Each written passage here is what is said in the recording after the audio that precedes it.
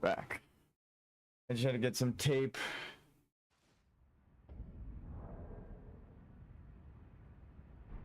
For my webcam. How you guys doing? The sock from yesterday. Nah, actually, we're wearing white socks today. Alright. Previously on Elden Ring, if it wasn't obvious, we killed Horaloo. We did everything that we needed to. For every ending in the game. We have the 3 mending runes, order, death, curse. Then you have the 3 normal endings, right? The Ronnie married ending, frenzied flame, and then just the basic ending. Right, so we have them all. Also, we defeated Melania and got Miquella's needle.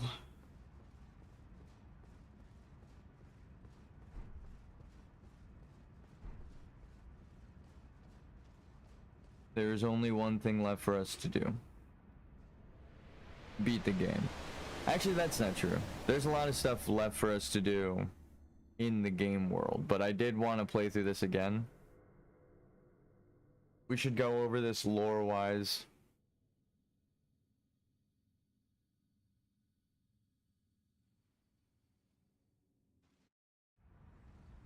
But we're gonna probably die for the next couple days here.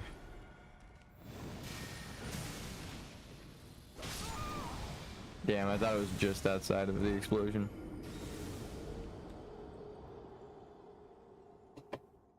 I got a Dr. Pepper for caffeine.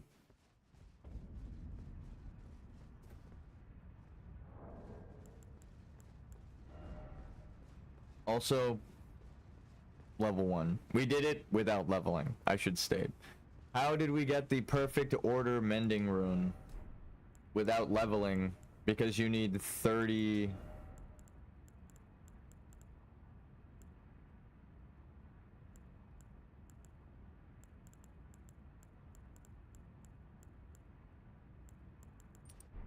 That's fine. Intelligence to cast it. Again, you need to analyze the story to even get through. Is this a JoJo reference? No,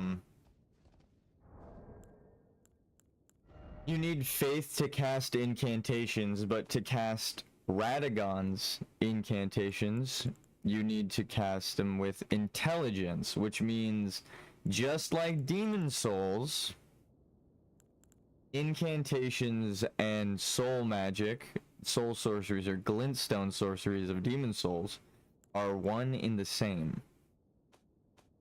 It's just regarded as something else by the church, which again furthers the theme that America is lying.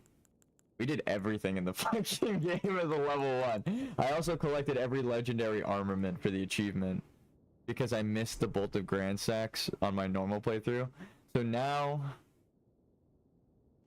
I've technically earned the Elden Ring achievement where you get everything. Right? You got to do the Frenzied Flame, you got to do the normal ending.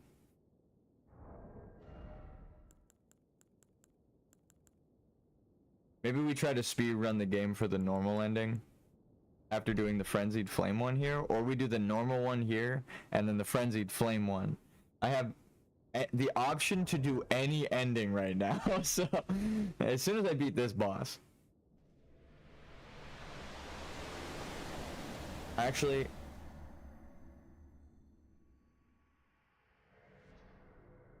I know this is gonna take a long time. Every boss has taken a long time.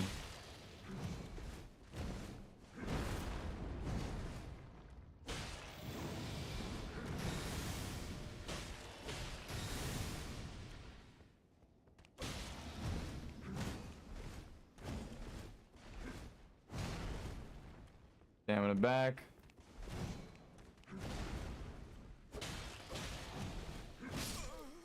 I didn't make it in time.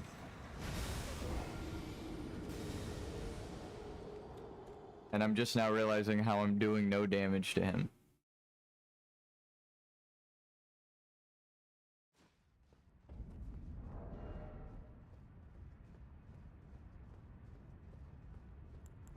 This isn't helping really, from what I can tell. We might need to rebuild our character. Oh, you know what I should go? Alright, hold on. Before I even consider that. Actually, no, I need to. I realize I have the wrong Ash of War on as soon as I entered the boss room. Shit. Alright.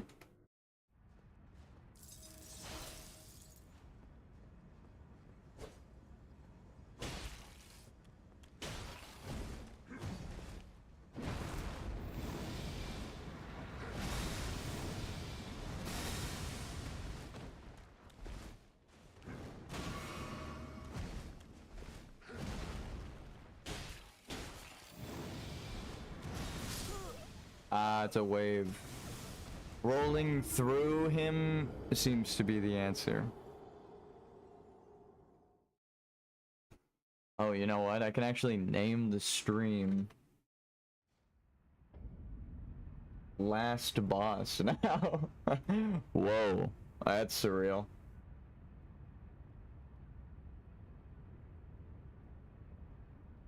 Also, April Fools. I'm not pranking you, but it is also April Fools. Be warned.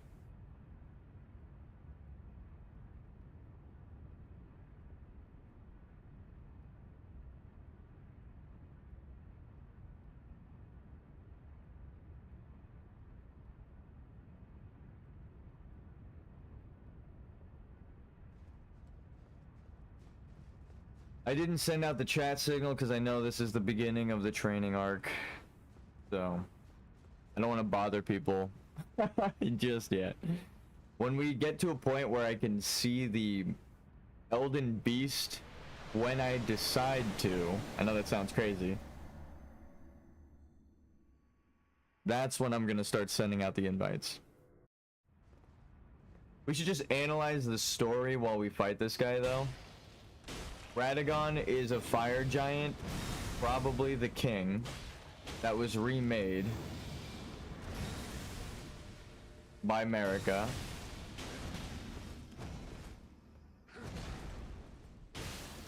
Using the rings of rebirth that his first child is born with Renala. Here, actually, we'll pull up the lore thing. This might be one of my last opportunities. Actually pull up all of the lore from Elden Ring. So, we'll start with it. Thank you to my game developer friends who gave me Photoshop. But there's a free Photoshop alternative that I've shown online. That's mostly what I use, because this Photoshop I have, you can't make GIFs with it. It's shitty. So, there's actually there's a website I use way more often that's just Photoshop, but better. As someone with Photoshop, I can tell you, it's just Photoshop, but better.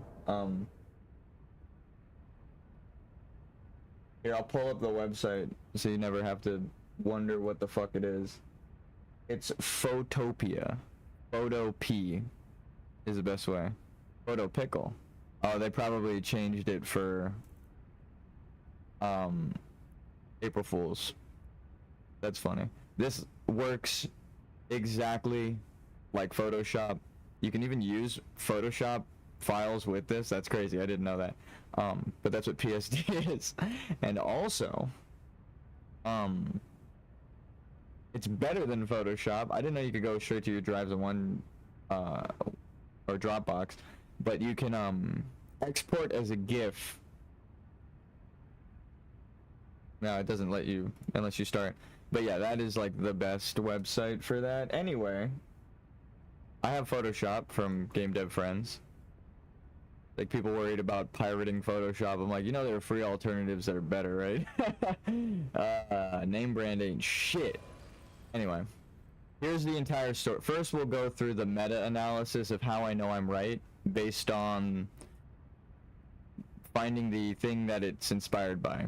old alchemy story beyond and predating Christian symbolism, the Red King and White Queen, right? That is the whole story that it's based off of. It's ancient, and here, Red King and White Queen alchemy. We've shown this. I'm going to spare you the time. If you want to know the story of Elden Ring, like summarized, this is it. Essentially, two entities, the Red King and the White Queen, represent silver. Here, we have it right here. White Queen represents silver, moon, earth, water. Red King represents fire, air, sun, gold, right? That is the masculine characteristics according to alchemy. Really old people, outdated ideals, I'll say. White Queen is the feminine traits, right? Water, earth, I already listed. This fountain is supposed to represent the human soul with the, or like the purity. The ether is supposed to represent the human soul. And this snake at the top is a dragon trying to eat the stars, right? And then you have the sun and the moon. That is what this whole original picture of alchemy, and these come from like a series of 20 pictures. Here.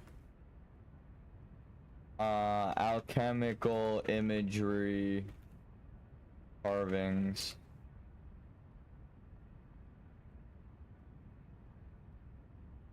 Right? So, damn, they all like scattered throughout time.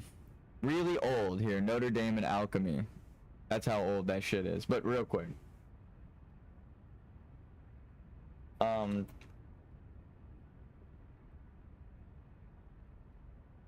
Really? Why is it getting harder and harder to find these things? Red King, White Queen. Normally we just look this up and it comes up. Here we go. So this is, goddamn. I got really lucky then on my first attempt looking for this shit, because every subsequent time I've hunted for it, it's been getting harder and harder to find. I don't know why. Anyway, dragon consuming the stars with a human soul, purity, and night and day. Night and day are manifested as a red king and the sun and fire, white queen and the moon and water, right, earth. Then a bird that's supposed to represent, we read it yesterday, in here. It's like the dove, this whole segment, right? Symbolize the Holy Spirit in Christianity. But again, this predated Christianity, and it was actually I don't know, it's good to say predated Christianity. It's more of it was repurposed into Christianity. It was its own thing originally, science of alchemy, and then they repurposed the imagery into the Lord here in the end. That is why I know it's kind of the basis of Elden Ring, because this story and what happened to it is what America is doing. Right? It is an ancient symbolism that has nothing to do with Christianity, the religion, in power right now, but it was overwritten and repurposed to make the Christianity seem true.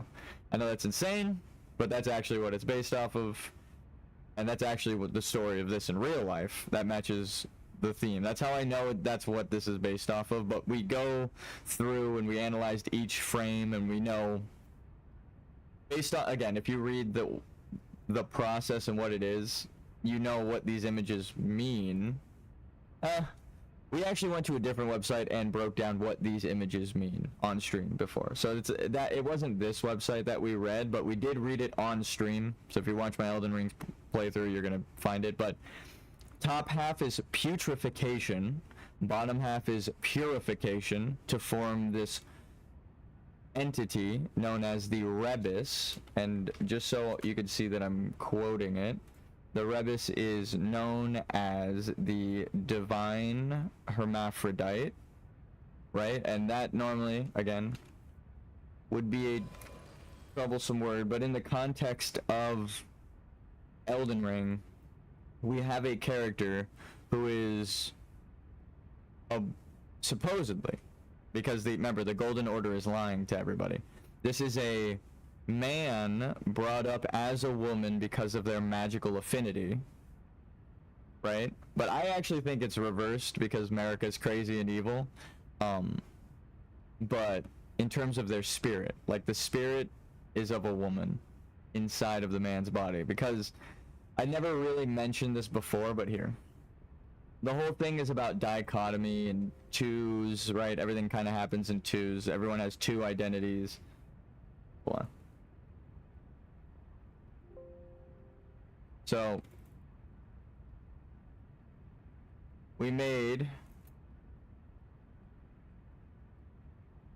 a trail of silver that's supposed to be the White Queen's lineage, and then a trail of gold that's supposed to be the Red King's lineage. Right?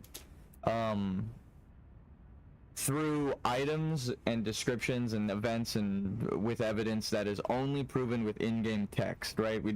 Anything that's an assumption, I did not put here. Period. I will tell you if I have a theory related to something on this page, but I will not write it down. Reichert, I have a million theories about why he's got snake powers as opposed to the sun and the moon, right? But it's not written here. I will tell you what they are based on this symbolism, but it's not here, right? And then same with all these other characters. The only thing I've written down are in-game things we know that are shown to us and told to us expressly. So, we'll start from the top, because we're about to go in and fight this guy. The Newman came from beyond the fog, we know that, right? That's the same thing that happens in Demon Souls, so that's why we have the Demon Souls fog Newman picture here of King Doran, because King Durin is supposedly a Newman that came from beyond the fog, and he is strangely immortal compared to all of the mortal people in Boletaria, right? Everyone is mortal except him. He's ageless. He can live youthfully forever, kind of like the people in Elden Ring and Dark Souls, right? The Newman here. But hold on. It gets even worse with the connection there. They come from beyond the fog, which is exactly how Demon Souls ends, right? I've explained this before. If you pick the bad ending of Demon Souls, it ends with fog, right? Consuming the world. A colorless fog consuming the world, and the souls being reunited with the demons that were sent by the old one, or the old one is the demons sent to collect all of the human souls and unite them to restart the universe, because God is punishing man for fucking with soul magic in Demon Souls. That is known. That's the story. Sorry for the spoilers. Anyway, that's like a fucking 16-year-old game. It is really, really old, and there's been a remake, so that is also multiple years old. I don't know how to tell you this. So if you don't know that story, it obviously is a parallel to Elden Ring here, but that's the fog, and that's why I have a picture of the Newman from Demon Souls, because it actually does tie in thematically with what we're talking about here. Anyway, where did they show up? The lands between, where there was Ul and Uld. I should probably do this. Uld. Because Uld is the solar civilization above ground, right? We know this. Again, I'll prove it with in-game travel. I'm not going to do any assuming. I'm going to prove it all right now, right? We're going to start from the top and move down the line with every in-game reference. Old Palace Ruins. So this was a palace. What's below it? But the Ul Palace Ruins. So, above ground, this is again confirmed by the game. There's an Uld Palace. See, the fucking text is huge. Anyway, there's the Uld Palace and the Ul Palace underground. So civilization of nighttime, right? Because the Noxtellans and the people underground built their whole thing is like the artificial stars eventually, and they follow the night. Anyway, we're getting ahead of ourselves. Nighttime civilization, moon. Naturally here, right? Because of the Ul and Uld, they follow the same giant. Right here in the picture. This giant and this giant, same dude. So, anyway, they worship the same thing. This was all part of one civilization. We'll call it the One. Alright, cool. I'm glad that I did that with the colors just to show that this is one thing. Okay, and we'll erase this for the confusion because it looks like a C instead of a moon. Okay, so you have one civilization of giants that has sun, right, with the lions, and moon with the wolves underground. We see the wolves underground. Again, this isn't an assumption. You fight one of the bosses here by this tree. There are the red wolves. So wolves are night. I mean, obviously wolves are night, but I wanted, like, again, I'm not going to do any assuming. Even the simple shit of wolves being tied to the moon, like, you would be like, duh, yeah, what are you, fucking dumb? It's like, no. I'm going to show you in game. This is where they come from. Look at the wolves running around free. They love it here, like it's their home. Okay, anyway, we actually don't see many wolves running free and having fun in the game. Most of them get summoned and jump out through tornadoes to attack you in an ambush, like trained fucking beasts. But those ones over there, also trained because the wolf has a jewelry earpiece, but they are running free and they love it here. This is their home. So, wolves, moon, lions, sun. How do we know lions are sun? Well, we just collected this weapon from a sun lion.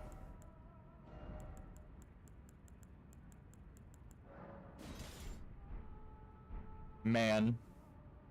And then we went on to kill actually we killed Horulu first, who had a golden lion with him, and then there's this Lionel Beastman that's holding a sun sword. So, safe to assume, but also no, it's not an assumption. We see the sword of the sun with one of these lions, and also in the DLC, they use the solar power, which is another spoiler.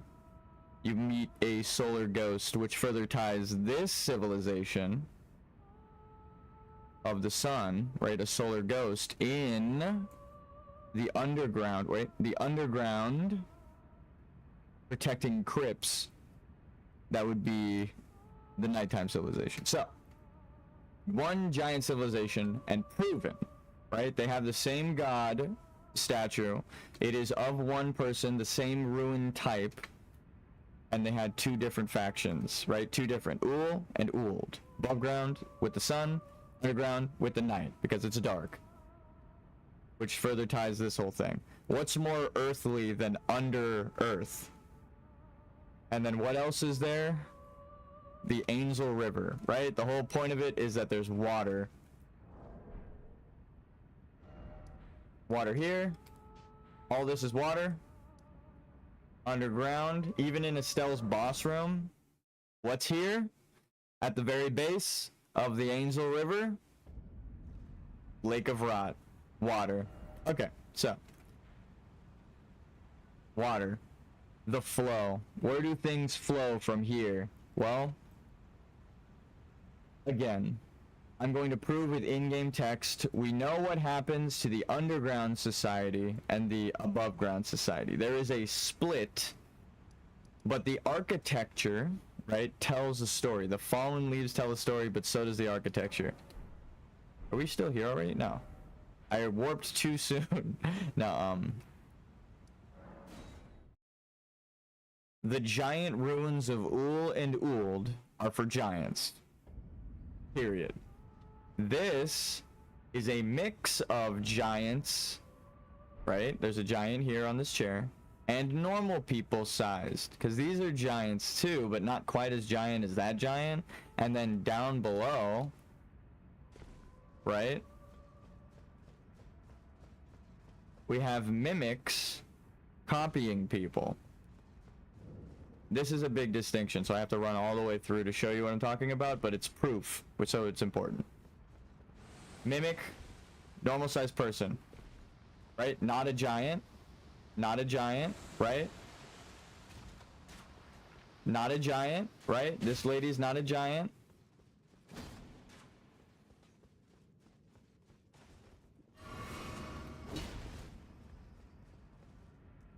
Remember the sword puppets we're about to run by because they're going to be important, but I can't stop to admire them. I'm not going to admire them like Celavis's ancestors did, but just know that they were admired at some point. A little too much.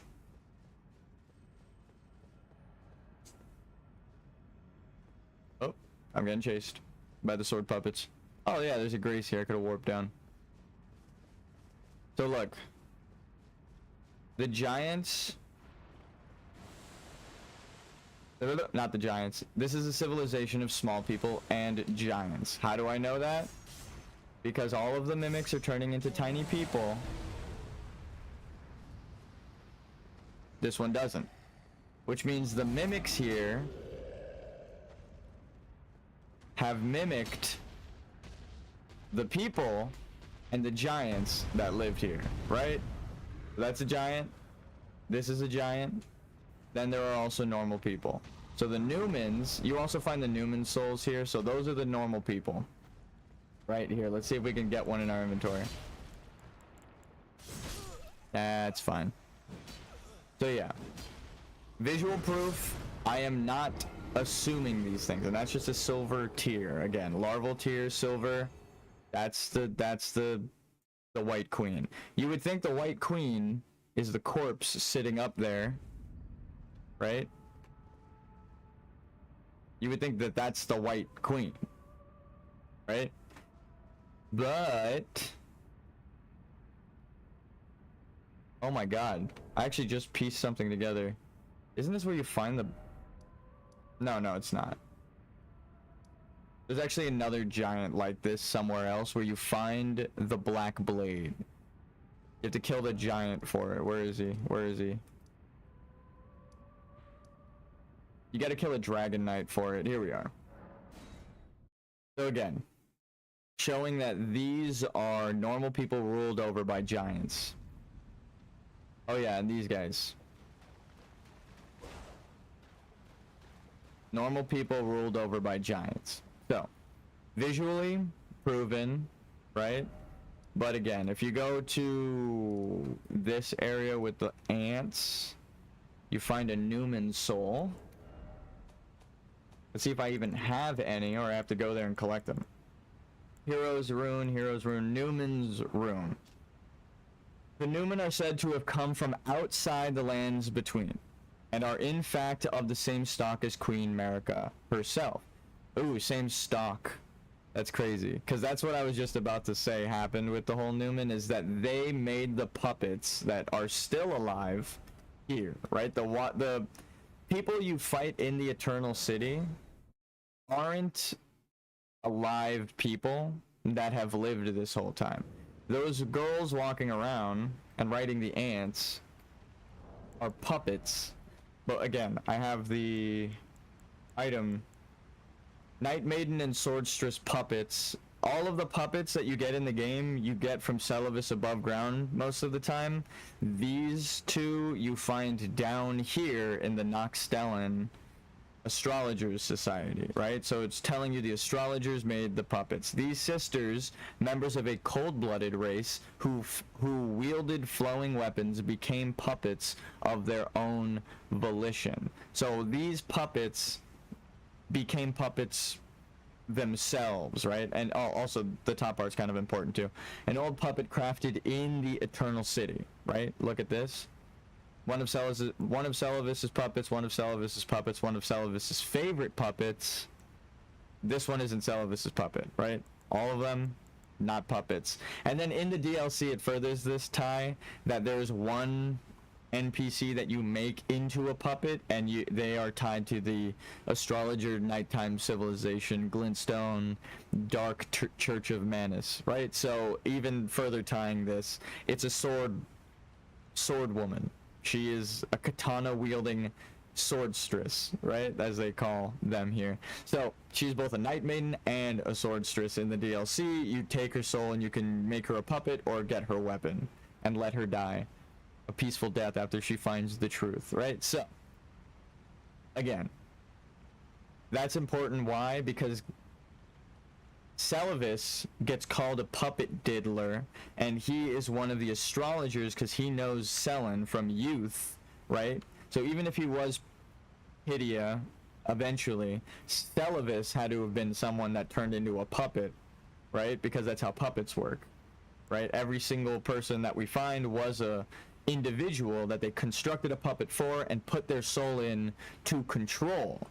So if Noxtella are constructing these flesh people, the puppets, right? Again, this was the main thing that confirmed to me that Marika is an Albinoric construct. Ready? And proof. What color is the blood, everybody? Say it with me. Red blood. So even though she's supposed to be a puppet construct, just all of them are, by the way. All of these characters are referenced as swordstress, and they're all larval tier constructs.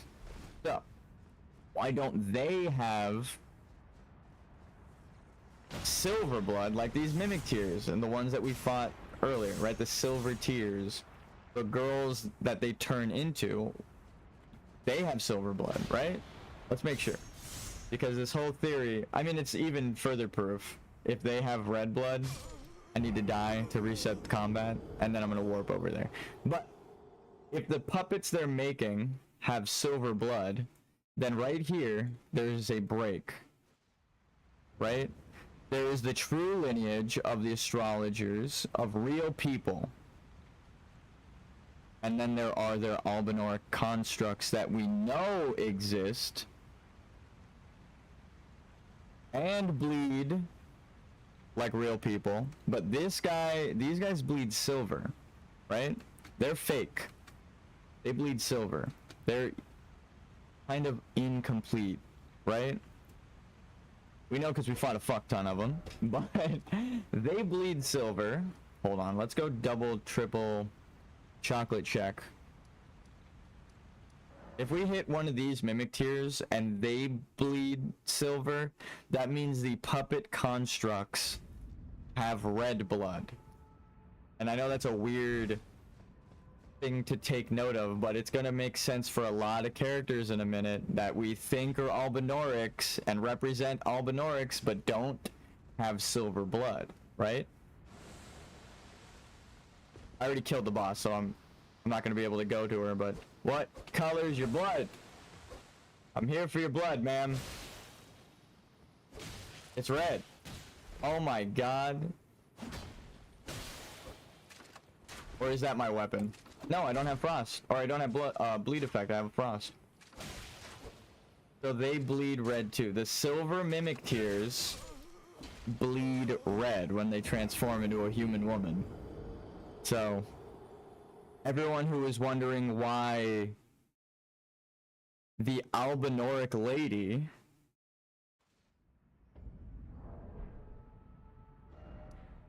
all of the lore masters have failed their test, and I just fucking proved something that they've been wondering for so long. That's insane. Where are they? Where are they? Where the fuck are they? It's not the prayer room. Is it the promenade? So everyone theorizes that this boss is an Albinoric, but can't be because she bleeds red. Same with Gaius. We just disproved that Albinorics don't always bleed silver. Two different ways. The constructs of the puppets, right? We know that they're constructs. All of the puppet swordstress, they bleed red. The silver tiers in the city that transform bleed red. So Albinorix can bleed red. Their whole point is mimicking and copying people, right? So it's like, why wouldn't they be able to bleed red if they can change everything else about themselves? Anyway, Albinoric proven. Period. But what else does that prove? If the Albinorics can bleed red. Not all of them, but some of them. Well, that means that the shaman women here in the DLC, being red-blooded creatures that they stuff into jars, can still be the blonde Albinoric women from underground. Period. Right? Like, that's just a fact. Because they are the same thematically, but here, I'm going to tie it even more. In the entire series, right, of Dark Souls, what keeps happening is humans fuck with soul magic, right, the Newman specifically, fuck with soul magic in not Bloodborne, Demon Souls. I never played Bloodborne, I actually don't know. Blood Boil is what I was gonna say. I've never played it, so I actually don't know. So, if they're fucking with soul magic and they're going to get punished by the greater will, right? What happens? The humans in the Noxtellan civilization, the nighttime civilization, under the giants, right, are trying to create something to usurp them and make a lord for themselves. One civilization finally does, right? The Nameless City. I know exactly where and what happened, and I will show you.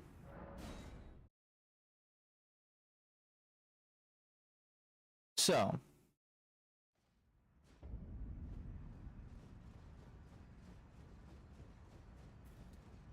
the two civilizations live together in harmony, right? Until the Avatar. No, this tower right here isn't underground, but it's an astrologer's tower. Why is that significant? That means that the astrologer civilization and the giant civilization and the daylight civilization were one and the same, like we just said they were. But more so, what do you find in that tower, right? The one standing, except the answer to what happened in the series.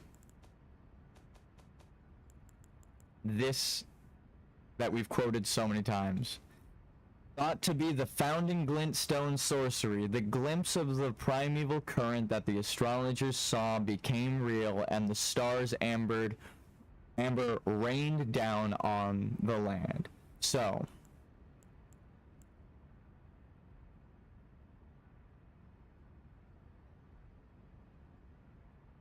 when they keep seeing the primeval current, bad things keep happening to the land. They're fucking with the... Alright, I'm going to tie it directly to the, like I said, the theme. The larval tears are moonlight life, right? In the DLC, there is a larval tear you find in a graveyard that only is there at nighttime. When you go during the day, it's not there. So the light from the moon and the stars, right,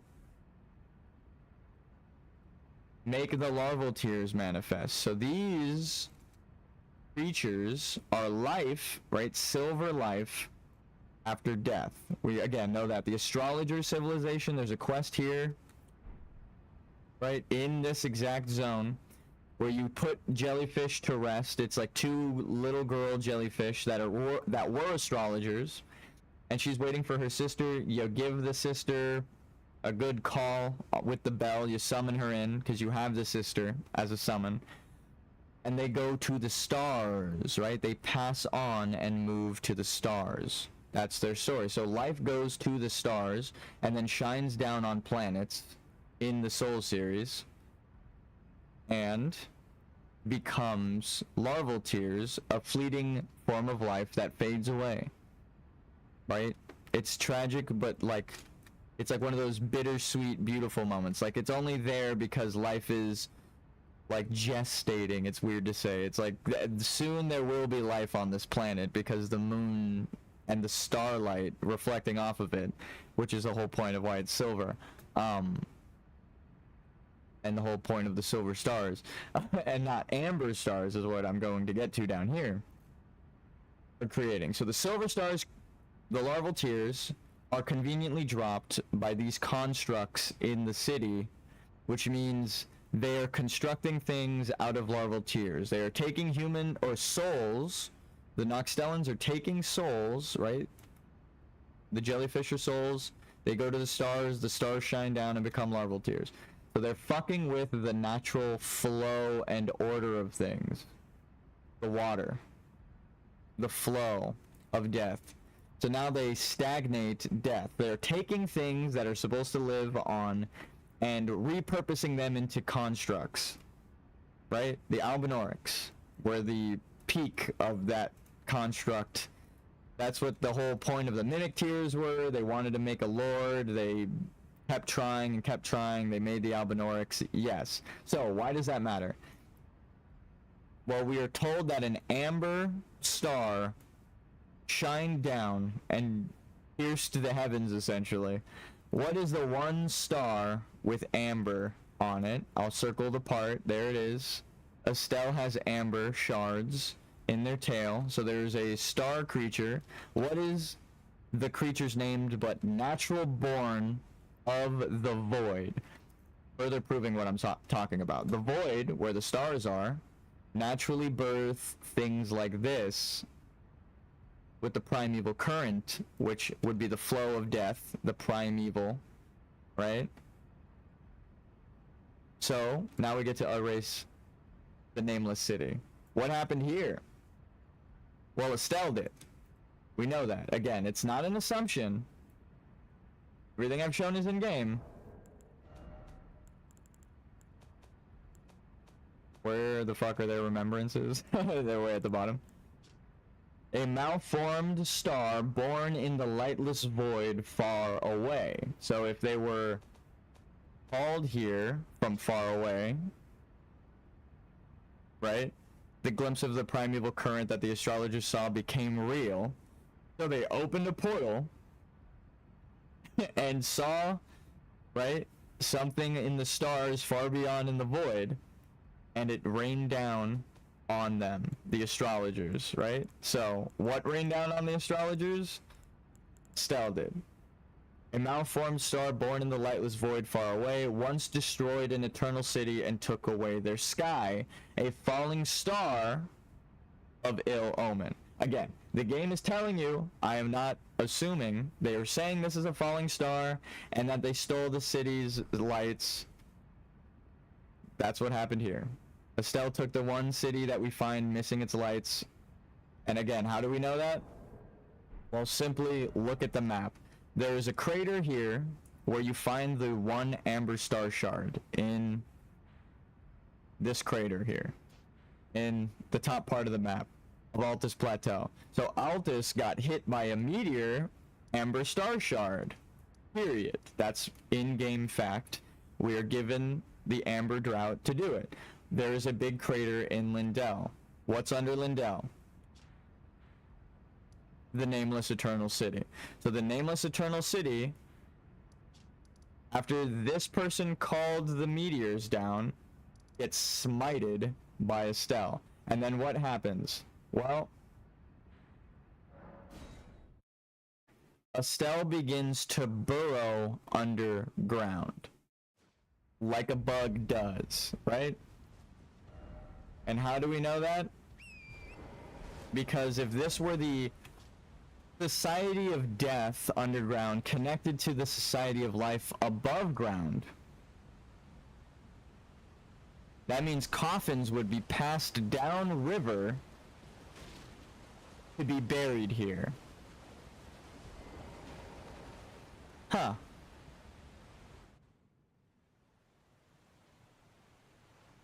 It's a weird way to travel to the next zone, don't you think?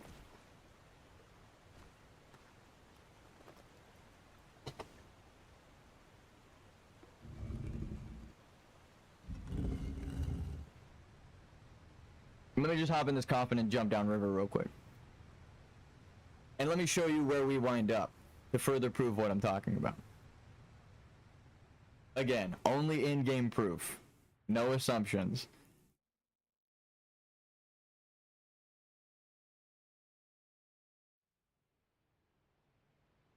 Oh, how convenient that we end up at the beginning of the path for Estelle. Right?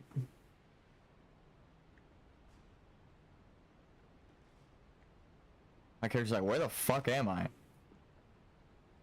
Well, also, if your character is from the ancient Golden Order, you may know about these ancient pathways and rites, and why you would even get in the coffin in the first place. That your character, again, the source of the item descriptions would know about that. Because in the opening cutscene, when you're given grace, you're one of Godfrey's tarnished that left the lands between to die. So, again, you would know about that. Potentially. Just because of who your character is in the story. Even if you don't know anything, your character wakes up in a graveyard, you know that your character knows death in this world. Even if they've never died in this world, right? Because that's the story. You go live somewhere else, a full life, you die, you get revived, and get called back to the lands between. So, what's in this room? There's an Estelle. We already killed them, but they're supposed to be here, right? So they're here before the meteorite crashes. You can get through Radon, or you can get past Radon, right? You could skip that entire area, go up, go through the capital without, you know, going and doing Radon, go into the underground roadside, then go into the Forsaken Depths, through the cathedral, or yeah, the Forsaken to the Frenzied Flame prescription, break the secret wall, wind up in the Great Crest, and get here to the Nameless City. So you can get here without sending a meteor through the fucking ground, and this Estelle is here before the meteorite crashes with Radon, which means that they're already here. Which means Estelle, burrowing in the ancient times, confirmed, right? It's not an assumption. If the meteor that everyone says the aliens come from didn't crash and there are aliens here, well, that means there's another fucking alien somewhere, right? So, and then of course, we know that's true. You go further down, you get to Noxtella, or no, Nokron, and then you get to Estelle through the Rotten Lake. That's where we're actually headed. So there are ants. Like I said, there are ants. These guys represent the stagnants and the rot.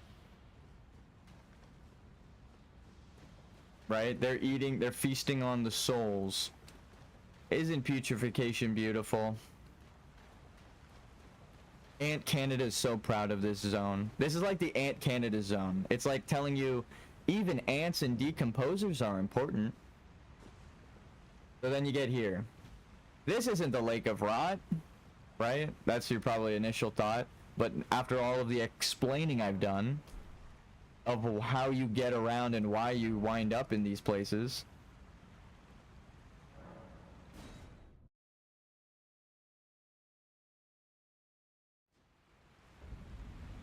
how do you get here? More elevators and secret paths down river. You hear that? Waterfall? The flowing river. It's the opposite of stagnance, right? So it's like a Japanese principle that stagnance is bad. So death, water, underground, right? What are earthly entities, right? Elementals that have something to do with stone and being alive. Dragons. So dragons being warped by death, water, right? And being underground, needing their big dark eyes, turn into basilisks. Now, all of the basilisks in Dark Souls have lore context. They're baby dragons. They're dragons, babies. Aw, they're dragons that got dragonfied. Okay. So now this is kind of where love, oh love, the story kind of not concludes, but is very visually tied. If coffins are death, there aren't many coffins here, right? So they stopped the flow of death, right? They sealed off the flow of deaths. People aren't allowed to die normal deaths. No one's coming here in coffins. So what happens to the lake of death is a better way to put it. Well, if this was a place full of corpses and full of flowing water that would take those corpses, it would actually be fine. But now that the corpses are staying completely still in this completely still water, it's pretty obvious what happens now. Open the map for spoilers. Stagnance. Bad. Corpses in stagnant water. Very, very bad. Very, very, very, very, very bad. And what did I say this was? This was part of the giant civilization. This was the night place, right? For the giants. The underground death civilization. Well, would you look at that? Who's that? Who's that in the fog in the distance? Do you see who they're worshiping? Let's get a good look at them. So there's no fucking question.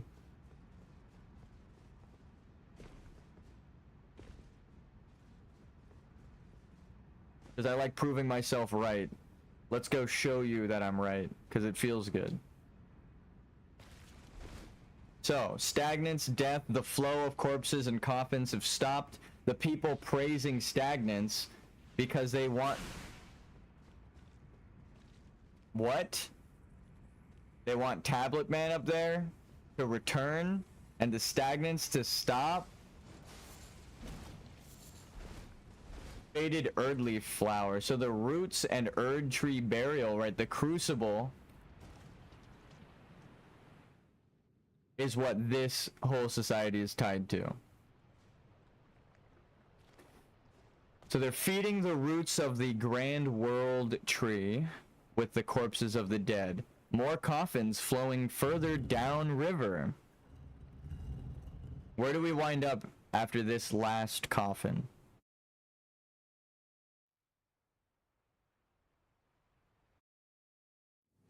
Estelle's boss room, baby.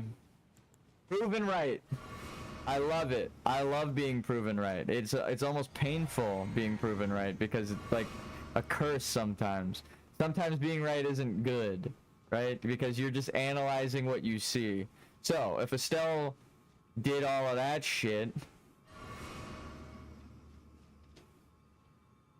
she would have the night sky in her boss room, where there would be water all over the floor, and stagnance behind, right?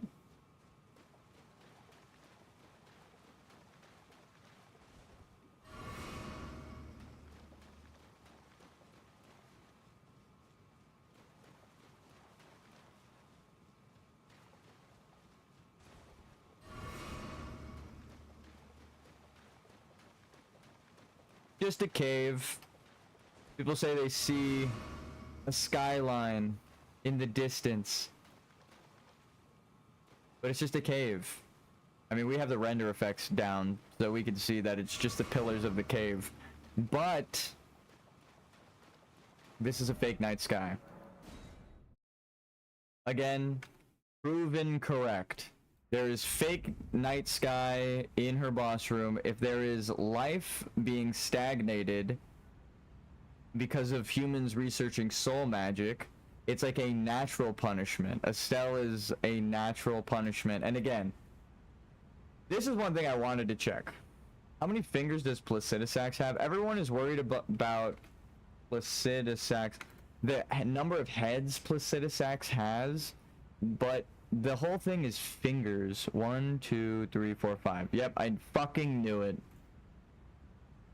1, 2, 3, 4, 5. 1, 2, 3, 4, 5. 1, 2, 3. Oh, that looks like more than 5, but it's lightning, so it could be crackling. 1, 2, 3, 4, 5. Okay, yeah, that's definitely 5 with the hooks. 1, 2, 3, 4, 5. It's just that each one has like 2 hooks. Okay, I see. So again, if Placidus Axe and the Dragon Society, 5 fingers is what they worship and everything, but the greater will beyond them are punishing them, right? Then what happens? Placidus Axe is weakened by Baal. There is a power vacuum in the society. We already know this, right? This is not an assumption. The DLC tells us. Ul and Uld have their differences. The strongest survive. You get... Here, I want to... I know it's crazy. I want to make another new layer because I like the one stuff I wrote here on this layer. Anyway. So. There's this guy with the nights. This guy with the days. It's all one thing. And then you get the Crucible. We need bigger. Yeah. That's how fast we're going through the story. We need big text. So, the architecture tells you. Lindell is formed around the same time as Noxtella. You get the Daylight Society and the Nightlight Society. Placidus Axe is the leader of the day. He has 5 fingers. Right? He gets attacked by Baal. There is a power vacuum. The Beastmen that have day and night, right? Fight to fill the power vacuum. Because there are the Wolfmen of the moon and the Lion Men of the sun, right? And we know the Lion Men end up ruling over their society because of Horaloo and the DLC opening trailer, right? Right here.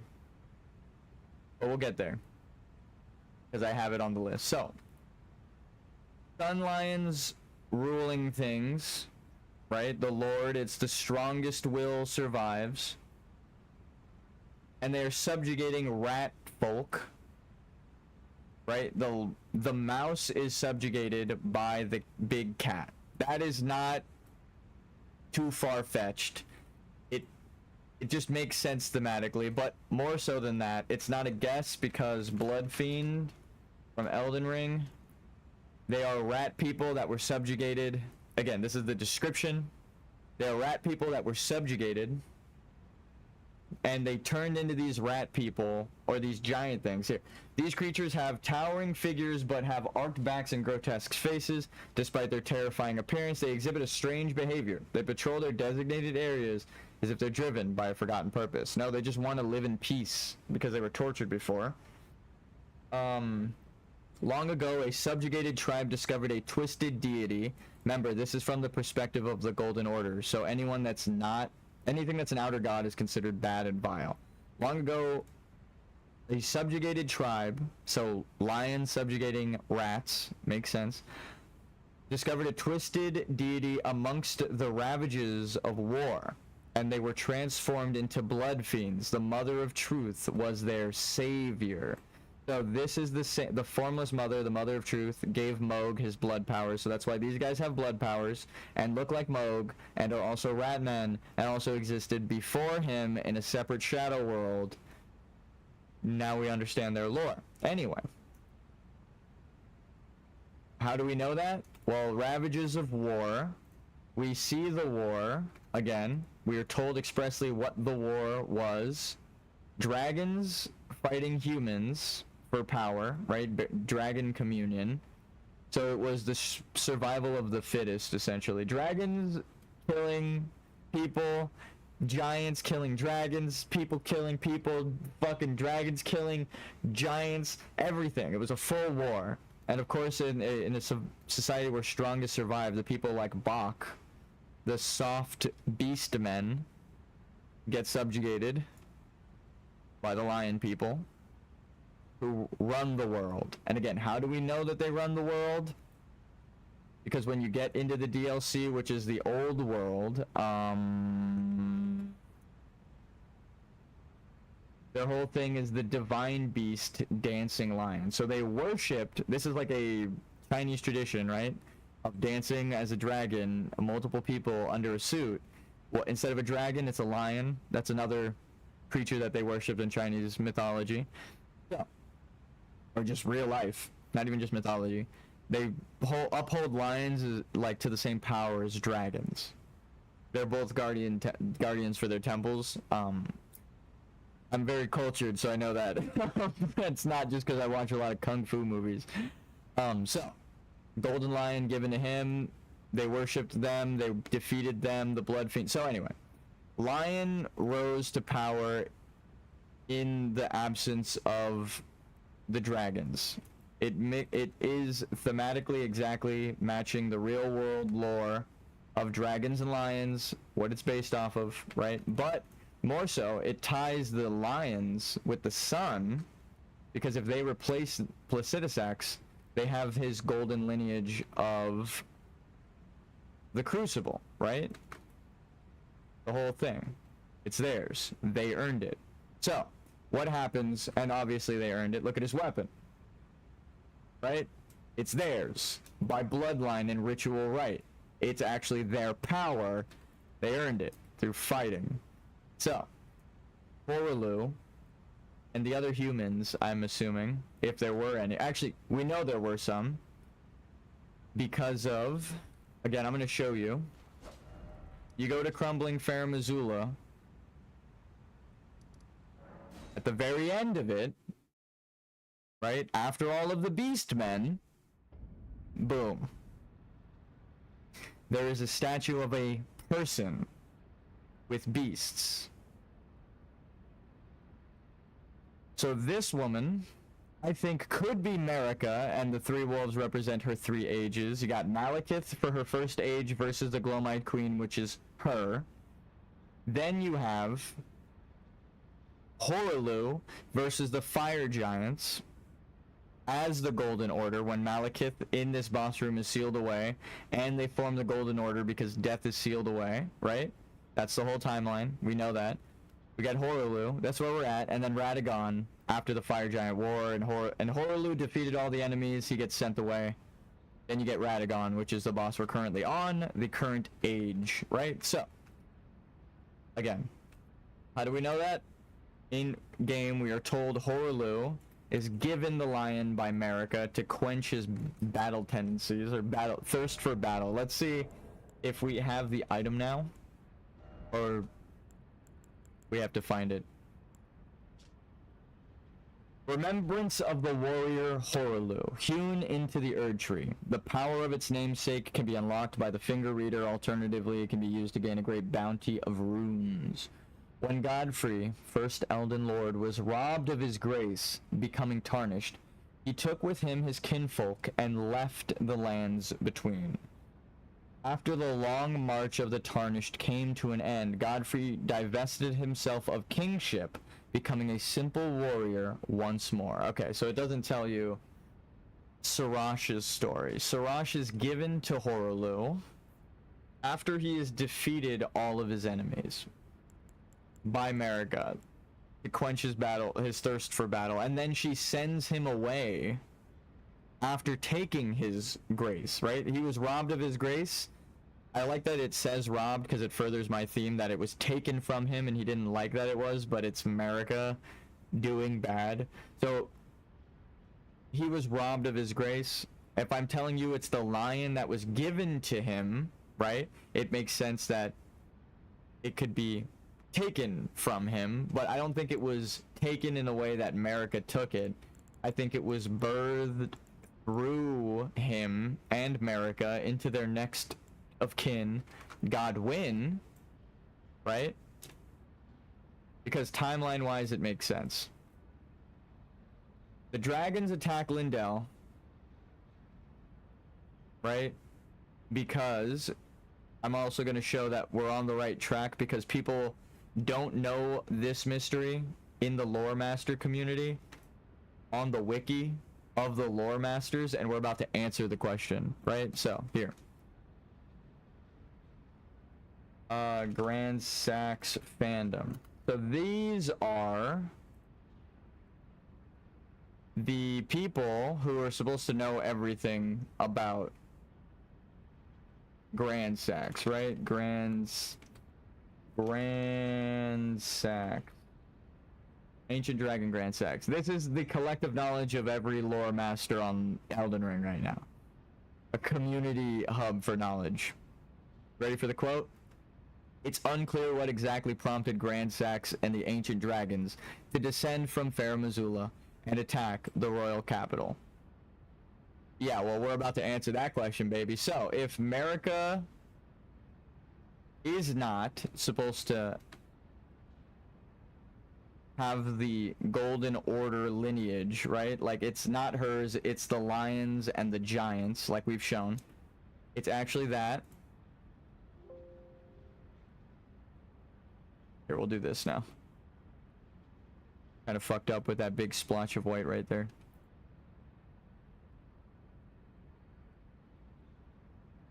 There we go. So, now we get to erase again. Because we moved so far up that we get to recover it. If this is where it's supposed to go, that from the giants to the lion beastmen, because they are the natural people of the world, right? And then the Newman came afterwards from another world, right? And they're the Noxellans that got everyone punished. This is where there's a split, right here. They're the actual astrologers who survive and go on to form Celia, and Renala and Rolana are their lineage, because they're the royals of Caria Manor, the queen of the full moon, right? And Rolana, right, the other princess, the warrior swordstress, again further tying them to Noxtella and all this shit. So what does that mean? That would mean that Radagon, or well, we're getting a little ahead of ourselves. If the Beastmen had a power vacuum and fought, and the lions had their powers taken and then gifted to Horaloo, now we're right about here in the story. What happens with what happens with Godfrey when he becomes Horaloo with Marika, except that they war against the giants and wipe them out? Right? There are no more giants now. Here. Right about here. Everything above is what they're trying to erase, right? They're trying to make it so that they're the god and all this stuff is gone. They don't want you to know that, right? That's the Golden Order's whole point.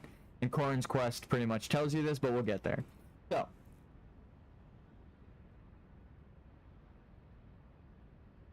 Marika, Godfrey, win the war against the giants. The giants, right? And then after they win the war against the giants, right? That's the first thing that they do, is go to war with the giants.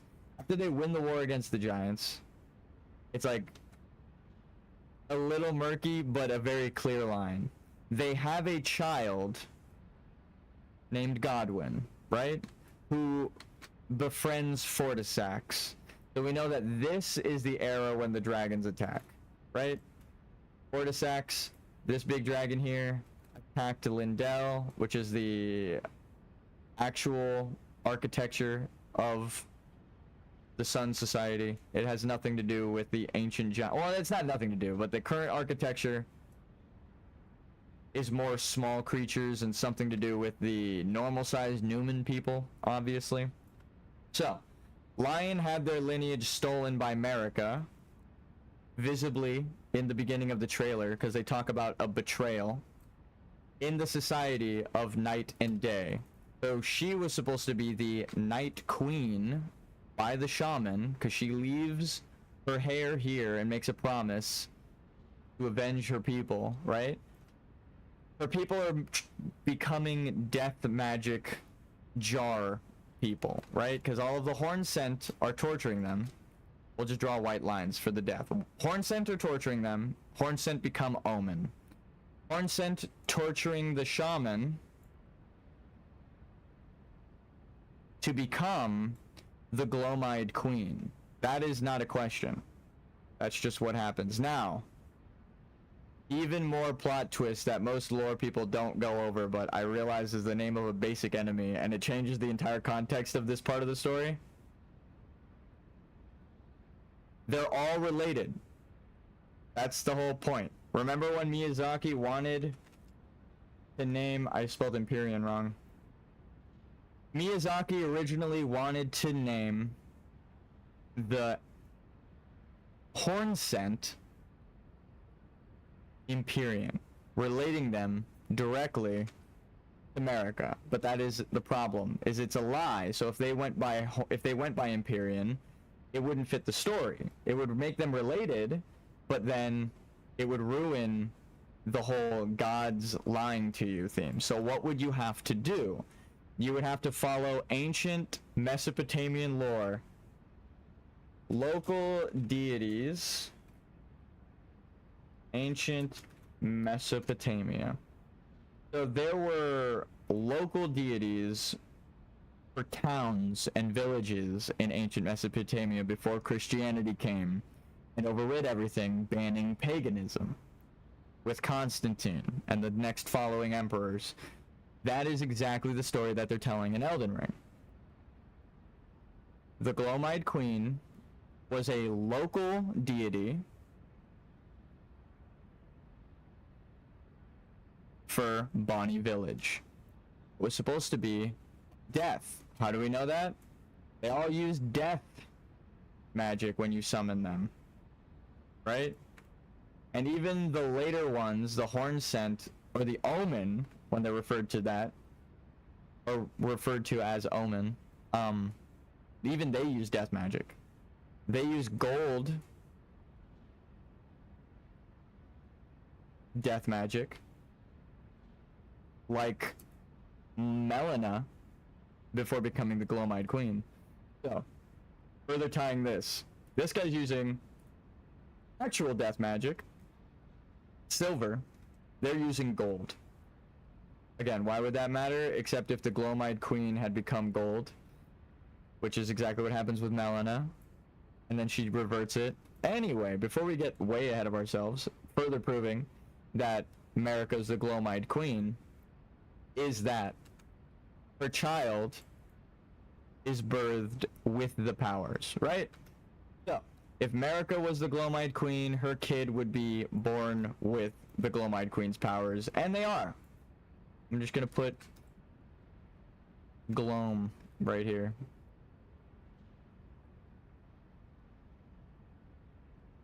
But how do we know that they're born with the powers from their mother, right?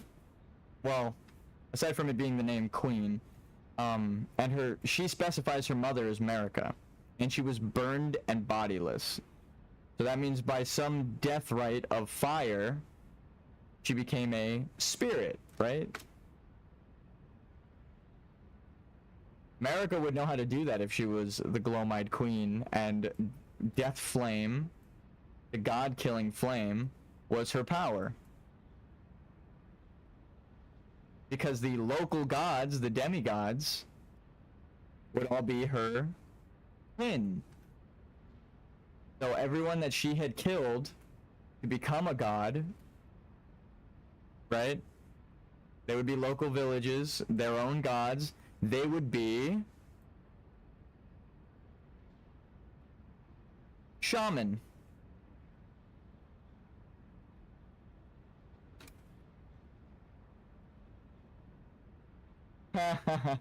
Not that guy. This guy. A different religious dipshit.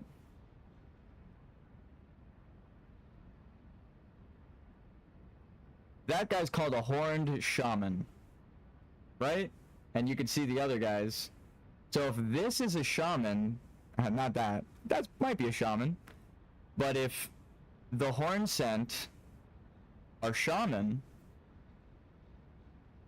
there's another character there that's also a shaman, the ancestral follower shaman. So if the night civilization and the day civilization all had shamans, that would mean that the shamans, and they're all different, mind you, these shamans have horns, right? These shamans have horns, right? The day shaman and the night shaman have horns. They are from the Crucible Society. I'm about to pull up the picture of a shaman, and I want you to tell me one of these things is not like the other, right? Where is it? Where is it?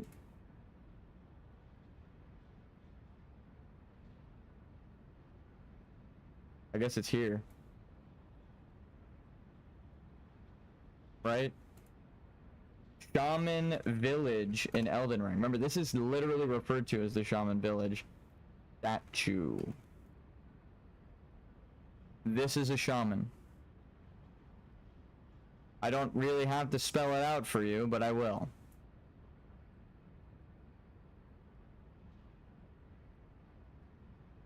Why isn't this a shaman? Because this shaman statue here never had horns, which means this is probably an Albinoric. And again, that's an assumption, but not anything that I didn't tell you based on game lore. The shamans from the Underground Society had horns. The shaman from the Day Society had horns. So the humans who were born with horns in these societies were called horn-sent. There were people born without horns entirely, right? The ones who were preyed upon the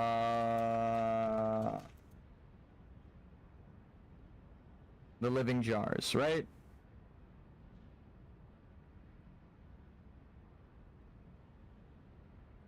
Sadly, it is Alexander. It's the exact same jar. Thematically, as well. That makes Alexander's story so much sadder.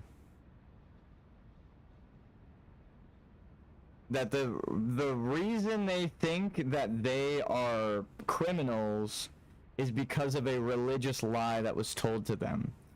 The truth is, because the current jars probably don't know of the past jar ritual, but they have to keep it up, right? So if Alexander is a bunch of flesh in a jar that is melding with people, he is one of these Albinoric shaman. Because again, with the local deities, well, this one's going to be a bit harder, but if they're local deities, then this local deity is from Altus, right? Because that's where that part of the map is. It's Shadow Altus that you have to get up to get here. You go through with the Old Mother, right? So this is also Marika. And then now we're going to do the last tie. She would be a puppet from the Newman souls, making her a Newman. And again, how do we know that? Well, Estelle popped a hole. This one's a bit more assumptions, I'll say. Estelle broke a hole. This one is known, actually. Estelle broke a hole in Lindell, right? And underneath was a city infested with Albinoric creatures that are all gone. This city still has its Albinorics. This city still has its Albinorics. And they're everywhere, right? They are everywhere in the cities. The only place that they're not over here is the Lake of Rot. And I wonder why that is, actually. I wonder if, like, they can get corrupted. So if they even get near it, they just, like, fucking dissolve or something. Like, I wonder why there are no mimics here in the Lake of Rot. Unless they compose the Lake of Rot entirely, which, again, from what I just explained, they kind of do.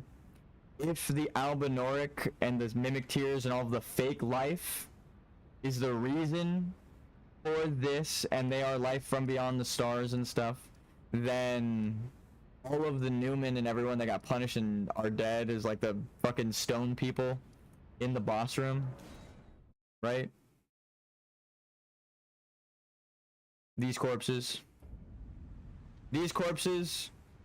would have died by Marika or right before she attacked, right? Through Estelle. Everyone's punished. Their souls actually do go beyond the stars because death isn't stopped yet. So these people all go beyond and die, right? If they aren't put into puppets. But this isn't how the puppet ritual works, which is actually what I'm getting to with this person here. I think this might actually be Marika. Because this is where you find the black knife, and the ritual is to use the black knife, like Selin, right? You take your soul out, or Selin is the puppet person, because she is the only one in the game that does this ritual. That's how I know about it. You use the knife to take, and she's also the one that gives you the information on how to get here through Celivis, which is crazier. But you take your soul out with a primeval glintstone rock, and you put it into one of these puppets. So if a giant was trying to become a puppet, one of the vessels, she would have to use the black knife that is underneath this. So it could be like all of the things that we've heard about Marika are true. She's a Newman because the Newman created the puppets.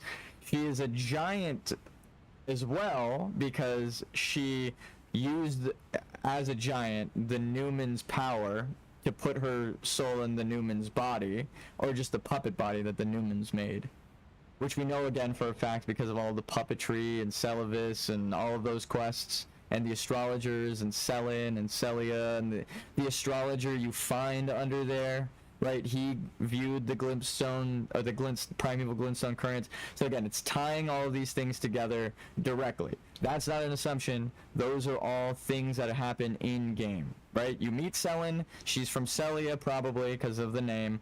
She also sends you there on a quest to find Lestat, a person who has viewed the primeval glintstones, sort like primeval currents. Everyone she sends you to has viewed these primeval currents, and she's trying to restore them. This woman right here, right, that you're looking at, would have been one of the first people to conduct the ritual that Selin has you conduct on her. When you pull Selin's soul stone out, that's what's happening in this room. They use that same magic because the puppets, right, are from this society, and they're all over this dungeon. That's their whole point. So, Noxtella and Nokron are there to show you that there were giants that probably put themselves into puppets using the Newman's magic. But then again, that fucks with the soul, so that might have been the ritual that caused them to be punished. I know it's like weird to say, but it's like it can all flow into one thing, right? It's like a dual identity of events, which is kind of how the Bible works, but I'm not going to even get into that. If this person conducts a ritual to become like the perfect lord of night, right, and they seal themselves in a puppet, they are really fucking with soul magic now. They have stuffed a soul into a body that it's not supposed to be in, right? Trying to become the lord or a god of some sort, because that's the whole point of this image. Like, this image at the end is the Lord. You manifest and you become the perfect entity, the purest gold soul, the Lord, and that's why this was repurposed into Christianity. So if that's what they expressly say the mimics are for, again, I'm going to tell you with in-game items. The silver tear makes a mockery of life, reborn again and again into imitation. Perhaps one day it will be reborn a lord. A hardened husk shed by a formless life form known as the silver tear, found in and around the eternal city, right? So I think it's the mimic tear. That expressly said it was trying to be a lord, but here. This spirit takes the form of the summoner to fight alongside them, but its mimicry does not extend to imitating the summoner's will. Mimic tears are the result of an attempt by the eternal city to forge a lord. Again, none of what I said was assumption up to that point. We know that the Mimic Tears were formed for these people to create a Lord vessel. So they're fucking with soul magics and souls. What are the Mimic Tears except for one of the constructs on this line? With the larval tears, it shares a name, right? You get these constructs, you get these constructs, you get the puppet people, and then you get albinoric men and women that bleed red, I should add. So then there's a little split here. But real quick, this forming of the albinoric women and everything timeline-wise with Estelle, obviously, would have been confusing if the whole point of Estelle and her pupa being there, right? If these showed up after the meteor, I'd be like, okay, they just showed up because of the meteor. But because they are there before the meteor lands, they clearly have something to do with all of this, right? Aside from the Amber Star Shard, and aside from them being within the Uln ruins, because this is literally Uln, or Ul. And then it goes into the Stagnants. The Stagnants is under Rea Lucaria, which means death, right? Gets put here. I'll put it here. Actually, it's more of like this. One is drawn with a pencil tool, one's drawn with the brush tool. That's why they don't look the same. Okay. So we've explained all the way up to this point. Why does it matter? Well, that means Renala is the true moon. And like Dragon Ball Z, she's a fake moon. So I'll draw it hollow. And he's the true sun, right? The heir to the true golden lineage, because I believe he is the king of the giants reborn using the Elden ring. So if he's the real sun, and this is a fake sun, we'll draw it hollow. What does that mean for the story? Well, that means he's fake because only his first son has the rune born into him, and then he loses the powers and goes back to tornadoes, which we see is true in his boss fight. So check, I'm right about that. He doesn't use any gold powers in the Horolu boss fight at all, because he lost the gold lineage, it was born into his child, further proving it. And Nefeli, the one heir to the kingdom, says she smells the ancient storm, and her powers are of the birds. Tornadoes, right? Same with Godric and Godfroy. They use the bestial tornado powers. So, who does that leave? If they have Beastmen, Crucible, Society powers of wind. Well, that leaves the next two to have Crucible horns and wind powers. But they don't get wind powers, do they? Actually, they kind of do. But they forsake it for blood. So, he gets blood, and he also has blood, but he has hardened it into a sword. So they actually both represent the exact thing I'm talking about. He congeals his blood and prevents it to flow and forms a sword with it because he's part of the Golden Order and Stagnants. He allows blood to flow, right? So he actually uses the blood as like a bleed attack, right? And a spear, and actually uses blood flame.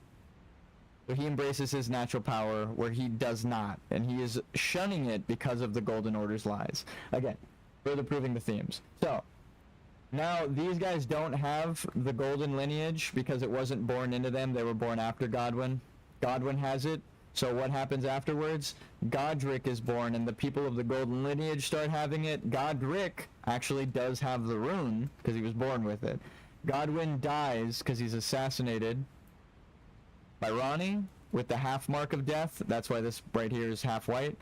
And then Fia gets the other half after we take it from Ronnie's corpse and give it to her. And then she births the rune of death. Literally, she says, I'm giving birth to this rune. take my child and give it to the Elden Ring so that you can mend it. So she knows what she's doing. She is giving birth to a rune. I'm just gonna zoom out on the children for a second, and we will come back to cover this in a minute. They hear something outside. I gotta make sure. I gotta check on it. But that proved that they birthed runes. Here, I'll do a lightning round. Radagon compelled by America to leave Renala, so his child has the compelling rune, but he was living in stagnance above death. His child has stagnance and death rune. He was reborn before that as a fire giant, or from a fire giant, right? He was reborn after the war, is what I'm saying, with the runes inside of him. His child would have it, and it does. Right? The rune of the unborn. It allows you to be reborn perfect without becoming like Bach, all fucked up when you get reborn. So that means Radagon had the rune that allowed him to be reborn perfect at some point. Probably came from this chick. He's reborn from the giants because he's got red hair. It's a curse. And that explains why he's, one, trying to seek to be whole, and two, why his children are giants, right? If you look at Radon, he's like 5 times the size of anyone who walks up to him. Riker turns into a giant snake, and then Ronnie's true corpse on the top of the tower.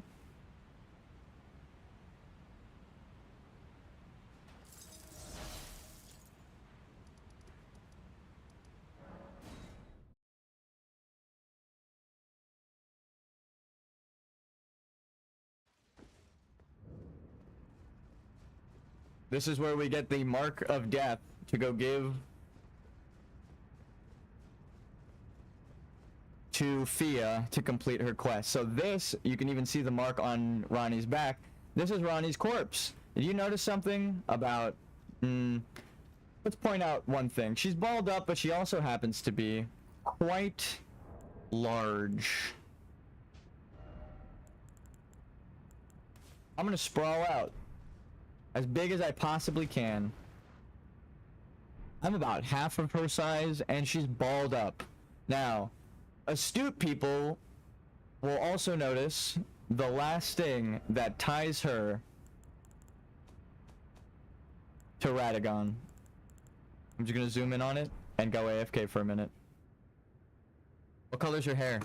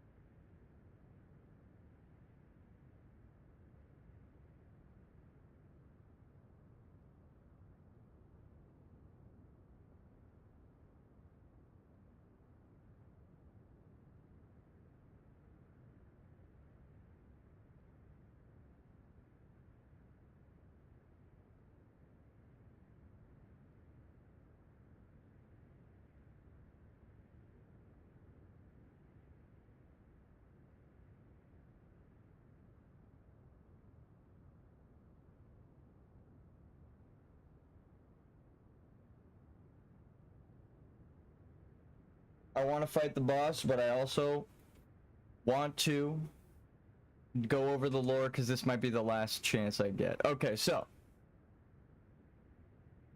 I hope we've had enough time, class. Her fucking hair is red, okay?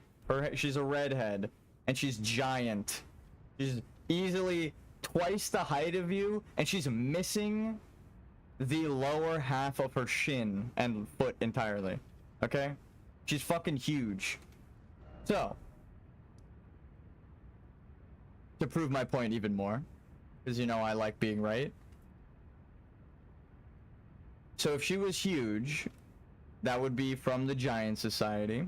If Radon was huge and Rykard was huge, that would be from the Giant Society. What else do they get from their parents? Well, let's go back up to the inspiration, right? If they're the true White Queen and Red King, because of their lineage, Ronnie would get water, earth, moon, and silver as aspects of herself and her quest, where Radon would get gold, sun, air, fire, right? And red, obviously. So, yeah, duh. His whole thing is lion symbology, right? So we'll just do that. A little lion mane. Over here. Or can we draw a cat? We gave him, oh, I should draw it on him. Right? So he would not only have Hawaii lion powers, but through his mother would be tied to the moon and wolves. So that's why he's howling at the sky and the moon, right? When you find him. But also his people, his whole thing is the Red Mane Castle's fire. And then when you get in there, there's a beast man using fucking wind powers, right? That's just beating the shit out of things. He's imprisoned. So it's safe to assume, yes, he got all of the things that it said he would get, right? He's got wind, he's got fire, he's got the sun as one of his symbols. When you're fighting Radon, his phase change move is coded to appear in the position of the sun and then shoot down it as a red blazing meteorite. So he literally becomes the sun in his fight.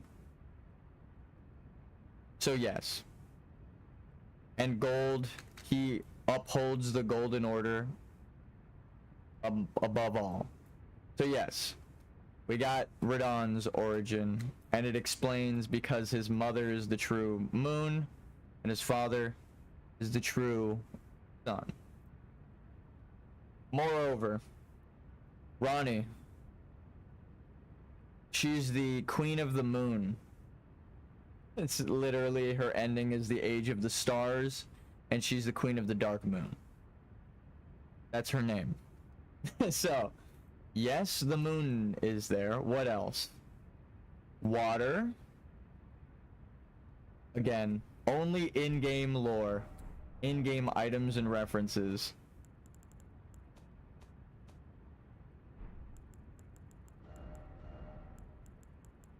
Ronnie's hat. Snow Witch. Snow. Water. It's actually a mix of if water turned into rock. But we have rock. Where does she send you on her quest?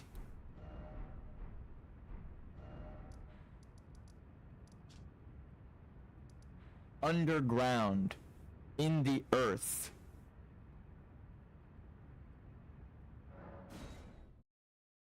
Right? So her quest takes you into the earth. And then also glintstone magic is rock, earth. Her full power is soul rock. Glintstone magic, rock, earth. Anyway, moon, Yeah, she's Queen of the Full Moon. That one was a little on the nose. That's her title. So, or no. Her mother's Queen of the Full Moon, right? And then she's, yeah. Renala, Queen of the Full Moon, and then she's Princess of the Dark Moon. And then when you marry her in this ending, she becomes the queen, because it is of the different kingdom. And now I understand it. At first I didn't really get it, but she's from the Night Kingdom. Or the Night Queendom. It's a matriarchy, as shown by all of the underground civilization. Having like queens in their thrones, the giant queens. And I would say that Marika wanted revenge on these giant women, right? But we know what killed them was either Estelle or themselves. Those are the only two options. One, she's sitting next to Estelle's room, and two, the astrologer over here in Heretical Rise, the name alone, right, kind of gives it all away, what I'm saying. It's heretical. What is? Glintstone sorceries? But you guys use it now, right? It's hypocritical that they call this heretical, is they use glintstone sorceries in the Golden Order. It's only heretical because it has something to do with the past, but this is telling you that they summoned, whoever's in this tower, the heretic, the corpse that's there too, that you looted off of, conjured Estelle. So it wasn't Marika directly who conjured Estelle and punished the underground society. So that's the only reason I'm not saying that, is because there are two reasons that they would be dead, and neither of them are Marika. It's either Estelle crashed through this place, burrowed, and they died with everyone else clawing up, or they sacrificed themselves with the dagger and it caused some sort of catastrophic event in killing their own god, and a goddess of death becoming mortal would get rid of death, right? And then that would cause this whole thing that we're talking about anyway. So that would be Marika. Again, I think this might be Marika sitting on the seat, because, or if not, it's Selen. But I think Selen might be the one under Celia. But the thing is, you find a glomide root wart here, I'm pretty sure. Like, way over... I'm 90% sure you find a level 9 Knight's Sacred Ground. If it's not, it's the dagger, then Selen definitely is the queen there. And it's even funnier that I used her picture. Where do you get the black knife in Elden Ring? Because we already have it, I just don't remember where I looted it. Oh no, it's not the black knife. What's the one that, the mark? No, because we got the death mark. Yeah, it's a knife, right? We give her the death blade. What the fuck? The finger slayer blade. Finger slayer blade. That's the one that she's within Nokron. Is that this?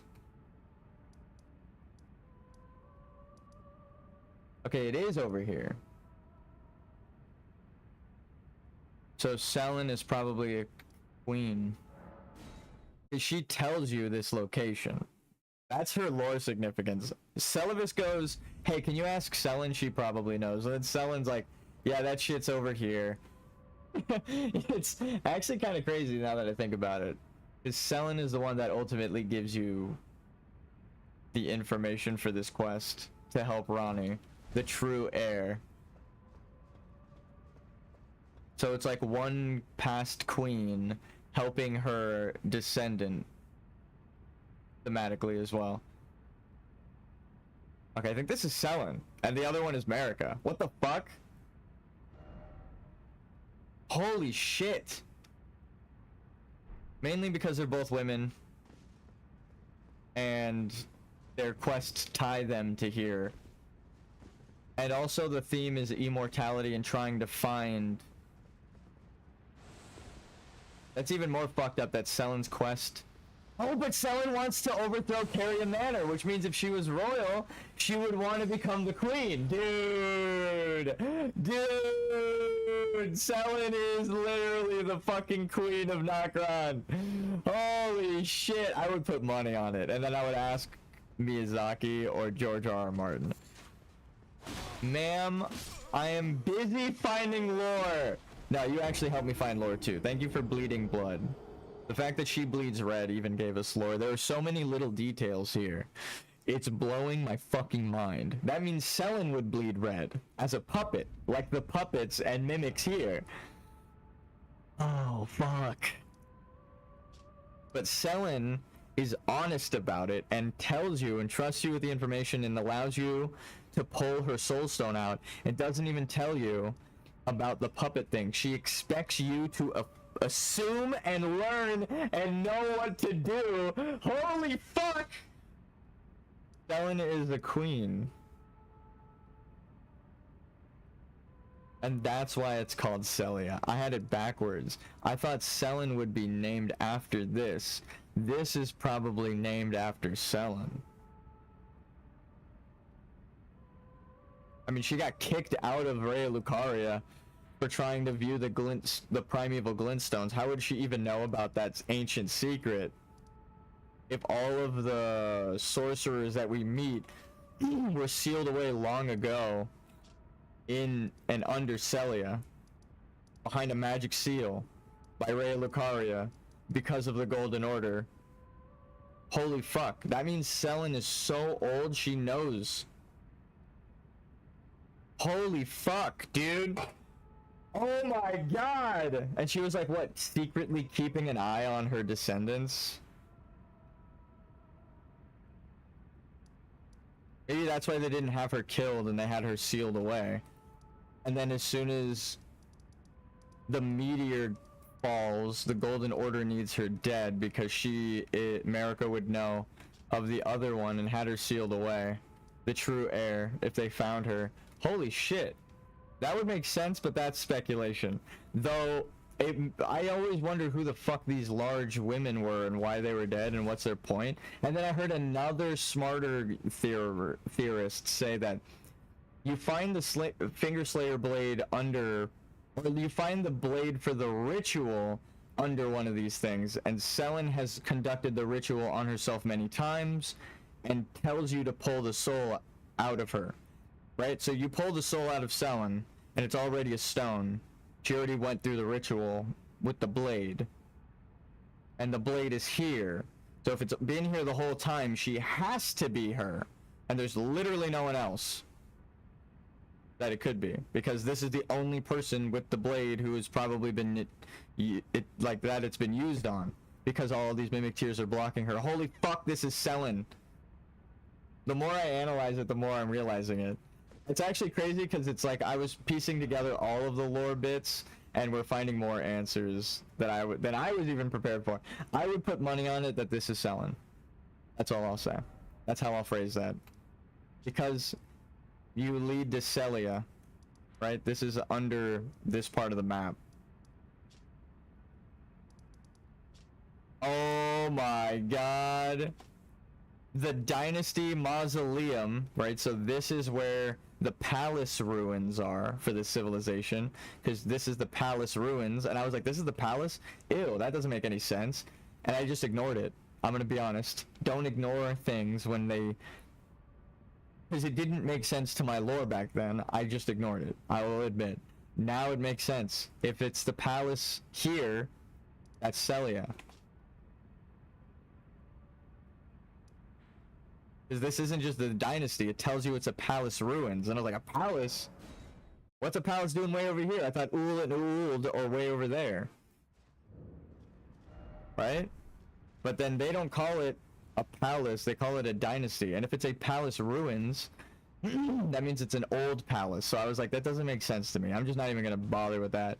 Because I didn't want to get it wrong. But now I understand why it's called a palace. Let's get there.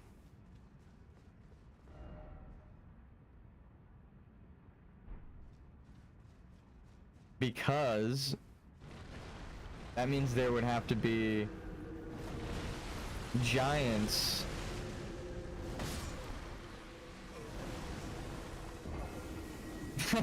No, that's not what they would have to be. They would have to be...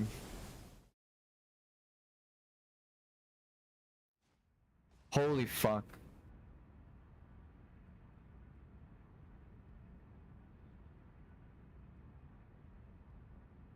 Selen's quest makes so much sense now. Why she doesn't explain things to you that you should assume. And I'm like, that. Why doesn't she ever tell you that? Or she gives you her soul, but she never tells you to put it in a puppet. It's because she assumes you know what the fuck the puppets are. Because you went to Nokron and you... Oh my god, dude. Oh my god. And this is where you get the puppets in this civilization over here, but it connects here. Oh my god, dude. And you find puppet swordstresses here, but not the puppet souls. My god, Miyazaki, you're fucking smart as hell. It connects the whole underground society, which means that this is one society of death. And again, to further connect it, this is where they send their corpses, right? So what would they do with the empty corpse, or what would they do with the empty coffins when they're done with the cycle? Let's answer our questions with a question. Where would the coffins go? At the end of the river? At the palace? To form a circle or a cycle?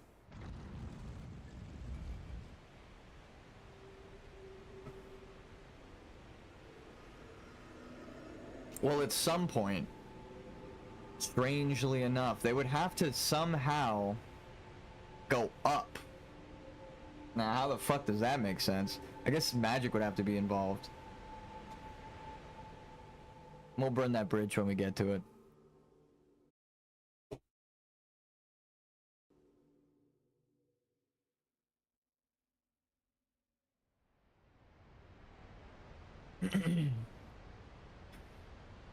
And like a circle, back to the beginning. The nameless city. At the peak of society, where they can hand the coffins back to the Solar Society for their dead. So that they can bury them amongst the flowing waters in all of the aqueducts. Now I understand, holy shit, it's a Roman civilization. Oh my god, I'm fucking stupid, I'm Italian. How the hell did I not notice that? So the aqueducts would pass the coffins to, I don't know, some sort of underground catacomb. Maybe.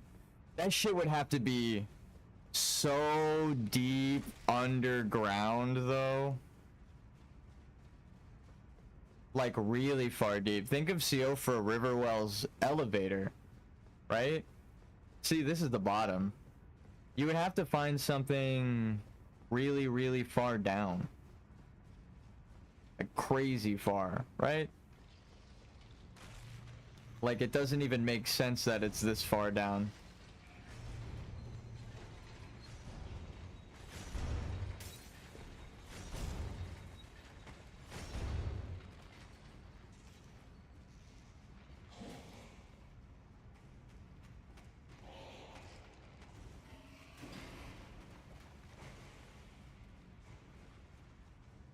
And there would have to be, like, water, right?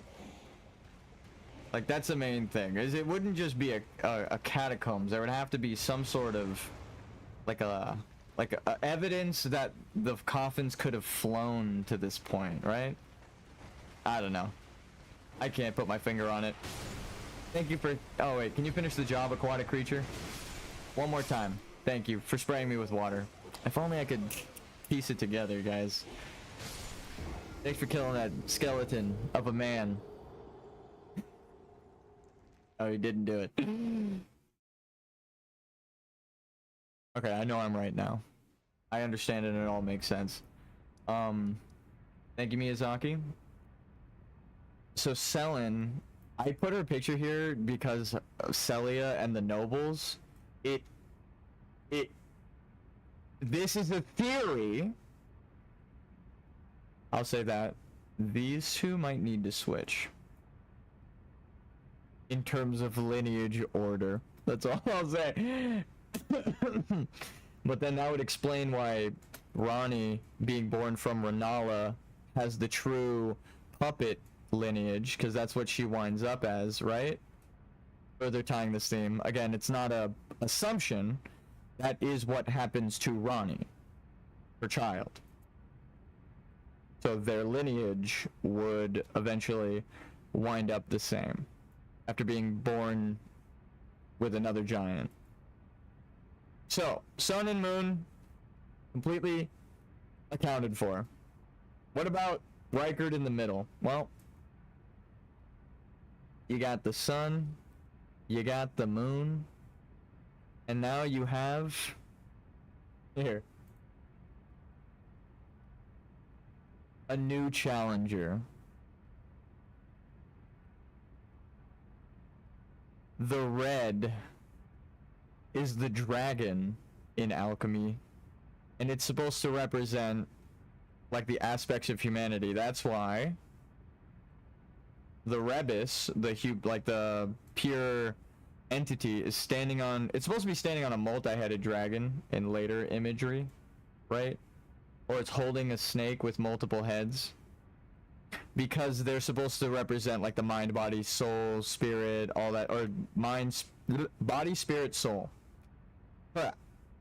right? And the unity of them. These are dragons, so it's supposed to represent their conquest over it all, right?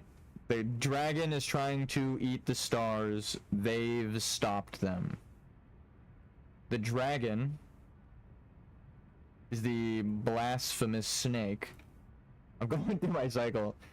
So the blasphemous snake is all that's left if these two are taken, for the human soul.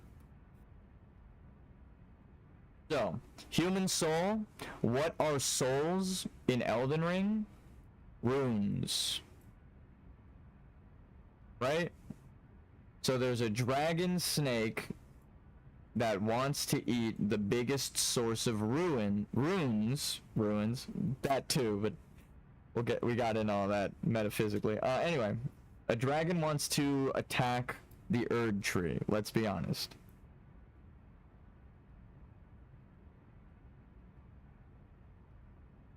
A dragon to attack the Erd tree. Now, why am I drawing the line back this way?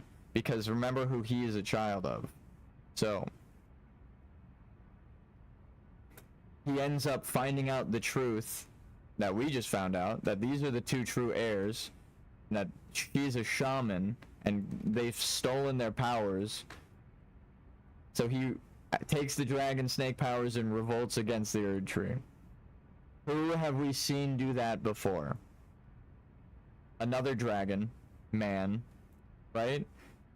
Even if Bale isn't a dragon man, people who eat the hearts of dragons eventually turn into magma dragon worms, and then we are told by the most dragon human person in the game, in the DLC,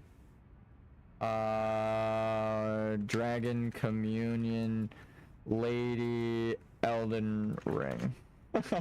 This chick that is half dragon, that, or I don't know if it's her or the other dragon dude. No! He's like screaming Bale the whole time. Egon, he's dope. He tells you that when you eat the heart of Bale, he eventually takes over your body and you become a dragon. So look at this dragon. I'm gonna draw it. He's got man arms, a head, a neck, a body, and then a normal set of man legs. That does not look like the ancient dragons that are doggos with 4 legs like this, right? Woof. It's a big dog, if not friend, why friend shaped. That's why we didn't kill Placidusax. He's actually the only good guy in the series. He doesn't deserve death. So he was attacked. Nah, he's probably not good. He's doing the terrible civilization punishment shit, and that's probably why Bale hacked, right? If it's survival of the fittest and they're being tortured under society, same thing. a dragon, red dragon, to attack the stars. Defeats the Erd Tree at the time the Crucible leaves a power vacuum for the next generation to start. That's exactly what Riker did. Attacked this person, severed them. They had to call the Tarnished, which was us, way down here. Way the fuck down here, actually. Like, way the fuck down here. Because if we're Tarnished, we're part of the original Golden lineage that had the grace stolen away from us by America. Right? So we're actually descendants of Godfrey.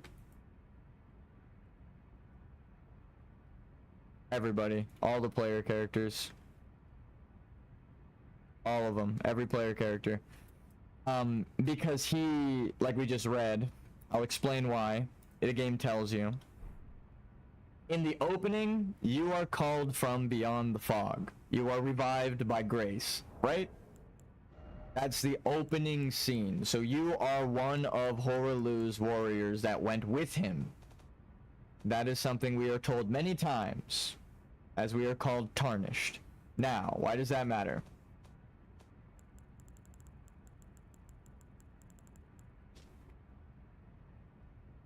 After the law, wait.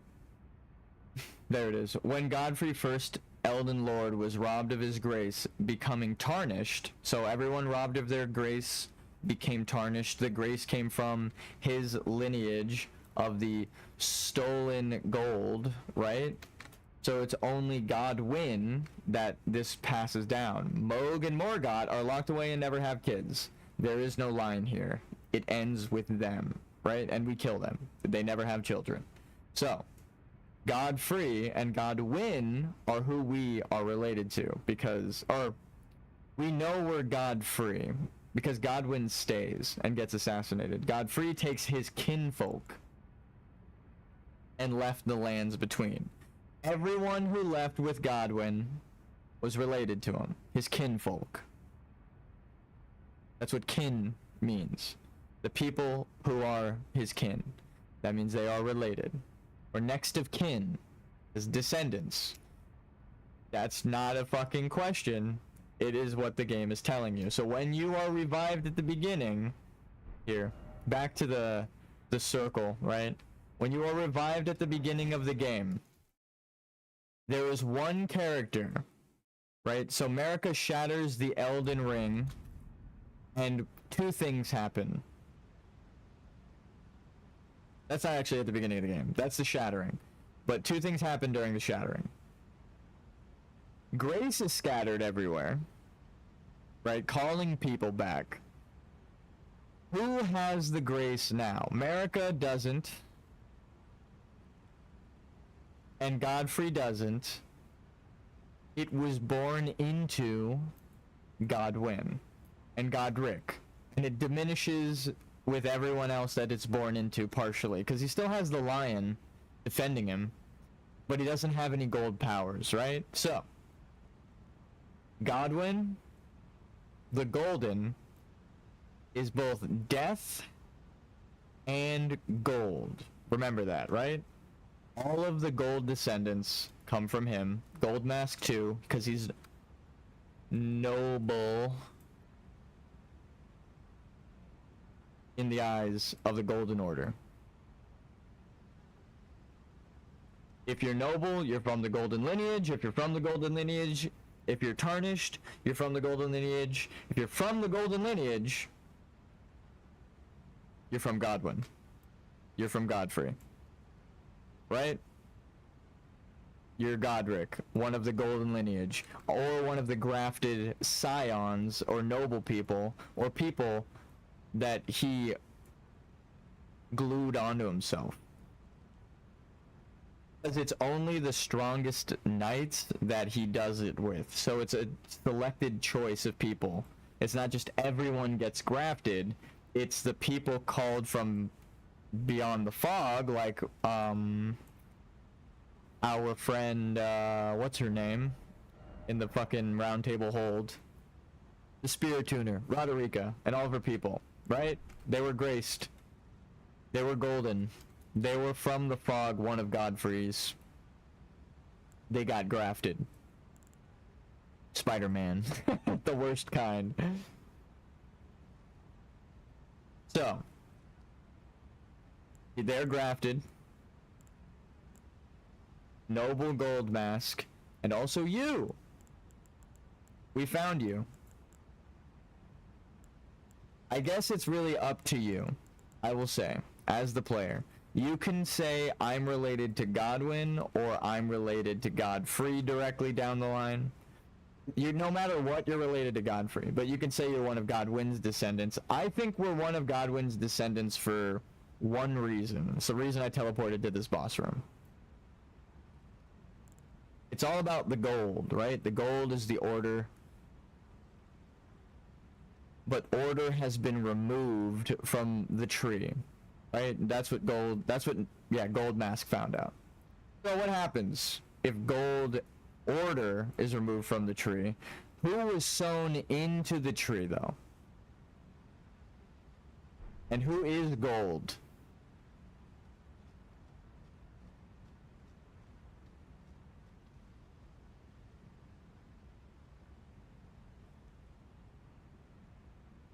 So, Godwin delivered grace to every descendant, right? I think it's the way he has Fortisax fighting for him. It's showing you that he's actually a good person, right? A noble dragon is still loyal to him in death and fights. It is not compelled to do so. We are told he is, you know, his friend. And if he could compel all dragons, then none of the dragons would be at war. So this dragon respected Godwin, right? Because he was actually born with the golden lineage in him. It's the sins of the father. Here, Horlu and Marika stole it and then birthed a child with it. But then that child was genuinely born with it. So what happens? He's actually somewhat the chosen one. But it's also built on a lie, so he has to go. That's why he's assassinated. It's depressing, but if you are Rykard seeking the truth and you find out everything about the Golden Order is a lie, your suffering is perpetuated by Marika, and Godwin is partially the source now because they birthed it and made him to do this Golden Order, right? Well, what happens? Right? It's like the natural order of things. You just gotta keep asking that.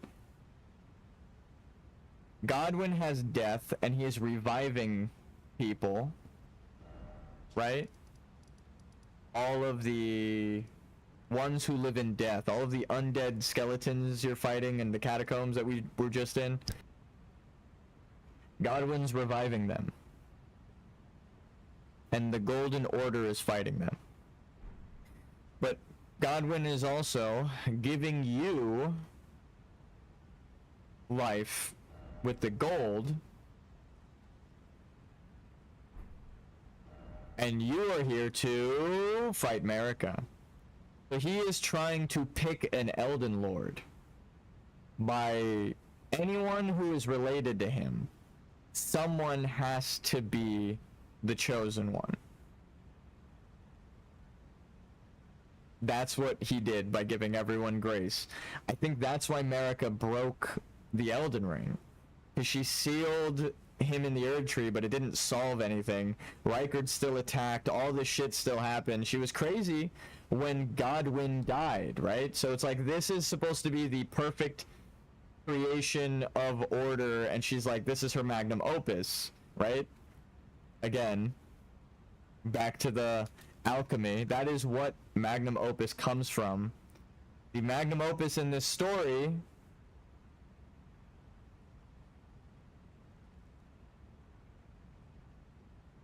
a large important work. Magnum opus, the great work.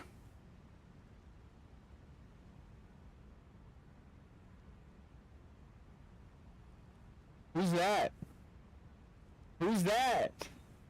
Who's that? No, we know. Magnum opus actually comes from the fucking Red King, White Queen allegory. So it is the Rebus, the merger of the two souls. So she has a child, this would be the merger of two souls, She expects this to be the true divine hermaphrodite, right? This person is assassinated. She goes crazy. The perfect soul is killed, right? And they don't die a physical death. They're like half killed because the half mark of the centipede is left with them, and that's why they're left to rot forever. And then Ronnie gets the other half. I'm like breaking down the lore as much as I can. So Ronnie has one half. Again, we went to her body and we collected it and we give it to Fia. Fia gets it. He has this half. They birth the full rune. One of one. Right? And it's still broken in half, but it is the two halves that make a whole. But she specifies that it's her child and she's giving birth to it. She's going to birth the rune, and she wants you to take it. So we see someone giving birth to a rune if they have two halves of it. So that's essentially what they want to do. Now, that's why she would lose her mind if if Godwin is killed, because this is supposed to be her merger. Like, she knows she's the Glowmite Queen and darkness, and she put the light within Godfrey, so their child was born perfectly mixed. And the dragon Fortisax is like, yeah, this person's the shit. What are you talking about? They're the chosen one. So the dragons are supposed to, again, it's not one of these Baal dragons, it's an ancient dragon. They're supposed to represent the crucible, the actual survival of the fittest, both night and day. And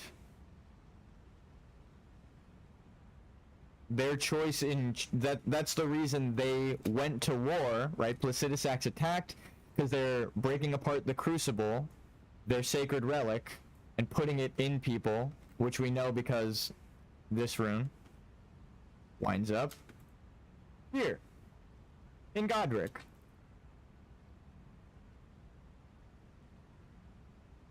And again, with the it being stolen and it not being the true heir, and Ronnie and Rykard killed them for a reason.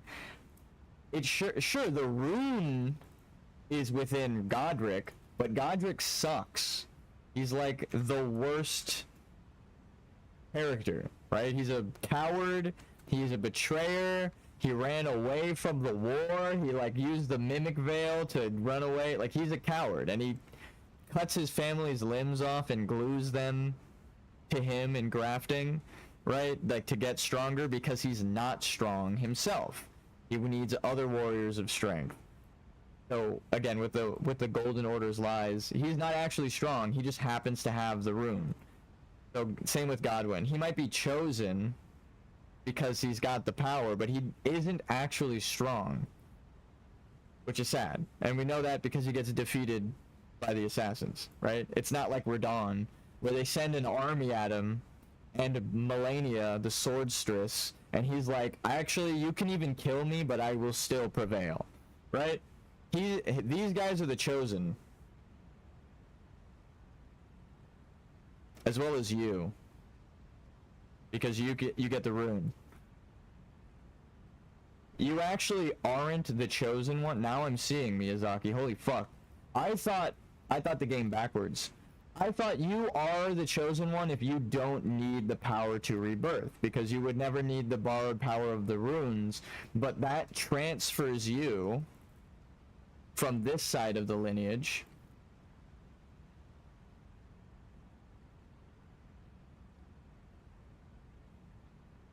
to this side of the lineage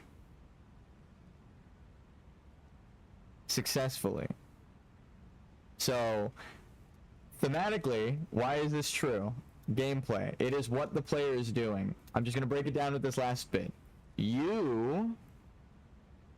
or here, we'll do the gold version, right? You're gold at first, and you want to become silver, because it's the opposite of what Merrick is doing. You are gold, right? You're reborn through the rune of Amber Egg,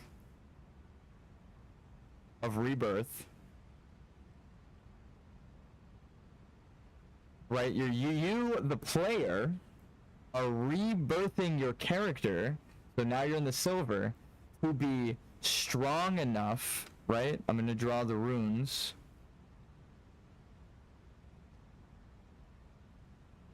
To kill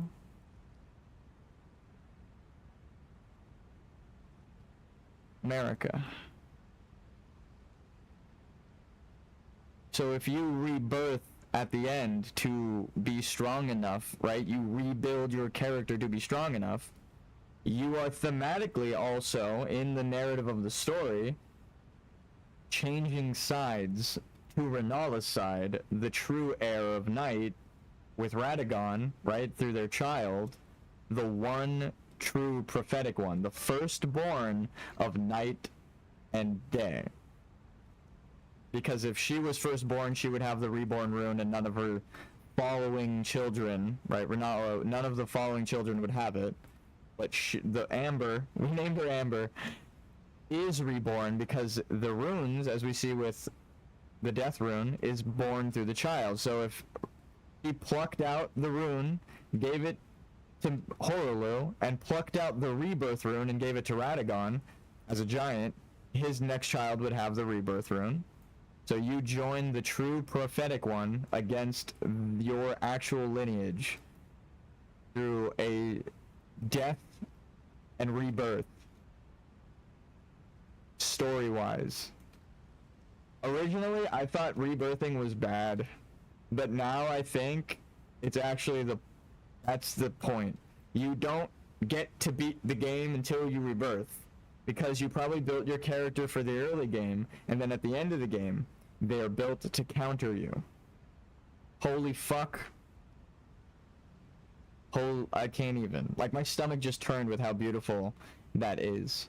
Of like a thematic, like, because I was wondering, like, wouldn't the Amber Egg the whole time be the prophetic one? Wouldn't they be the firstborn?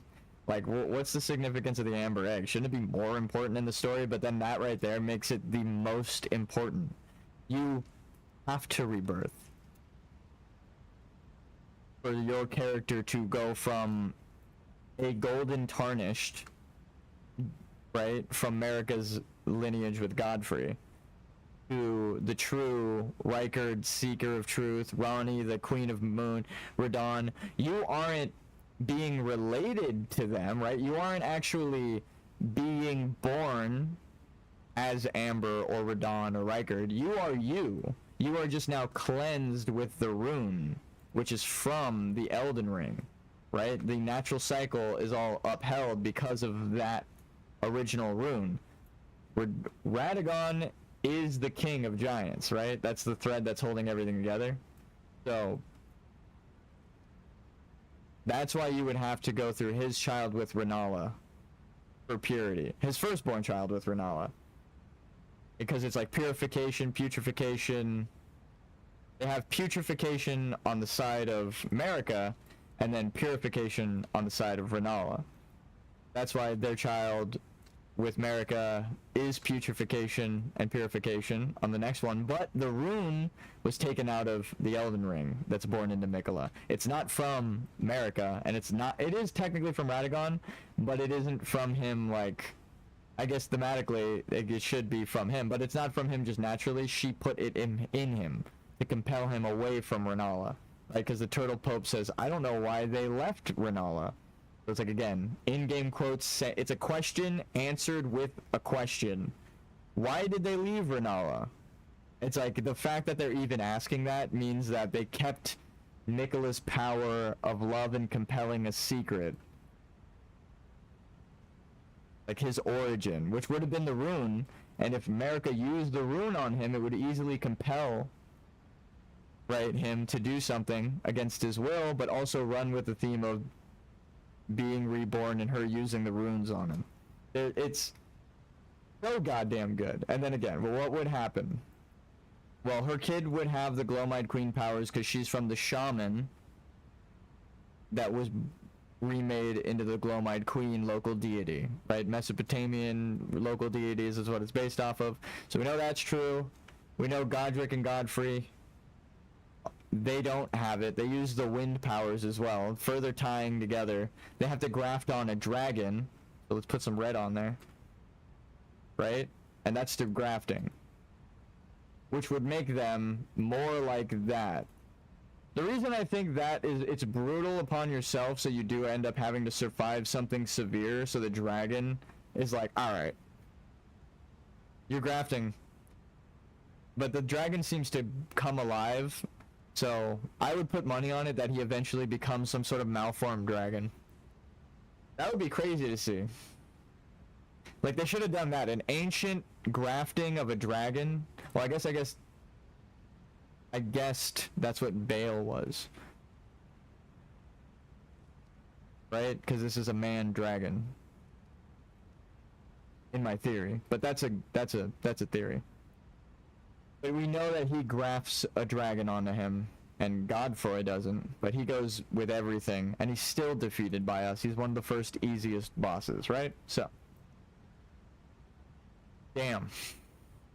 This right here, this last little bit that made the amber egg so much more important, made this whole thing make sense. It keeps happening though, and I'm sure more will happen, but damn. And then Riker giving birth to snakes, right? The whole point of snakes is that their humanity, or not their humanity, but like, they're trying to consume, they are dragons, but they are aspects of humanity later. That's like its conquest over aspects of humanity. Even mortality, which is the Philosopher's Stone, it comes from this as well. So there's so many things that tie together Elden Ring with all this symbolism. The snakes are supposed to be aspects of humanity in the cup, in like the 20 pictures or whatever the fuck. Where there's so many things that we've Googled. Here they are. So, my God. The snakes, those are supposed to be aspects of humanity. So Riker isn't destined to be sun or moon. They're destined to be a mortal, normal man, and they just seek the truth, and they give birth to aspects of humanity. Raya, again, sins of the father. Raya's the nicest, normalest fucking person that you meet in the game. They just happen to be a snake person. And they just want to live. In fact, they are so innocent that in all of this, there is no treachery about. She asks you to kill her when she finds out that she's from some sort of evil, in the eyes of the Golden Order, right? It's some sort of quote-unquote evil blasphemous ritual. But you know that she's not evil. She's like, she's saying she doesn't want to live because she came about from that dark ritual. But you know her, and you're like, well, you are literally asking me to kill you, right? Like, you don't want to hurt anyone. You don't want to be evil, right? That's her quest. That's her whole point. Riker is giving birth to aspects of humanity because he's not destined for the sun or the moon. Out of all of the symbolism, when you don't get the sun or the moon, you get dragons, snakes, aspects of humanity to conquer, that if you tried to conquer them would turn against you, naturally. So that's why they rebelled. That's again, that's insane. But it's a narrative choice to make her ask you to kill her, specifically for the way she was created by her father. It's like, that is sins of the father manifest. My father did something bad to make me, so you have to kill me, even though you know me as a good person. It's like, no, I'm not gonna kill you. Are you fucking crazy? So we leave Raya alive, and she's like, I actually want to go on to be a good person. Thank you. And you were always nice to me, is the letter she leaves you. We'll leave a little heart, because that's what she's supposed to represent. Humanity. And then again with the aspects of death. All aspects of death manifest. The 4 horsemen of the apocalypse here. And then Millicent is the one, like, that actually has her own personality. Why would she need to have that, right? Unless Mikola took away Melania's personality. She says that. I need to give her her individuality back, right? So if Mikola left and died and became, you know, the giant in the cocoon, which again, let's prove my point that they're all giants. What does Mikola look like in the cocoon? Are you ready for this? There's a comparison here of the 3D model stood up next to Melania, who is twice your height. The motherfucker is 8 times your size. And you're gonna try and tell me that he's not a giant? What, are you crazy? What, are you blind? Okay, and this is him after he stops the influence of all outer gods. So this is him naturally. Thank you for coming to my TED Talk. They're all giants. And that's why Radagon has to be a giant reborn. It's just, it all makes sense. And why Melania is twice your fucking height. And these are just little flowers that have begun to bloom. These are like toddlers. That's why they're so small. Oh no, that's why Melina is so tiny. She was a kid when she was killed, but the kid giants look like this. That's what these are supposed to show us. These are like the only kid giants that are born in the last fucking 100 years. Probably 1,000 years. Because they all have red hair. The only reason. And also, like I said, lineage-wise, they would be giants. Damn. Damn.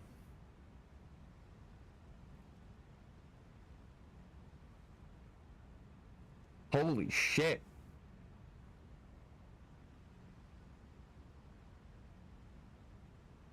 Oh, and because she's part America, like who's an albinoric, she can just kind of like split off like a single cell organism. That's what they keep trying to imply with America as well.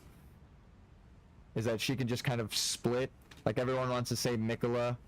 Like if Radagon and America become one and then birth Mikola, they have to like mitosis, and then Mikola and Melania are twins. But even I think even more so, Melina, Mesmer, and Mikola, and Melania. Well, actually, if she's dead, all of these living people are huge. Every one of these red-headed fucks are gigantic. I love their red hair, because it has helped me. But goddamn, even though they've killed me 100 million times, it's helping me with the lore. It is a thematic tie. But you can't tell me that they're not giants. You're insane. They're all redheads. And they're all giants. It's like use your eyes again. They're giants. What are you talking about? So now we've kind of done the whole story and the whole lineage. Mesmer went back to find the truth, right? To punish the Horn Scent. And while punishing the Omen and the Horn Scent for their crimes, discovered the lions, right? And all of the giants that they use to punish people. And because he discovered the truth, he feels bad for his mother. Oh, mother.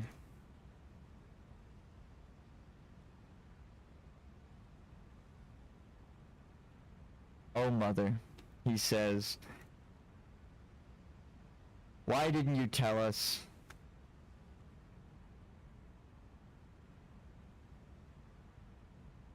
And for his findings, he too, like everything else,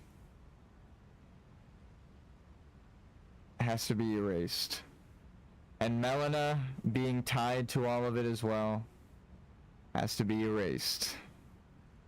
Because she doesn't want anyone knowing any of this, right? She wants to be the first goddess in this golden order.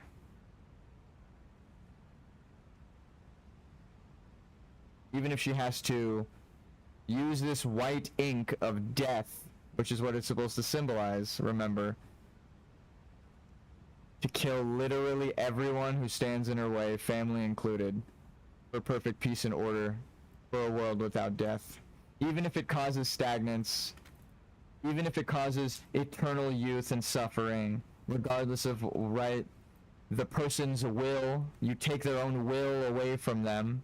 That's what his superpower is. Even with his own will, the ability to make anyone do anything, he cannot make himself age.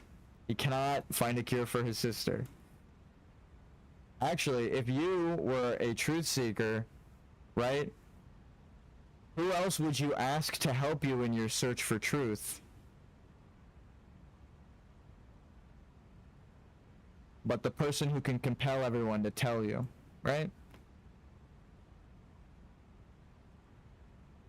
Remember, Rykard and Ronnie had Godwyn killed, and then Mikola went on to replace Rykard with Radahn. Or not Rykard, well, Rykard too, but Godwyn, right? So now the red ink is Mikola and Rykard killing people, right? They have you invade, they have you kill. You're killing anyone in the Golden Order for Rykard. You actually don't kill. Amber's the only one who cannot die in the story. You beat them and they're just sitting there with their mom. Godwyn, as if they're the chosen one. Godwyn's dead. You finally unite them in death with Fia. You've killed Fia. You collect the death rune. You kill Godfrey. You kill Godric. You kill Moog. You kill all of them. Noble Mask ends up killing himself because of you. And Raya asks for death. You didn't grant it to her though, but she asks.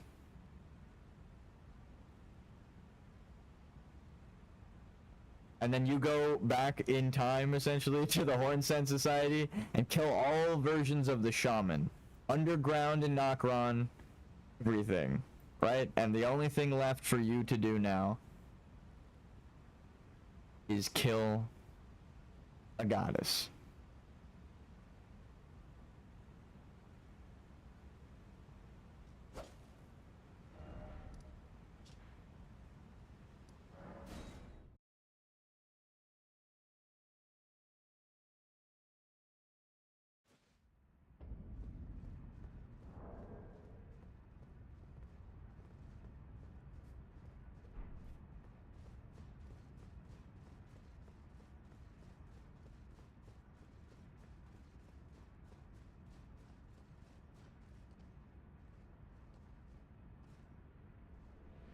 Again, the proof that Marika and Radagon were two different people are just it's in the DLC. If Radagon always had red hair and he hates his red hair, but he's also Marika. Marika is a mimic who can, like, if that's what everyone's saying, right? Like, we'll take the people who believe they're one person and run with all their evidence, and then we disprove it, which is the questionable part. If Marika is becoming... Okay. Noted that I can't even stand behind him during that. If Marika is becoming Radagon right now, right? And then back to Marika. They can transform willingly, right? Back in the day, like you say they can. Right? To hide their identity. If that were the case, and she's trying to hide the lineage of the fire giants, why would she assume an identity with red hair? Because Marika doesn't have red hair. In the DLC, we know her hair is originally gold. So, because when she leaves the braid for the original promise that was made, it's a golden braid. So she had golden hair from her start, but that means, like I said, she's an Albinoric woman because Estelle cracked a hole in the sky. Or in the ground, which and then stole the stars. So the Albinoric women underground go towards the natural stars, or in that hole. I've explained this a bunch of times, but not today, right? So Estelle took all of the stars that they normally watch and then left a hole towards the real stars. So naturally they leave the underground and follow the real stars to the surface. So now the Albinoric women are on the surface. Everyone is referred to as shaman on the surface, even people underground with the horns, right? And it's all tied together. She had gold hair from the start, so she was a mimic from the start, because that's her whole tie with the Glowmite Queen and everything. And then she assumes the identity of Radagon, like they say. Why would you ever assume a giant's identity with red hair and then give birth to giants and then suppress them because they're giants, right? There's like multiple reasons that it doesn't make sense. And there is no explanation, right? But if America is trying to hide her identity and become Radagon, the gold, right? The divine entity, right? The perfect golden soul, but she was silver and knows her origin, she would be trying to turn her golden hair red and become Radagon. But it said in the item description of Mimic Tears, they can't replace the person's will. So Radagon's will, and knowing that his origin is to repair the fucking runes, right? He is trying to repair those, right? The Elden Ring. America is trying to become him, but can't get rid of his natural will. Only through desperate battle with the feral wild can one discover a god truly unique to oneself. Oh, I thought it was a grab. We're learning. Radagon was his own giant, probably king of the giants, because we don't see a king. We see many demi-human chieftains. He's probably a giant demi-human beast man that she, again, her whole theme is trying to make it a perfect order, normal human looking. So she rebirthed him with the rune to make him a normal man. And it's her vision of a perfect man, but also he's the true heir to the throne. So that's why the turtle answers your question with a question. Why would she pick Radagon? Well, he is the true heir to the throne, right? No one is supposed to know that. So that's why he has questions about it. He knows everything. He's the fucking Pope of the church. So again, it all starts to make sense when you realize that America's lying. I love it. Miyazaki, you did good. And George R.R. Martin, I commend you, because you imply a lot of incest and stuff, and then it ends up not being the case. And it's like you fuck your own brain up. Like, you're the fucked up one, is essentially what he's telling you. It's crazy. Everyone says that Miquella is sleeping with Mohg, but the truth is Mohg is just putting his blood into Miquella because Mohg was born without golden lineage. So if Miquella wanted to enter the Shadow Realm, he would need to be cursed, right? Like Mesmer, like the Horn Scent, like Mohg and Margit. But Margit and Mohg were kept up by their father, right? So who was sent away? So they're shackled underground. They're the last connection to the Shadow Realm, the Horn Scent. They bathe in the blood, and then Ansbach says he doesn't understand what this looks like, right? He doesn't understand the depravity and what this really is, like what he's doing. But he knows the true path to become a god because he can compel people to tell him the truth. So he knows above everyone, even Riker, the truth, because he can just tell you, hey, tell me the truth, and you will have to tell him the truth. So the only one that knows how to become a god is the only person who can actually find out. The one who can tell you to do anything. So he could just tell you, hey, tell me how to become a god, and then you do it. So, of course he knows. And even if Riker didn't request his help, and they didn't lend any hand assassinating Godwyn for Radon to be the chosen one, right? Which I think is the case anyway. Even if that didn't fucking happen,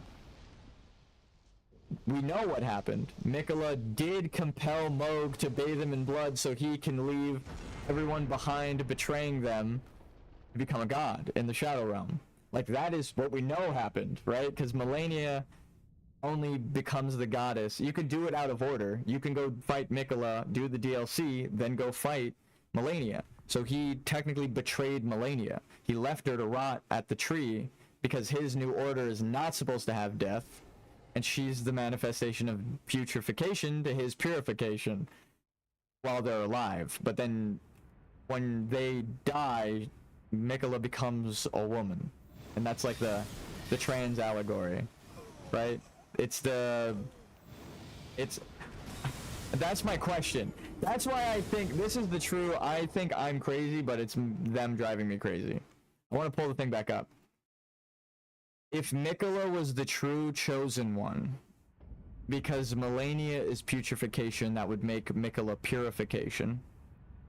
That means America would try to do everything in their power to stop them from replacing her, because if she's trying to stop time, she doesn't want her children to actually replace her until the shattering and all this stuff. So when she but at the start,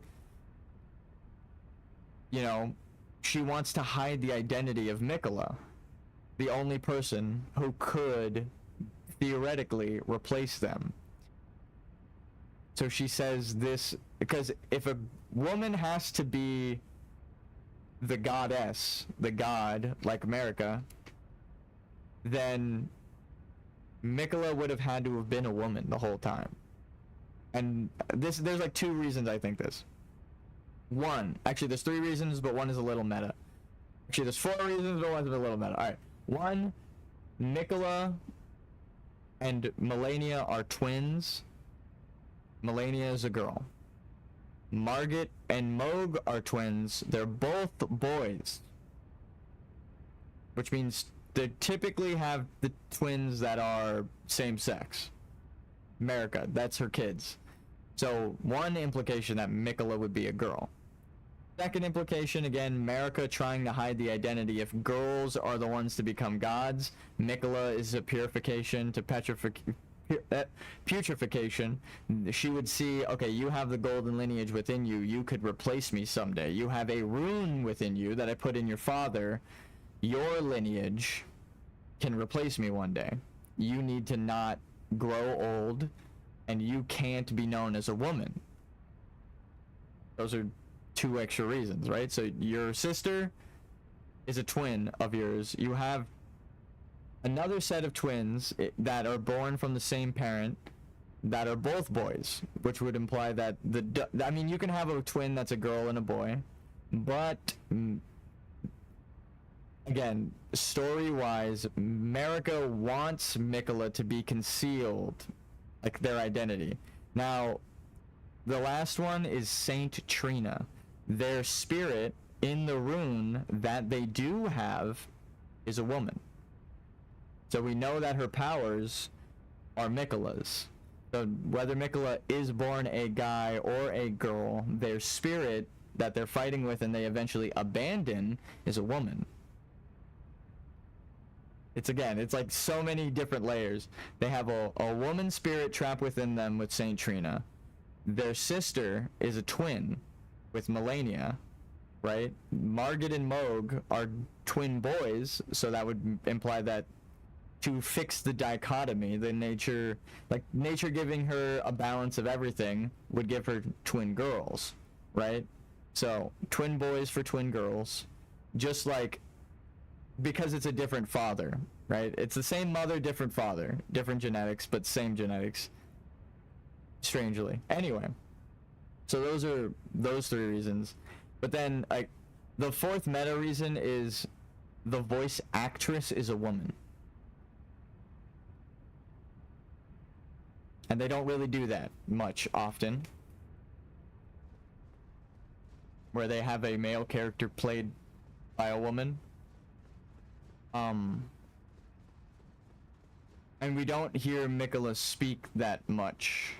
But also, okay, fifth and final reason, if their identity is supposed to be a secret in the Golden Order, or everyone in the Golden Order is supposed to know them a certain way because of the lie, why does everyone know them as a boy? And they are trying to identify themselves as a woman, as a goddess, right? And ask Radon to be their consort, right? It's like, that's the incestuous part that everyone's like, oh my god, that's their consort, but they're like half siblings. Like, that's the only part that I'm like, all right, I see, that's George R.R. Martin right there. But that's also kind of why I can analyze the story, is like, that would imply that she's a woman. If she's asking Radon, the manliest man in the land, right? He represents the Red King modernly. He's the red sun, gold, king, air, fire. She would be attracted to him, or no, she would know that he... and this is what I think. I don't think it's incestuous. I think she would know the truth if she was with Riker. This is a theory. She knows that Radon is the true heir, so she doesn't actually want him as a consort, like, to sleep with. She's just like, no, you're the real king of the land, not Godwin, right? So that's why she doesn't bring Godwin back to life in the DLC, like everyone thought was going to happen. We were going to fight Godwin. She brings back Radon. It's because she would have to know the truth to understand Radon's symbolism at all. So that's why I think it's probably a girl. And I actually think the incest thing is implied because it's not... It's the same thing that we're looking at right now. I think Mikola is trying to enter Radon's body and possess his spirit and take him over.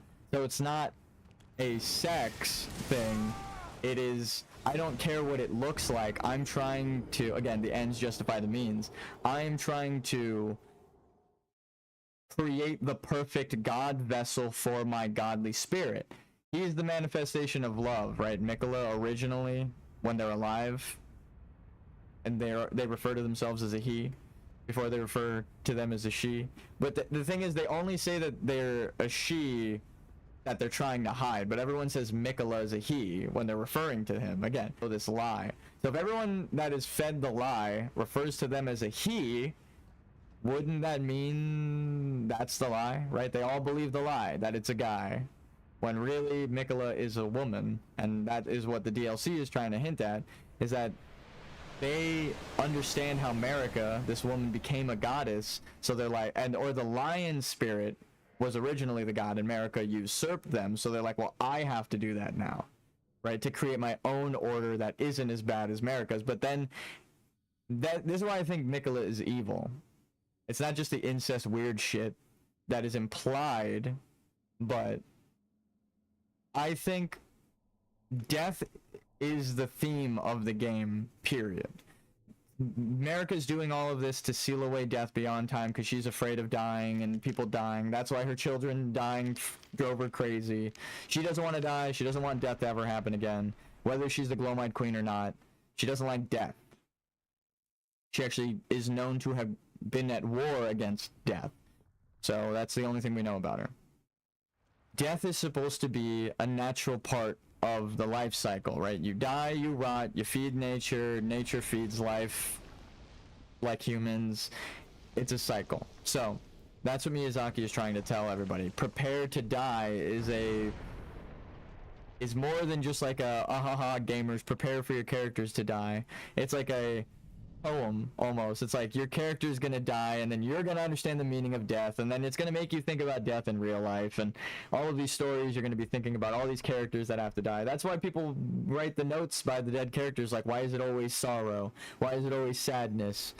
Try finger butthole. No, wait, not that one, but you know what I mean. They always write these messages because it's about death, right? Death is significant. Death is a natural order of things.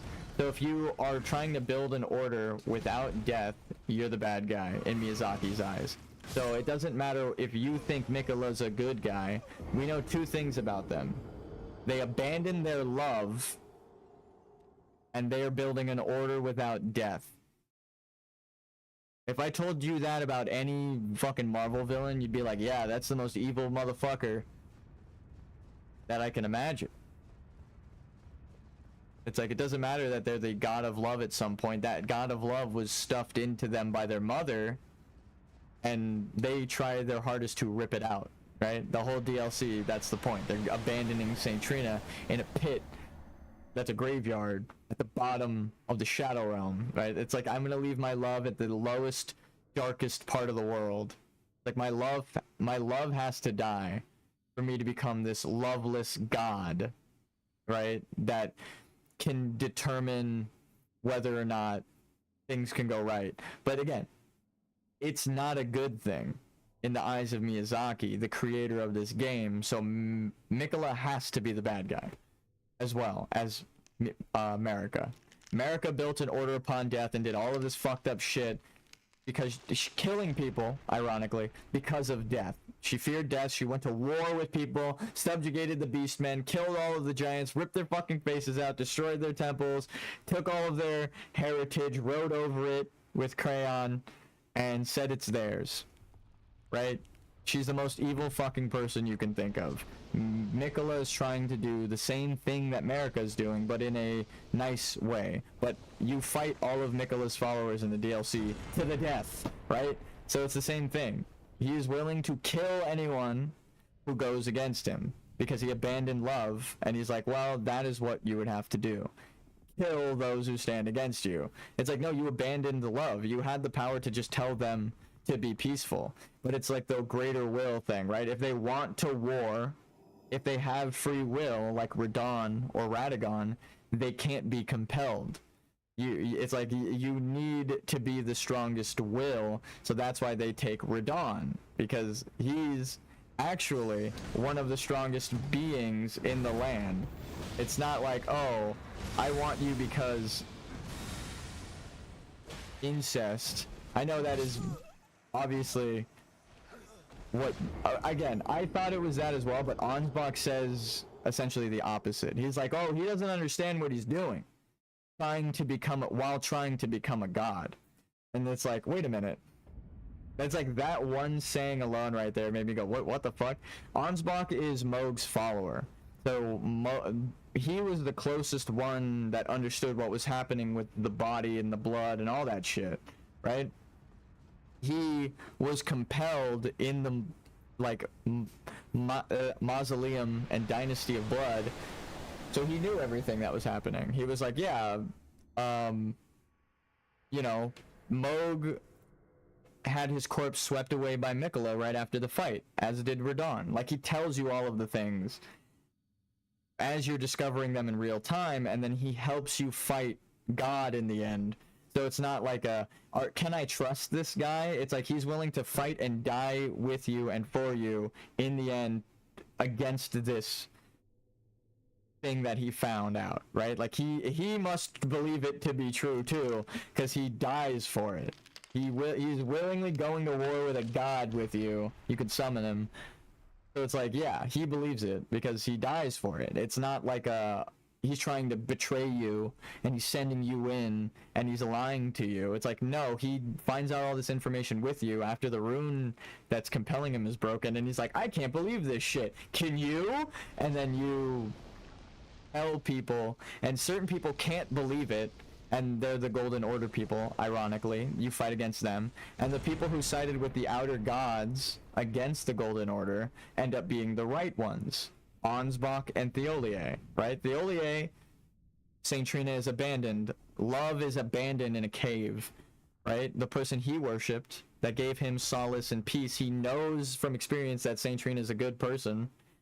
He's like, I can't believe that they're abandoned. I have to fight Miquella, right? And they even tell you to fight Miquella. Saint Trina, that's the only fucking thing they tell you is go kill Miquella, right? So, and Miquella, that's why it's confusing. Saint Trina, the woman, refers to Miquella as a he. So the woman part of him that he killed says, Miquella is a man. Now that I'm dead, go kill them. Yeah, it's very interesting, the trans allegory. It's like this identity is forced upon you, so you have to go hunt them down. But it's like Saint Trina is the spiritual part that they ripped out of themselves. The rune of love is later abandoned as well. Actually, it's like the way the timeline works out, you have to go and find, you beat Rolana of the Twin Moons, then a rune somewhere is shattered. So Mikola breaks the rune and abandons his love. That is when you can now go find Saint Trina underground. So it's like certain things have to happen for that to, for Saint Trina to be there, and the certain things are Mikola has to abandon her. And it's like the specific order of operations for the DLC pretty much tell you Mikola is a bad guy, but Saint Trina was an aspect of them and a woman that they acted on throughout their life. And that's the confusing part. That's why some parts of Mikola are a woman, right? Because they were two souls merged into one. But then that is the same process that Marika is going through, right? The feminine, again, putrefaction, pet purification, Red King, White Queen, the feminine aspects are melting away during putrefaction when you're becoming a corpse. So the man body part is left with two heads, right? The feminine and the masculine heads. When you find Saint Trina, it is just the feminine head with on a bush. That is why, like with the left arm there, right? It is more alchemical symbology. He is abandoning the feminine traits in the depths of the graveyard. So, letting them die, letting his love die. It's so complicated, but it is, again, you have to literally see what's happening and break it down metaphorically. If Mikola is willing to abandon love to get what they want and kill people, right? They're not really the good guy, are they? So, Mikola bad. Period. No question about it. If you are a Mikola follower, you're just a fucking lunatic. That's what Miyazaki's trying to tell you with Needle Knight Lita, who, when the rune is broken, does the craziest thing of all. She's like, well, clearly these people aren't to be trusted and we need to kill them all. It's like, you're fucking crazy. That's what you think when Mikola isn't compelling you? Is that no one can be trusted and you have to go kill them all? What, you're fucking crazy. So she asks you, who should we start with? And then she just decides on her own, like, no, I'm going over here, fuck it. So she's the craziest person, and that's Mikola's follower, right? That's who Mikola decides should represent him. Damn it, I tried to dodge. So again, it's proving the point in the narrative. What is happening? What do you talk about that is happening? There's a crazy Needle Knight sword woman who, as soon as she loses love, right? As soon as she loses the compelled love, right? Everyone else goes back to normal. Ansbach is trying to unite the Blood Dynasty with Moog and trying to find truth and give Moog a proper burial because he knows the truth, right? And then he finds out even more truth of how to become a god, and he's like, oh, this is even worse than I thought. But he knows that Moog was wrong, so he continues his quest to find Moog. And then the Redmane, Freya, was also wrong, so she continues her quest to find the Redmane leader, Radahn. It's like the story is just leading down obvious paths. Everyone just goes back down their natural path. Hornsent wants to fight Mesmer to avenge his family and friends, right?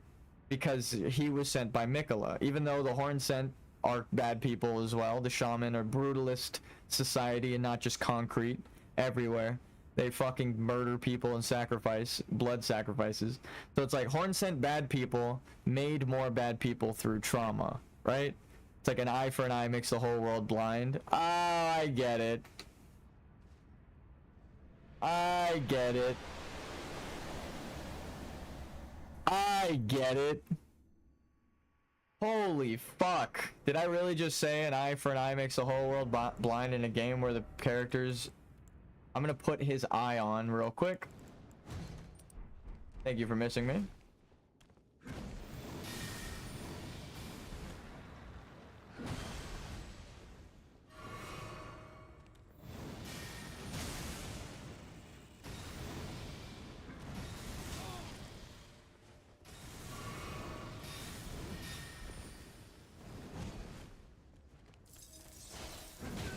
I think he's immune to frost.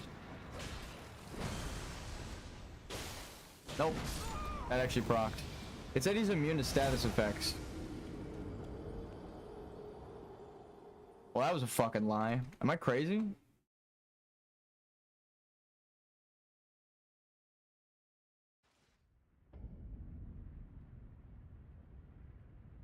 Ah. Ah. And that makes sense. Why he's weak to fire now. If he was a fire giant reborn, right, to forsake his lineage of fire, the fell flame, then his weakness would be his origin, right? It's twofold. That is his true power that was abandoned, so he no longer has it, right? Because he was remade into the gold, and it is his true power. So showing, like, exposing it to his new remade flesh would more likely revert him back to being a giant or hurt him more. So it's like there's so many reasons why fire now would be his weakness, and why Marika's weakness would be fire. She's the glow-eyed queen of darkness and silver and moon and night, right? Because of the moon. So the fire in the night lights up. It's the light in the darkness. It's like a triple entendre. It keeps looping back in on itself. That's when you find out you're right in Elden Ring. When you find an answer and then a bunch of things start looping back in on it, you go, okay, that was the right answer. The only reason I go, oh, I'm right, is because I was like, oh, I see how, like, you see the chest? You see the middle? That's literally, again, everything stems and revolves around this guy. All of the runes, all of the story, all of everyone's life. It's this guy.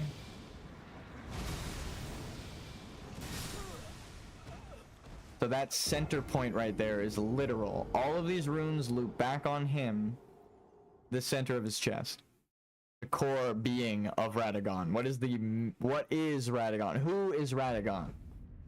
He's a giant. He's the fire giant. This is probably his kingdom, but he was usurped by the White Queen. The lion, the witch, and the wardrobe.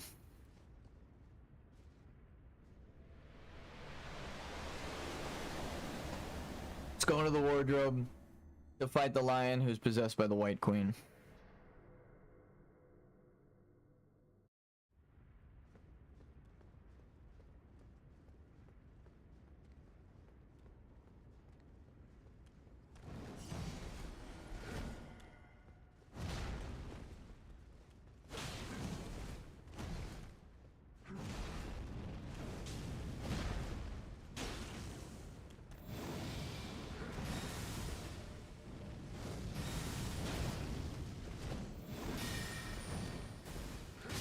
I had no stamina. I had like a bit, but barely. Like, I'm doing way more damage. I also do feel like at the end of the game, playing through it, level 1, I can't help but see the answers. The game forces you to play a certain way to find the answers. If you're not good. Like the fact that you need the sword and shield ritual talisman, right? And the sword of sun and moon are like the big things in the DLC, right? So it's like if you put together the final build that you unlock throughout the game, it is a crucible based sword and shield, the survival of the fittest, right? The practice had died out by the age of King Consort Radagon. Yeah, so this is an ancient ritual, right? A talisman pattern after swords used in ritual combat held in honor of the Erd Tree. So you, to defeat the Erd Tree, would need to resort back to the ritualistic ties. Remember, the Crucible is the Erd Tree and is the Elden Ring, and that's what we're about to go fight. So to fight the Elden Ring, you must be the Elden Ring. You must be the greater will out of the two. You need to understand the lore well enough that what the lore implications are of these talismans, why you got to put it on. They are stopping death, and the stagnance is what you need to use to stop them. the Rotten Wing insignia. Kindred, you don't need, and then the Erd Tree's favor to help you dodge roll with all of the medium light. Look at my armor. Look at the equip load on the right there. As soon as I take this off. Oh, I guess I don't have heavy on. Wait, what? Oh, I do have heavy load. Wait, what the fuck? Oh, okay, it says medium load. That was weird. It's just blue, it's highlighted. So I have heavy load right now. And now with it on, you can have everything on that you would have needed for a full build. And that's why I keep looking around through my inventory and I'm like, I don't feel like I have talismans that work better than these. It's because now I understand narratively this is what you need to defeat the Erd Tree. Like, that's what the game is holding me and shaking me. It's like, you need more equip load, you need this, you're going to be attacking a lot because they attack slow if you're using a sword and shield. The sword and shield is probably the best for you if you're level 1 because you can't survive most things unless you're blocking with the shield. It's such a small little fucking detail. And then that little bit of Erd Tree's favor is why we keep surviving hits. I'm like, why do I keep living? What's happening here? Like the Erd Tree. It's helping me. I actually should go back and get the other Erd Tree's favor +2. Because that'll probably make the game even more. Because again, the Erd Tree is what you're entering to fight. If you have the home turf advantage and you're fighting the goddess who is preventing death with the rot, right? It's like multiple stacking of like the game is telling you the lore with the shit you need to use to play the fucking game. That's what I've been trying to explain. I'm like, it's not even like subtle. When you do a level 1 playthrough, it's like beating you over the head with these narrative decisions. I'm like, oh, that's what they're weak to? Oh, they're really weak to that. Oh, and that's even how they're weak to it? It's like the story is insane.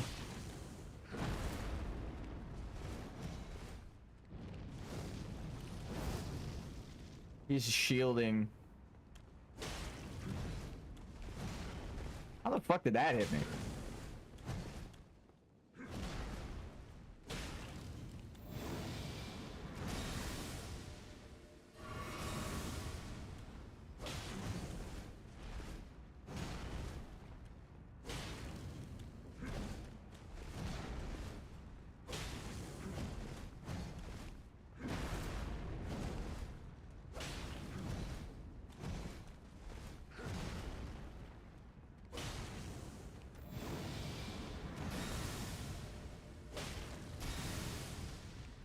Maybe one more of those and I get a true opening to rebuff.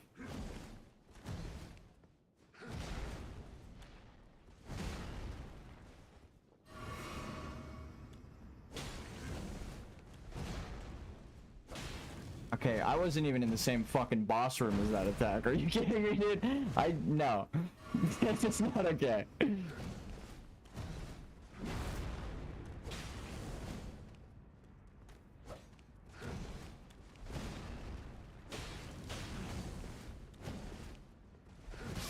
Damn, I jumped too early. I was actually thinking about the buff I just got. I was like, ooh, power up.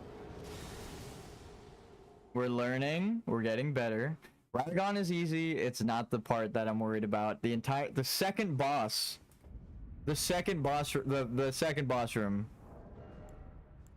That's what I'm worried about. There is actually nothing. Like, it doesn't make sense to use anything else. Ooh, never mind. Never mind.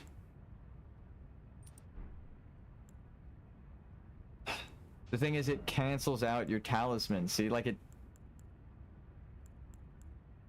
There really is no other better set. I can't believe I'm saying it, but... The extra fire damage would be nice, but it counteracts everything else that you can use here. That'll make you survive. That's a level 1. You have to go Ultra Instinct Kaioken. That's what Miyazaki's telling you with the aura. Because he's a weeb like me, I understand. God damn, though. Ugh. But like that little summary of the talismans right there, I'm not joking. The whole game was like that. I'm like, oh, I see. Oh, that lore-wise makes so much sense why you have to use that there. Oh, like thematically, that's fantastic. You see Remember, Horlu is the first Elden Lord, the guy with the gold, right? The golden lineage, right? Compare his moves to Radagon's. Who's the true golden lineage, right? Is it Horlu or Radagon? If I had to ask you, out of the two, who's the most golden? Who do you tell me is the most gold? Out of this guy and Horlu.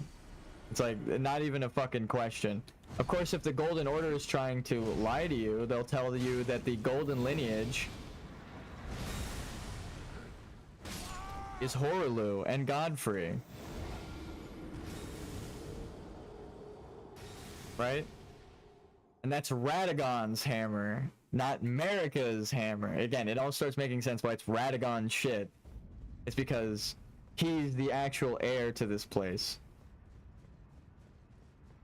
It's not that he was chosen to be her consort. He belonged here, she replaced him, realized her mistake, and then tried to converge.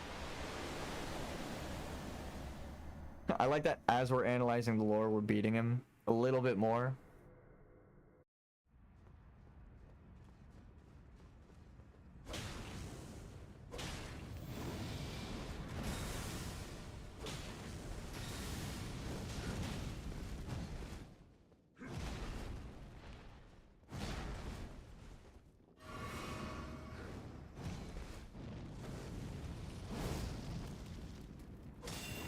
Whoa!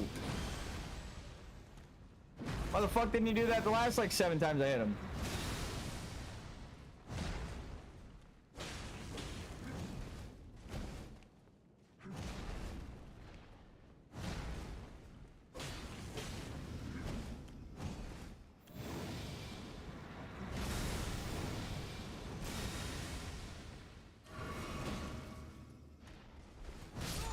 I didn't roll on time. That was a new move. I was so focused on that new move, my brain didn't even work.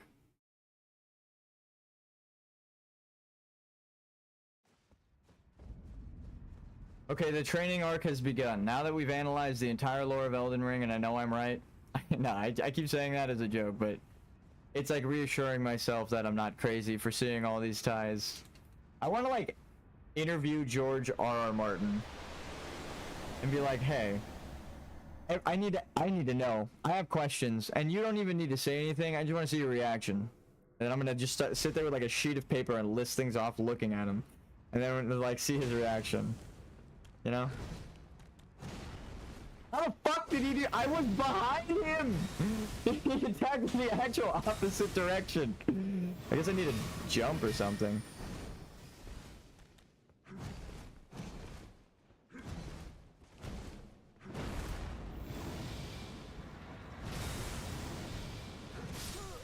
I didn't roll on time.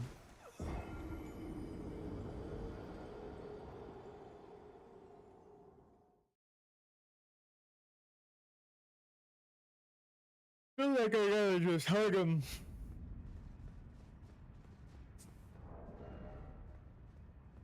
So we have to be a fire and frost knight in the end. We went from frost to fire.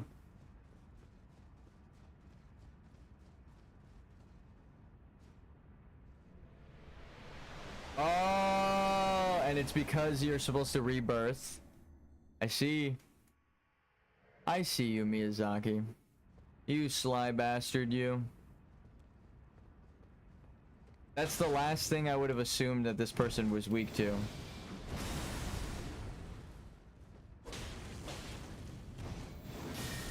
And also, Gwyn in the last game. What? I thought I dodged. I'm getting forged. Just got Warhammer 3 or Warcraft 3 reforged. The final boss of the last series was all about fire, right? And they're against the frenzied flame. Their whole thing is they don't want the Erd tree to burn. So fire makes the most sense to be their weakness. But also, again, only because he's reborn in Marika's age. Giants are supposed to have fire as their lineage. That's their whole thing, is the fell flame and forging. So, and oh, and he's got a fucking blacksmith hammer. All right, I know. I'm never even gonna. He just forged me into a new person with that combo. I just realized something. He literally, I'm not the same. He literally reforged me. He's a giant. Like, anyone who doesn't see it is blind. He's a giant. Look at how fucking big he is. First of all, no, I'm just kidding. And second of all, the whole thing is fucking forges, right? They fuck forges. No, the whole thing is forges, and he's forging. He's forging the Elden Ring back together. Duh. Oh my god. I don't know what to do with this information. I wish I could like just sit down with Vati videos and talk to him and be like, dude, look with your eyes. Look, use your eyes. No, it really does feel like that though. I'm like, dude, just look at the game. Don't read anything. Look at the game. That's what it feels like. And if you're gonna read anything, read it with a question mark at the end. Everything is, are you sure about that? But it really does. It feels like, use your fucking eyes! What, are you blind? Like, I'm talking to my past self, because I didn't see this on my first playthrough, and now I'm like, oh, duh. He's a fucking giant. How did I miss that? Their whole thing in Dark Souls is forge. And he's using a goddamn hammer. Yes, I only got hit by the grab like one time on my first playthrough, so like, I hadn't really seen the move.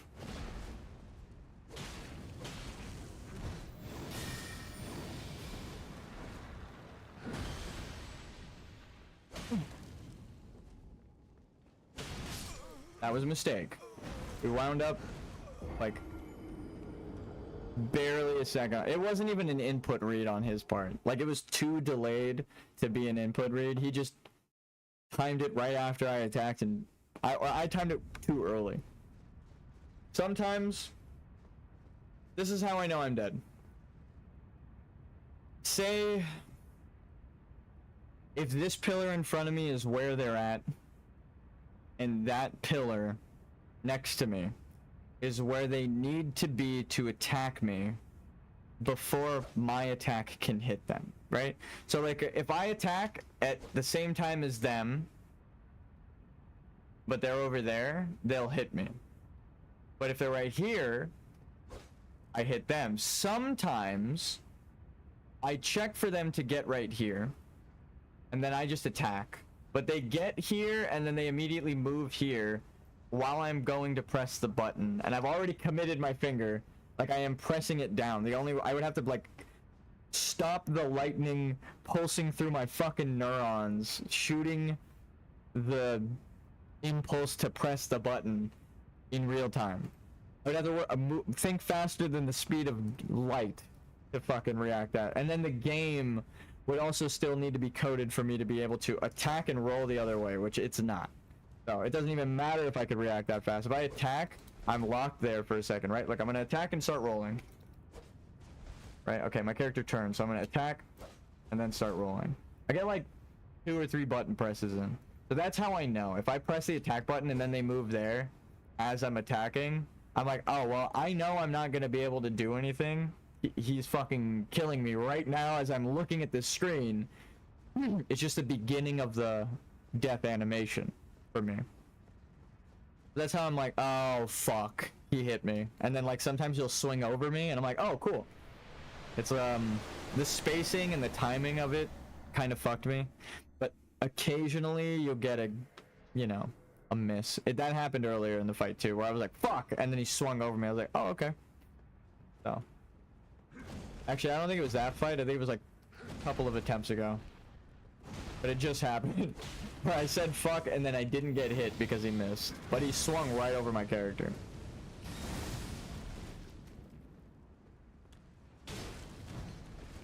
Like that.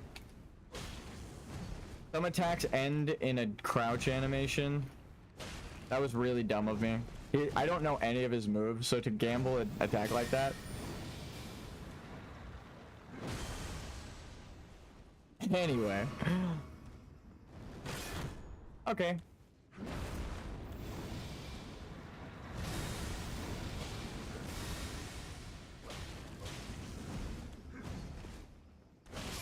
Damn it. Yeah, certain attacks end with you like leaning forward and crouching, so they can occasionally attack over you like what just happened. I don't know, that worked so perfect. Like, I wish I could have scripted that. I was like, the next thing I did after mentioning it was dodge an attack like that, and I couldn't have known that he was gonna throw that, because I've only died to this boss a couple times now.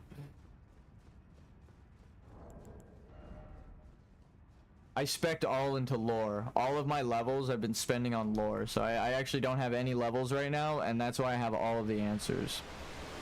I've just been buying all of the items from NPCs and reading them. I've spent it on lore.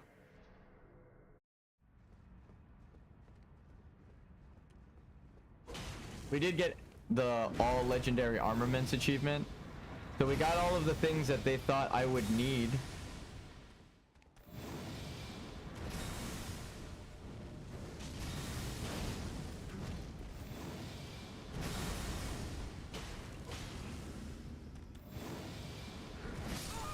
Fuck.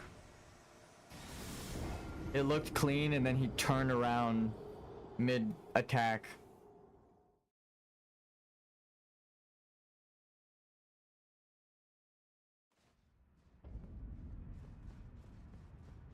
Also, I want to say that my YouTube chat is all busted right now. It hasn't been showing people's chats. If you are in chat, I am sorry. YouTube just be doing that lately, and it's been getting worse. I like addressed it. I was like, YouTube, you keep occasionally deleting messages from my YouTube chat, and then now I like don't even have a YouTube chat anymore, but then like I see messages pop up on the left or on my phone, and I'm like, why is it the worst? What is happening? But like it won't pop up on the other apps. I'm like, am I just getting like certain messages deleted? Like, I don't understand.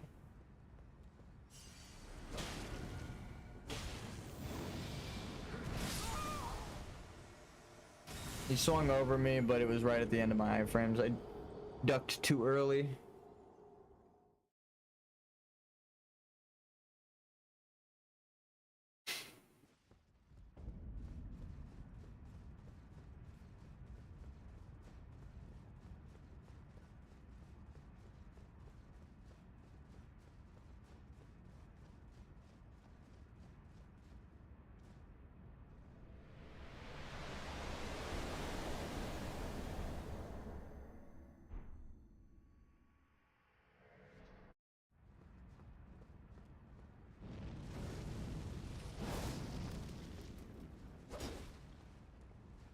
They stopped guarding because you can't parry that. I knew it. Whenever anyone goes into a parry stance and they do a jump attack, the next thing they do is stop the parry stance. You can't really parry someone who's doing a jump attack in Dark Souls. It's not a thing. So if you ever see anyone do like one of those poise stances, just jump and hit them. They're essentially saying, can you jump and kick me in the face as hard as you can when they do a parry stance? So now that I know that that's a parry, like, hand position, I'm just gonna always go for an attack there. Until they close that gap. They haven't yet.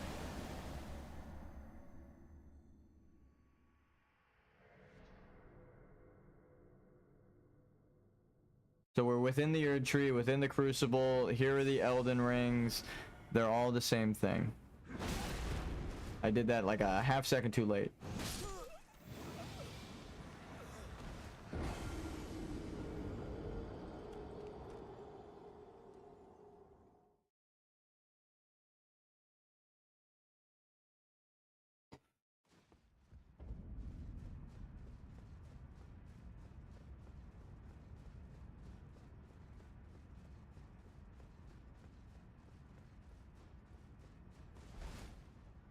The furrowed finger. I know Miyazaki. Hidetaka? What is his name? I forget his first name. Hidetaka Miyazaki. Yeah. This fucking guy, dude. The champ. My goat.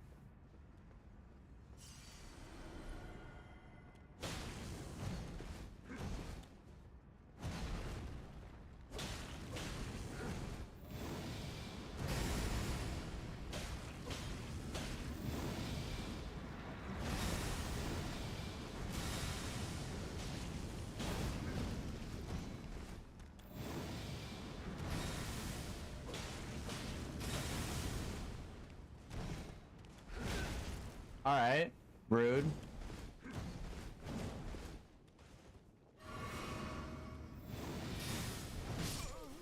Okay, that went over me, but it's fine. I like didn't even see the mace make contact with my character and my character died. But I know, hitboxes be big sometimes. Here, we'll do it for those who don't know the game design as well as I do. Dark Souls hitboxes. This is what they're actually swinging at you. Not the weapon, but this big yellow box is what hits you. That's the hitbox. If you don't believe me, that's the grafted scion. Or no, that's not the grafted scion. Where is it? Someone just broke down a video of the grafted scion. It was only the witch. No, it wasn't. It was someone else. Well, here, literally all of the hitboxes. There's one, Dark Souls 3. Here's one, and Dark Souls 1. This is Dark Souls 2. Here are the hitboxes. Here, let's go to Elden Ring. Same shape. Same company. Same engine, probably.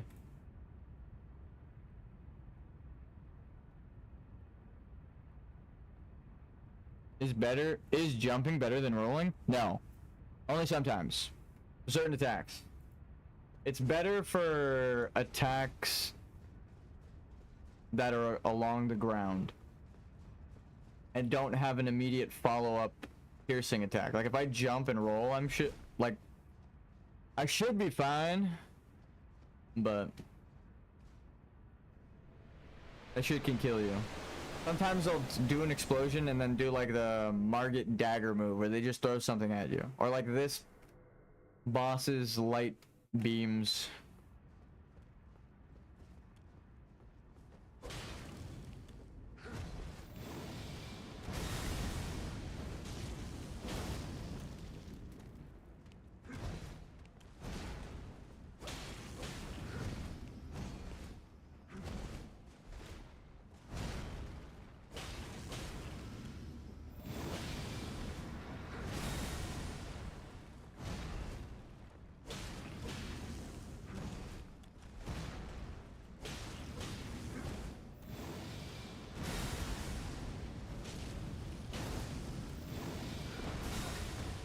All right, Mr. Stomp. Oh, it was a wave. That's when you jump. That's when you jump.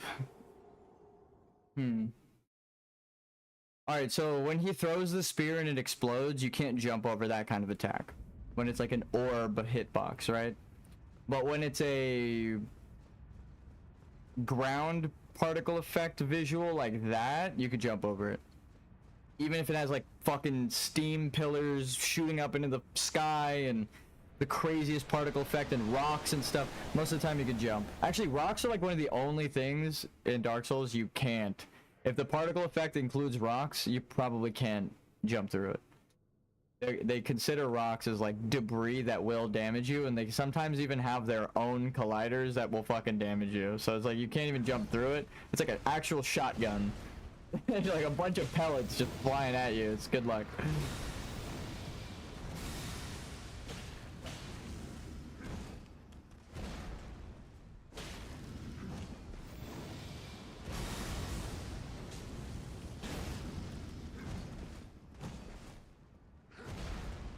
Stamina back, maybe one hit.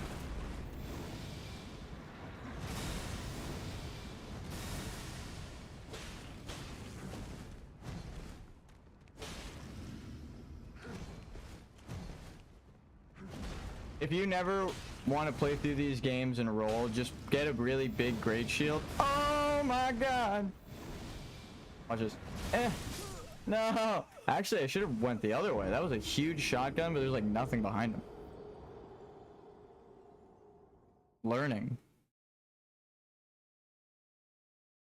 I thought it was the other hitbox, but it's actually even bigger. It's a unique hitbox, which is, I mean, we just learned that, but you would have had to die like that or run away from it and get a really good angle to see, like, run away from it and turn your camera around to see that, or die to it like that. They're the only real two ways to notice that, oh, it's way big and way bigger than I thought. Alright. The cutscene kind of cut me off.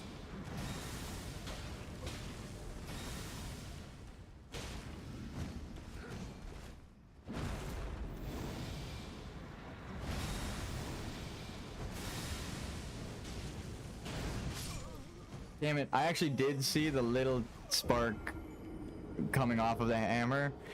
It did hit my head. That is the one time I actually did see it make contact. Okay, that's fine. And it was like the most subtle little light pixel particle that brushed against my helmet, but I saw it. Definitely hit me. The mace might not have hit me, but the magic hit me. And that I'll accept that. When it completely fucking misses me and I die, that upsets me. But if even a little particle scrapes me, I'm like, okay, that's fine. That means I got hit visibly. Who knows what that particle contained? I don't want to get hit by that shit in real life, so like that.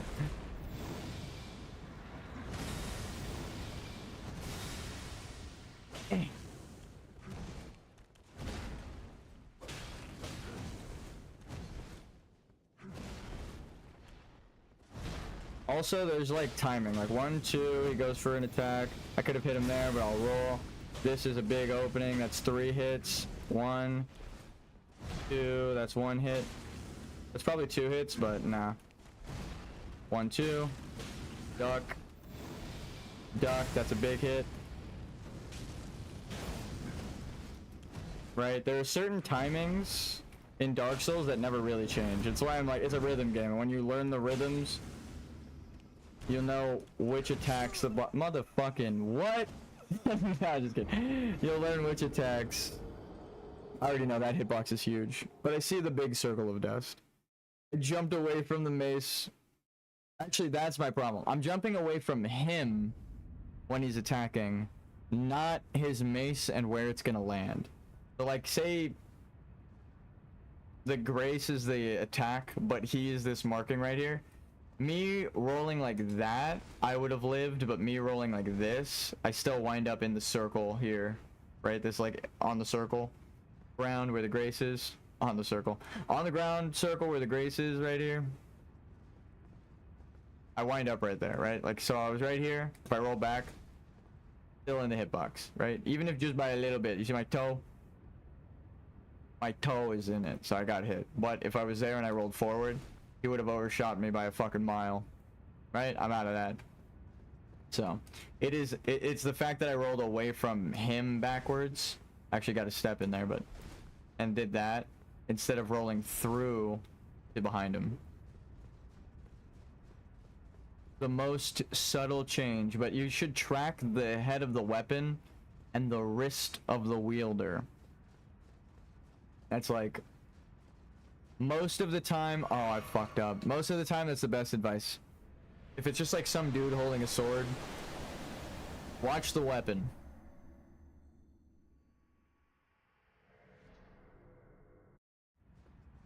And the shield. They like the shield bash a lot.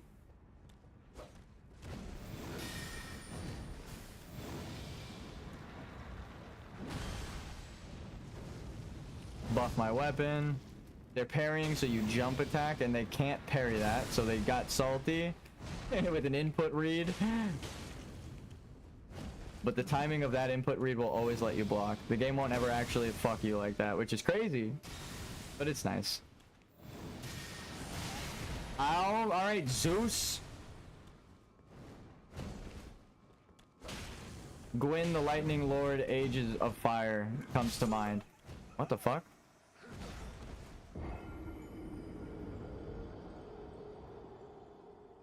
The fallen leaves tell a story. Okay, so there are gold leaves and there are normal leaves. So what does that tell us?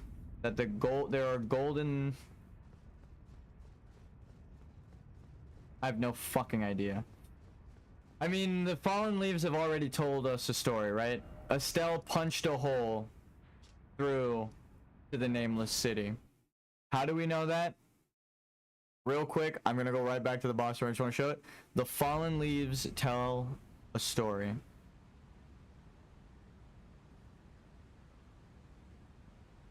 right? These leaves can only be here if the sun is shining on this spot. There are no trees in any of the underground cities anywhere else. This is visible to the sun or the Erd tree. The only other places you actually see are like the root Erd trees down here. Let's make sure. I think there are trees, but they're more like pillars of stone. I want to make sure I'm not tripping. Oh no, there's more Erd trees. These are like roots of the Erd tree. Again. Yeah, those are like pillars of stone right there. But notice how even with these trees here, that particle effect isn't happening. Right? What the fuck is that sound? Anyway. Oh, it's up there. So there are no fallen leaves here. I swear to God, that's going to be an underground dungeon or some shit some way. Someone's going to find a way there.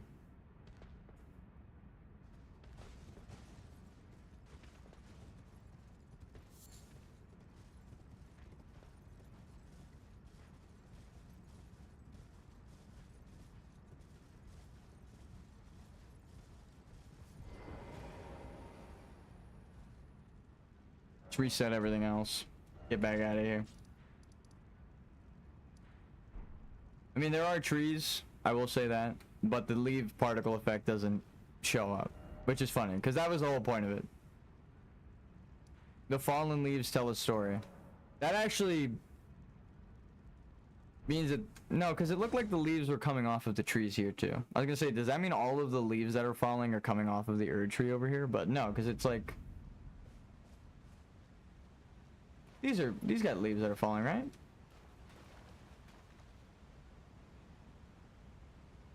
Yeah. Oh shit. I can't tell if that's just a particle effect of the zone.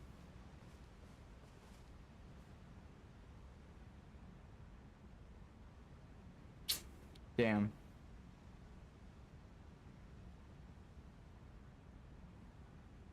Game designers typically have the weather effects tied to a player, so I'm gonna run far away from those trees and see if there are still... Yeah, there's definitely... Yeah, the particle effects are just here, where you are. So it's specifically for this area. It has nothing to do with the trees over there. Actually, just supposed to be the fallen leaves telling a story. But these leaves don't seem golden, right? Am I crazy? Oh,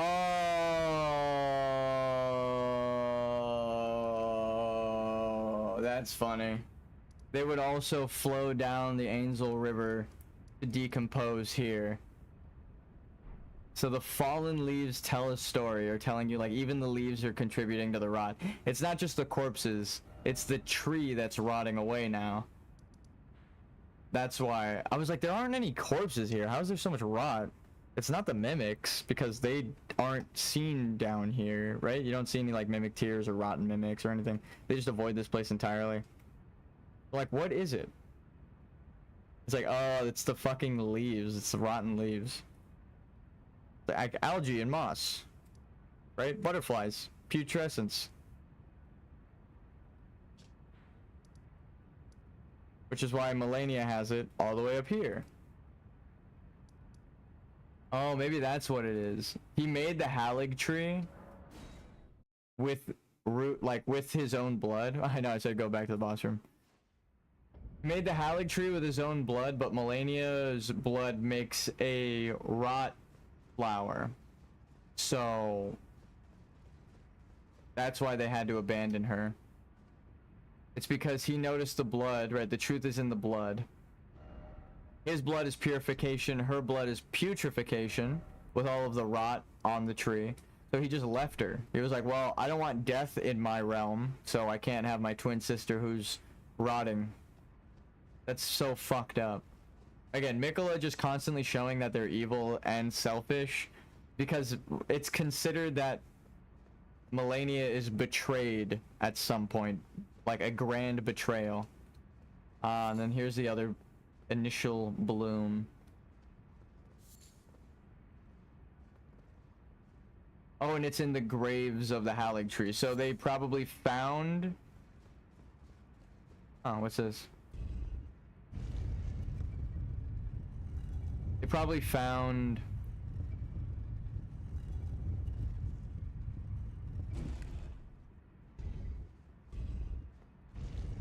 Oh, yeah, because it's in the Giants. I was going to say their ancient graveyard, but I was like, I don't know, that's a bit presumptuous that they found the Ancients' graveyard. But no, it's literally tied to the ancient graveyard. Really?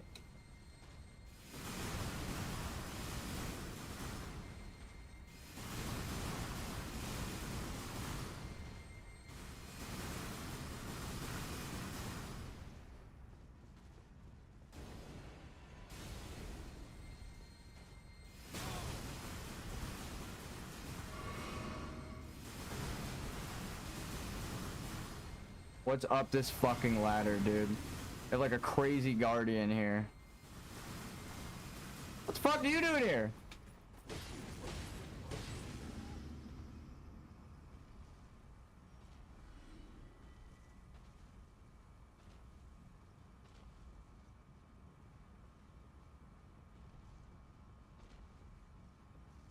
No. How big is that ladder? I'm not making it up.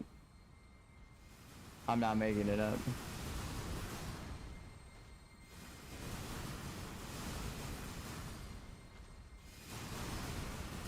Well, we're in kind of a predicament here.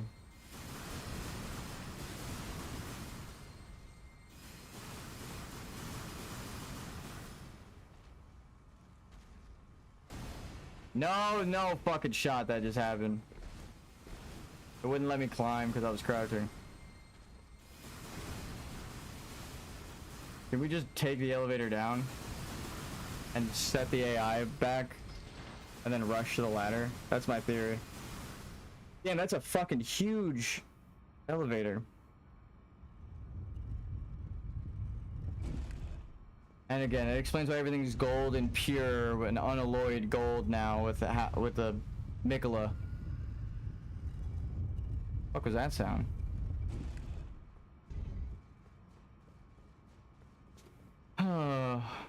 So Melania finds the truth with Mikola probably here. Dog, oh dog.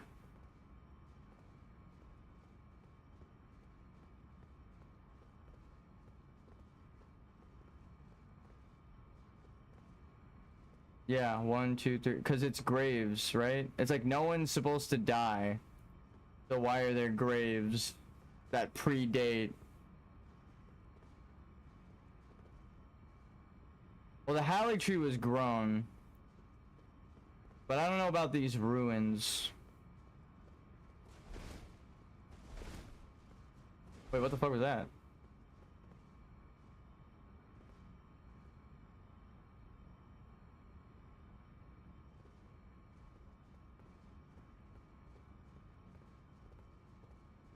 Can you like make the camera see through illusory walls?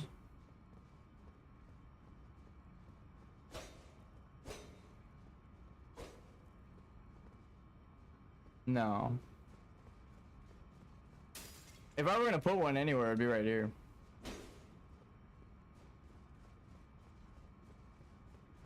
So I think Melania.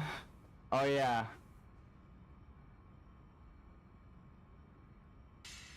Okay, that furthers my theory. So, what I think happened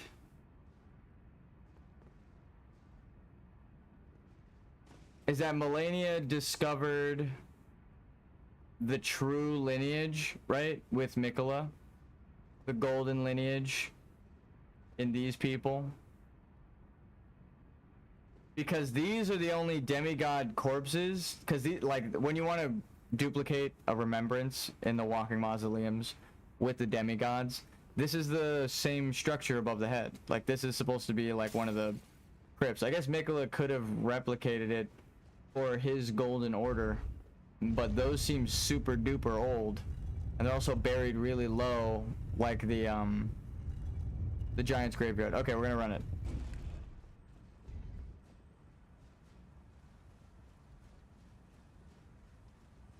Damn, we got lucky. So what's supposed to be over here? More lore?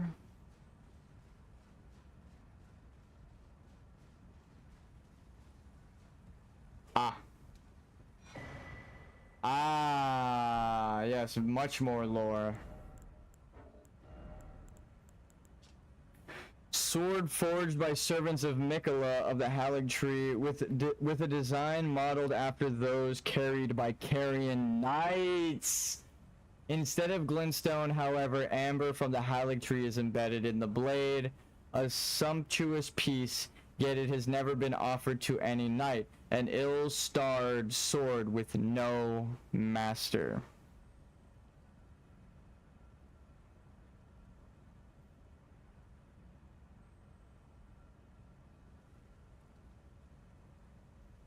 I think this is implying what I said before was my theory of...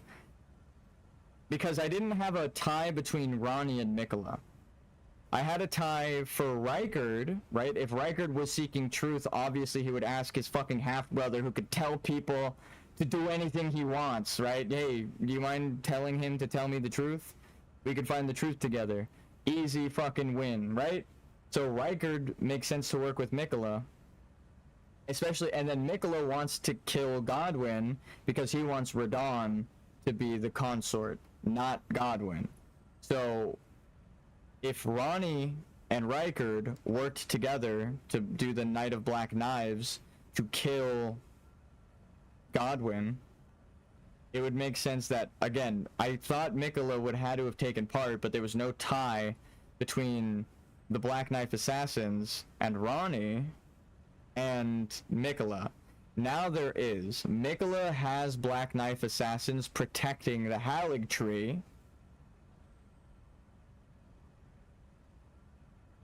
Right? And Mikola is trying to become a god themselves. This is a Carian Knights designed sword, so that means that they worked with the Carian Knights at some point for some reason. This, right, an ill-starred sword with no master. A sumptuous piece, yet it has never been offered to any knight. Oh wow, it's Sacred Blade too. That's like one of my favorite weapons. It's based off of this, the Carian Knight sword, right? Embedded with blue glintstone. Instead of glintstone, it is embedded with the amber of the Halig Tree, right? So this is based off the other one. Carian Knight sword, Mikolan Knight's sword based off Carian Knights. There's also a Carian Manor Knight protecting the Halig Tree here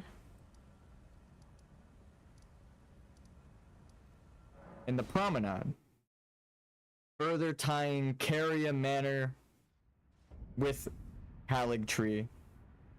So if Ronnie had them assassinated with Rykard, I would not be surprised if Mikola took place in that as well. Because compelling all of Marika's handmaidens to become assassins and kill her child, it would take a lot of words and work unless you were just someone who could tell them to do whatever the fuck you want. Then you can have a whole group of people listen to you right away and to do something like that. So Mikola, it would make sense for multiple reasons why he would want Godwyn dead, especially if he found the truth and knows that his lineage is a lie and wants Radahn as the consort, the true heir. Well, then that means Mikola would really want Godwyn dead, because that is the stolen golden, that is the stolen gold where he wants to make pure gold to cure him and his sister. But the thing is, they say that he, where is it said that he wants to cleanse his brother? It said that, I hear a lot of people say that he wanted to grant his brother a true death, and I kind of believe that. But I've never been able to find the thing that says that. And if he truly wanted to grant his brother a true death, then that means he really participated in the fucking Black Knife Assassins, right? Because it's like, well, if Mikola wants to grant Godwyn a true death. That's telling you, right? That's selling the pot. That's it. That's selling it. That's telling you the whole plot of the games. Mikola had Godwyn killed so that he could become a god with Radahn. Because he doesn't like what Marika did with Radagon after finding out the truth. With Rykard, the seeker of truth. It makes so much sense, but then it's like, did the ends justify the means? Rykard knew that it was bad, still got eaten by the blasphemous snake, even though it was bad in the eyes of the Golden Order. It's still weird, right? He's making snake children with what's her face, and she births the snake children. Jump attack, can't parry that, baby.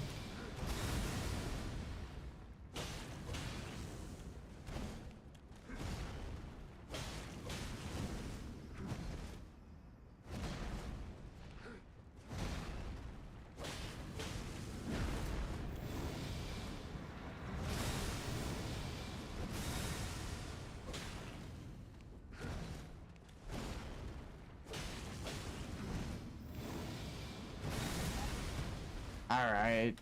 I'll give you that one. I should have jumped. What? Try to roll forward behind him. Character looked like he started some sort of animation, but then like dance. I don't even know. He like 180'd, crouched. I don't even know what the fuck happened just now. It looked like he did this. Like actually, even though I just pressed that. It's like, whoa. That was weird. That was like every button opposite of what I just pressed. He like turned around, ducked, fuck it. Like I can't even replicate that animation that he did. I don't even know what the fuck happened. The way that the camera snapped made it look like a different animation. But that was weird. I'll say that. Again, we're getting a lot of firsts. I've been playing these games for like 16 years. I've never seen that. I've never seen the camera fuck like that and then just move around. I didn't roll in time. I rolled a bit too early and then I hesitated to roll a second time behind him.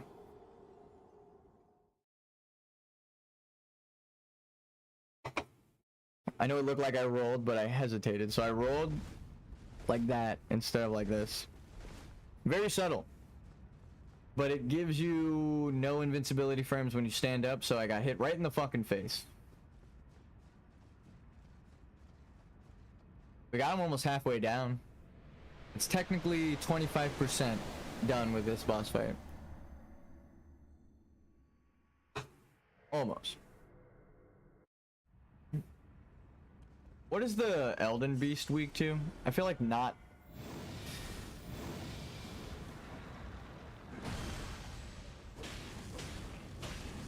Not fire. If they're a creature of the stars, wouldn't they not be weak to fire? Also, can someone explain how I'm not fucking dodging these? What is happening right now? Is there something running in the background? Nvidia and Steam.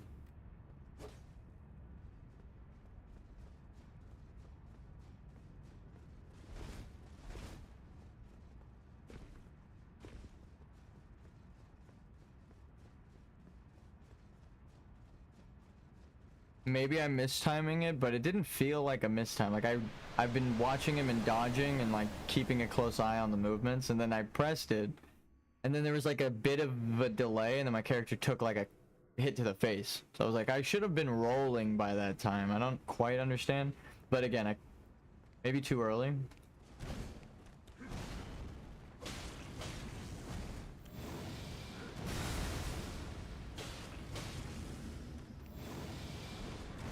Like that. That's what I was trying to get. All right.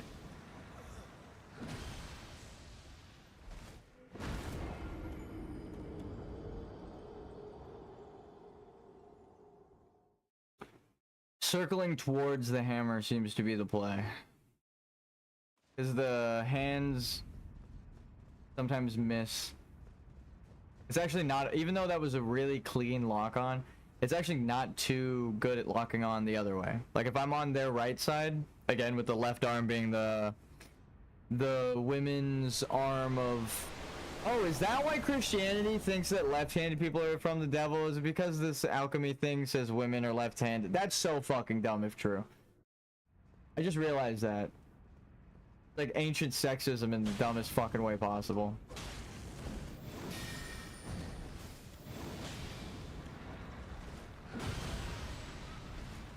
So he's a Smith and he forged me. Did I live? Oh, okay, no. Looked like I had like a little notch of health left for a second. I was like, what the fuck?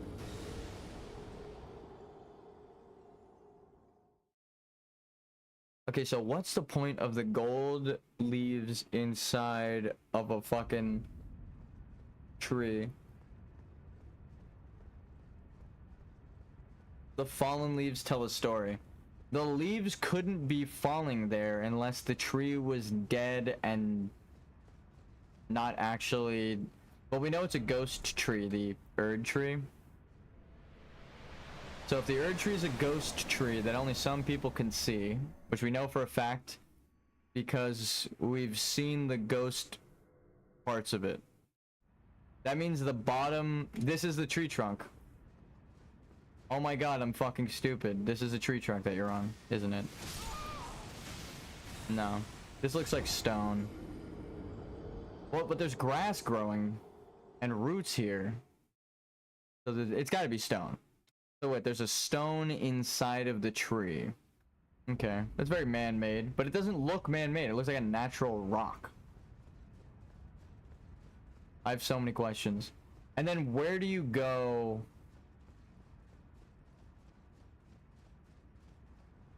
during the second phase, you know what I mean? Okay. Oh, it's a fucking duh. I forgot the original imagery that it's based on. It's supposed to be Yggdrasil as well. So it's a world tree. This is the core of the world tree. He's supposed to be like an Odin figure.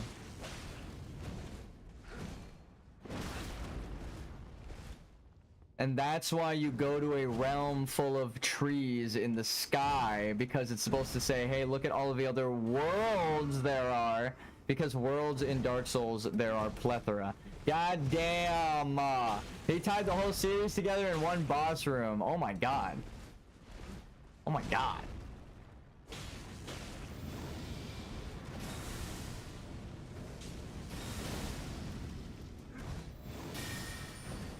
I'm gonna pretend like that didn't hit me because it wouldn't have made sense. I died so many times for that move. I guess if you're too close, the projectiles can pair up and hit you twice in one shotgun blast.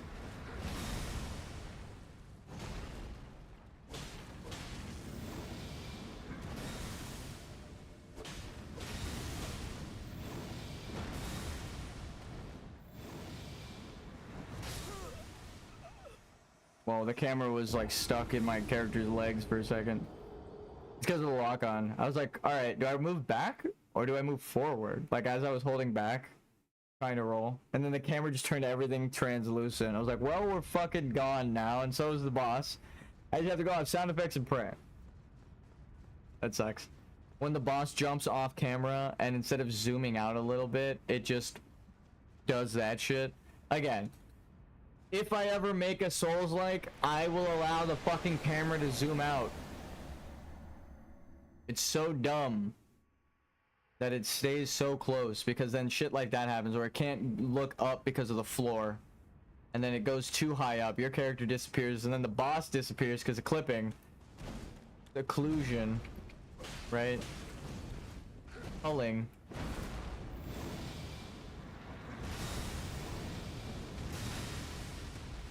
Ow.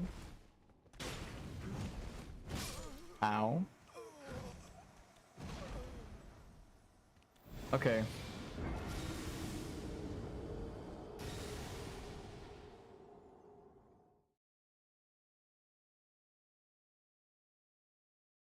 So normally, you sly dogs, the fallen leaves tell a story. I'm like trying to understand the significance of the leaves in the boss room. Cause I'm like, it doesn't make sense. If that's supposed to be like inside the tree, why the fuck are there leaves? right? But the tree is a ghost. So some of the leaves are real and some of them aren't. So these golden leaves that we've never seen before, those are the real leaves of the Erd tree. I'm like, we've never seen golden leaves anywhere. I don't know what the fuck the point of this storytelling is. The whole significance in the trailer is telling you, look at the fallen leaves. I'm like, and there are fallen leaves here in the boss room. See, there's no golden leaves out here. It doesn't make sense. We've never seen golden leaves throughout the game.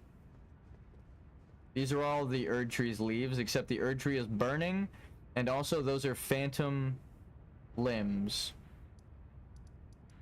I will double prove it in like one zone.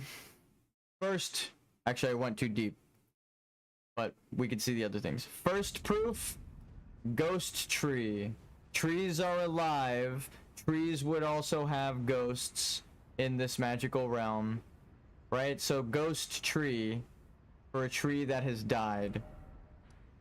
She's trying to keep the crucible alive. Big ghost tree. Now, how do we know that's a ghost tree? To the Forbidden Lands. Actually, I should probably go up the elevator. I'll get a better view. Yeah.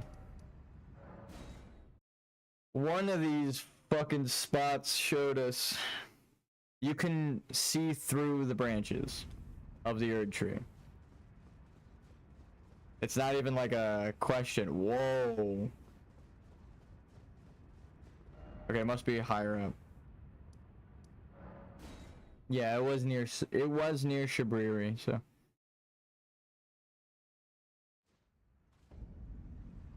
So right when they show you these ghost trees, you can now see the Erd tree at the top. Let's go. It might not be as visible while it's burning, but I know it's there because we saw through it. Oh! Okay, you can kind of see. Whoa! Oh, this is the lift, right? This has to be. Okay. So ghost trees, and they even put a little cliff here for you to go back and go, are these ghost? Is the Erd tree a leaf? No, surely it's not. You can't see through the branches. But then look at the top there. Do you see it? It's on fire now. It's harder to see, but it's the fire actually makes it more visible. These right here are tree branches, right? This is a tree branch, and this is a tree branch intersecting from a field of view. But notice something in the middle of it. You can see through the branch. You can see the fire burning, the branch behind it, and also here. This is a big lump, right? But you can see fire through it on the other side. This whole thing is obscured by this fog right here, this rounded piece. This is an entire translucent piece of the tree. Right here. And then it fades back into a normal tree. It's a ghost tree. Erd tree's a ghost tree. It's not even like a subtle thing. When we were here before, when it wasn't on fire, I was like, holy fuck, you can see through like half of the branches.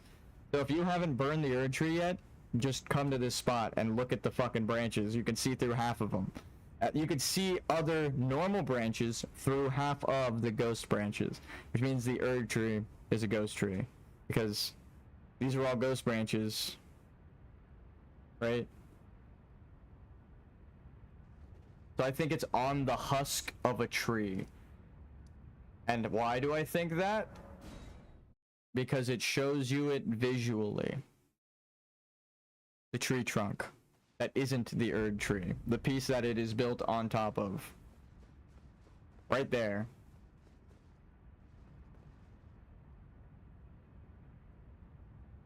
Why isn't that piece of bark on fire? Why is the Erd tree on fire, but not the bark? Because the Erd tree's a ghost. And it's a ghost flame that's killing it from the Giant's Forge. You set Melina on fire, the ghost, the Glowmite Queen, right? Her whole thing is death and ghosts. The ghost tree. There's also like 1,000 ghost trees in the northern zone. They wait to show you the plot point of ghost tree because you would piece that shit together immediately. As a player running through the game, you'd be like, oh, what the fuck? It's a ghost tree. See, this is the bark of the real tree trunk that's on fire. See it? That doesn't look anything like the Erd tree that's on fire. It looks like the tree is fire. Then why doesn't the bark resemble that, right? All the way up to the inside. It looks like the barrier, right? Because this shit needed to be burned away. It's thorns are typically an infectious species for plants, right? Briars, the briar thorns. So the thorns had to be burned away. Ghost tree, dead tree, ghost tree, world tree, the dead world, right? The world is dead because they have stopped the cycle of life completely. I think, are you in the afterlife here? Is that what this is supposed to be? Because the more symbolism I analyze, I'm like, oh, this is supposed to be like everyone's already dead. But the thing is that they pass on to an afterlife in the game, and they tell you that that's where they're going. Like Melina wants to be burned, right? After she finds out her purpose. She's like, oh, I'm a spirit and I need to move on, right?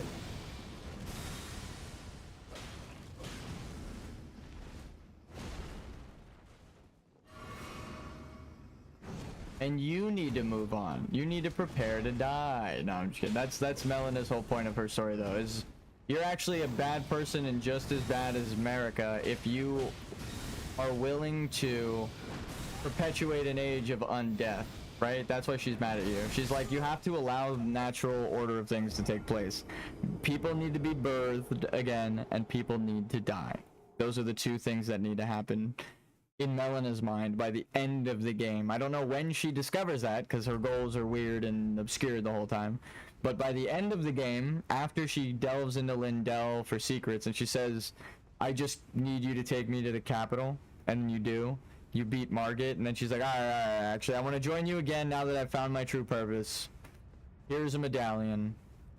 We need to go to the mountaintop of giants. And then when you get there, she's like, this was actually my purpose all along, was to burn my body.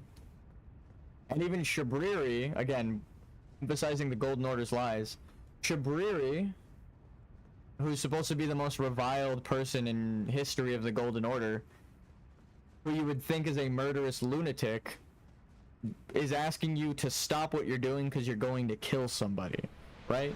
Like, why would that be the murderous lunatic? Why would the murderous lunatic ask you to not kill somebody, right? And sacrifice yourself to perpetuate a new age of fire and unify everything. Again, Shabriri is supposed to be your characters from the bad ending, the supposed bad ending that you've sought understanding. It's like the fear of death manifested. If you picked the bad ending and allowed death to take hold, you were either crazy and you ended up being right, or you understood the implications of your actions and ended the Dark Souls world so Elden Ring can happen.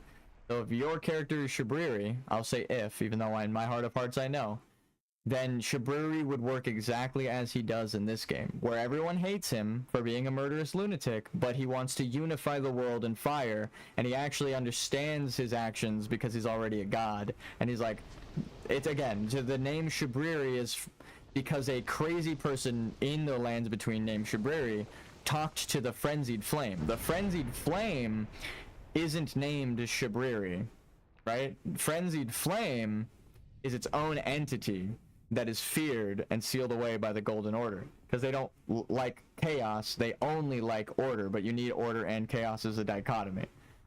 It's chaos trying to get rid of chaos and causing chaos by becoming order, right? What happens when order becomes chaos is essentially what the whole point of the game is. America represents chaos, and the golden order is her order she's imposing that fucks over everything. Like Gwyn, the Age of Fire. It's like the golden age of the golden order. She's lying about being a goddess because the local gods were the original thing. Anyone can have a god, right? That they worship.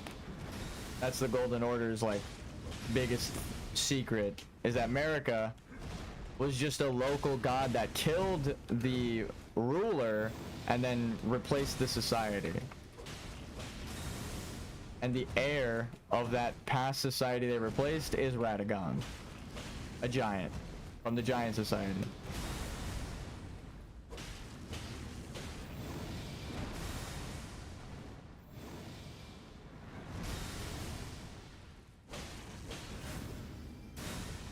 Bump, bump, bump, bump, bump, bump.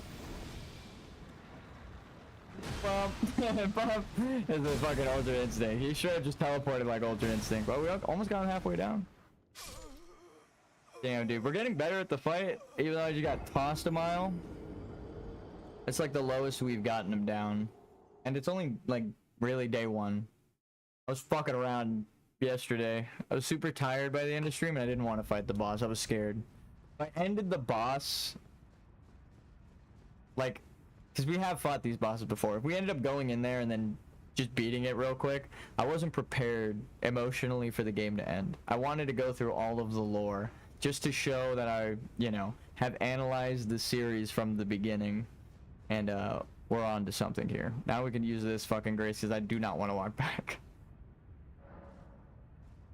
But we needed the past perspective to show the burning Erd tree. That's a ghost. Ghost tree. On the Crucible, again, the game tells you what I'm telling you. The Crucible was the Erd tree, then something happened, a meteorite, death, and now the Erd tree is what they call it. And people think it was like an infection, right? Vatividius think it was an infection. Either way, if it was the fingers and the fungus that became an infection, or it was like just plants that became their own sentient thing, right? Like, what if plants were bad guys? Right, is essentially the story here. But no, I feel like it is tying the story of Dark Souls together as well. Of like, this is a false god, right? She's crucified. Look, she's supposed to be the god. But what happens to her? Radagon shows up. It's not Marika. It's like, she isn't even the god that we have to fight at the end of the game. When you go through Dark Souls, you fight God at the end of the game. The person lying about being a god. It's Gwyn. Right? Gwyn is the god.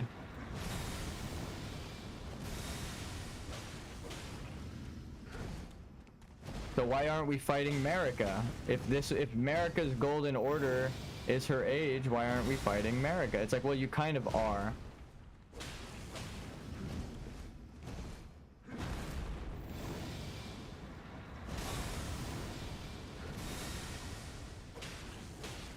Marika chose Radagon as the Lord because she knows his heritage and wants to become... Damn, I was like barely past him.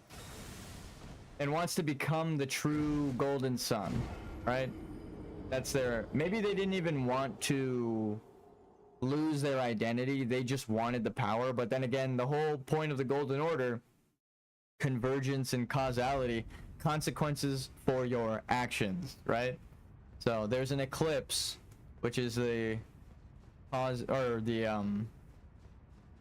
regression, and then there's the causality of the regression, which is she wanted to become Radagon. She is going to become Radagon. Radagon's will usurp hers. He has the greater will because he's from the true heritage of those who have the greatest wills. Right, so he's trying to become whole because he's missing pieces that were pulled out and replaced with the Elden Ring. It's like so many things start to make sense in the character's story when you realize that one character is lying to everybody else. but then there are people who tell you she's lying and show you proof of her lies. And it's not like oh, you have to guess that she's lying and decipher. It's like, this is specifically what she's lying about. Being a god of any kind. The god killing flame, all that shit. It's like, there were no gods. The Empyreans, all that shit. The DLC, it was trying to tell us that it was normal mortals. It's kind of crazy.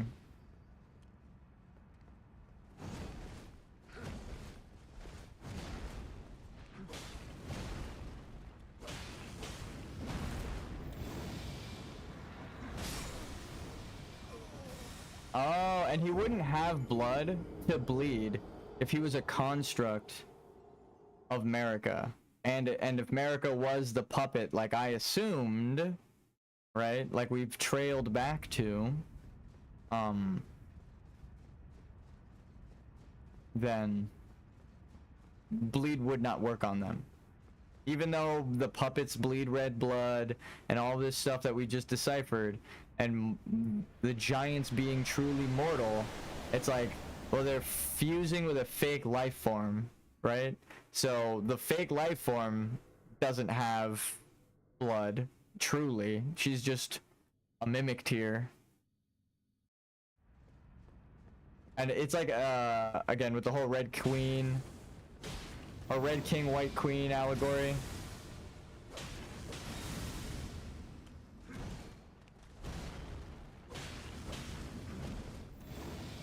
Trying to turn base elements like lead into gold. Their body is just base elements. It's not actually flesh. She's just a construct. And Radagon was forced to be a construct after losing the war with Horaloo, right? That's why he's a giant, and that's why they're merging, because he's the true heir. And that's why he's trying to rebuild the Elden Ring, because one, it's him. Two, he is the parts of him that it is rebirth, right? So he would be trying to reforge it, and the giants are all about forging, so he's like constantly trying to reforge and repair.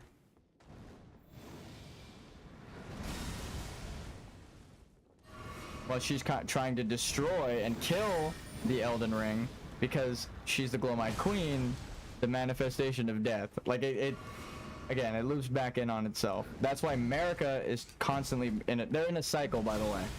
Marika's constantly breaking the Elden Ring, and then Radagon is repairing it. And that's just what they're stuck in. That thing in their chest, they break it, they fix it. They break it, they fix it. That's the opening cutscene of them like hitting the Elden Ring, and then it's like with each spark, it's a different person.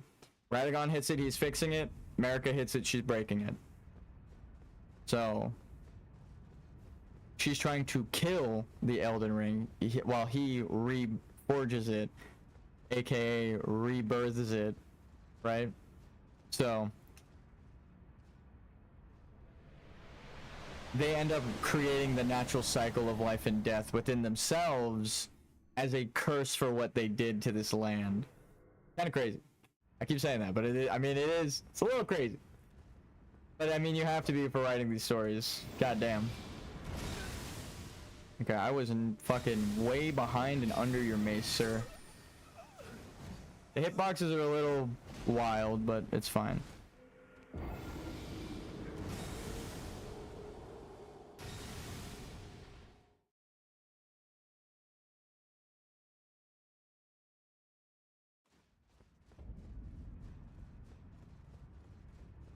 Oh, and they stopped time, so they couldn't really merge, and then when you burn the...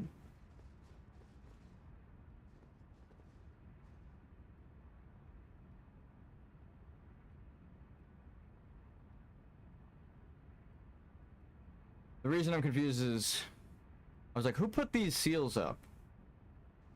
I don't think it was Marika. Was it Mesmer the Impaler?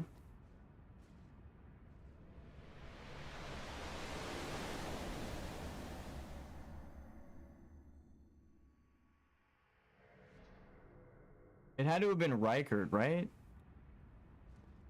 The only two people who can stab Marika with a rune of death like that would be Reichert or Mesmer. Reichard attacked Lindell, seeking truth. Now I'm like, wait a minute. This is one thing that I've never been able to answer, and I might be able to get an answer for myself right now. It's in this cutscene right here that we keep watching. Okay, so let me think. Reichard attacked Lindell for what happened. If what I'm saying is true, he found the secrets, all of the secrets, right? He tortured everybody and found everything out. He knows about Melina, he knows about Mesmer, the Impaler, and he... Oh yeah, he also is fused with the Serpent, but the whole thing with the spear, right? You use the spear.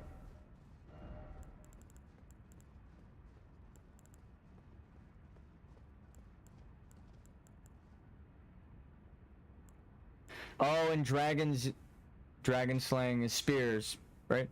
Spear willed from the weapon wielded by Grand Sax. What? Okay, so spears are dragons thing. So I'm even more right with the Serpent Hunter, weapon that serves as both great sword and spear, thought to have been used to hunt an immortal great serpent in the distant past. It manifests a long blade of light when facing such a creature. When their master's heroic aspirations degenerated into mere greed, his men searched for a weapon with which they might halt their lord.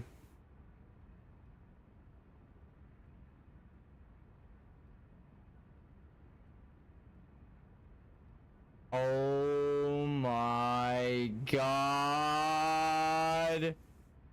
You guys, look at the fucking spear. Look at the fucking spear. Do you see it? Look at the spear. It's a crucible item. I was gonna say it uses beastmen energy, right? Like the spear that it summons is like the air powers of the beastmen, the demi-humans. It is I was gonna use that alone to prove it's a crucible weapon, but it's actually a crucible weapon. It has a crucible on it. The spiral, I should say.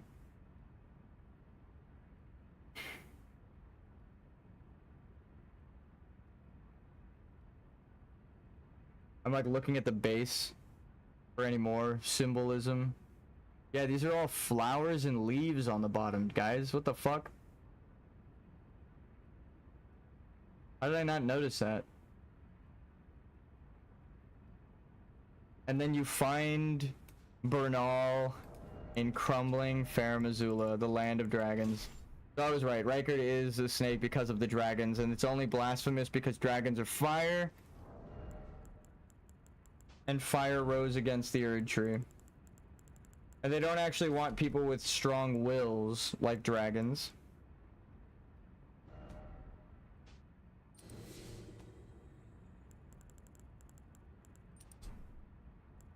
OCD. Damn.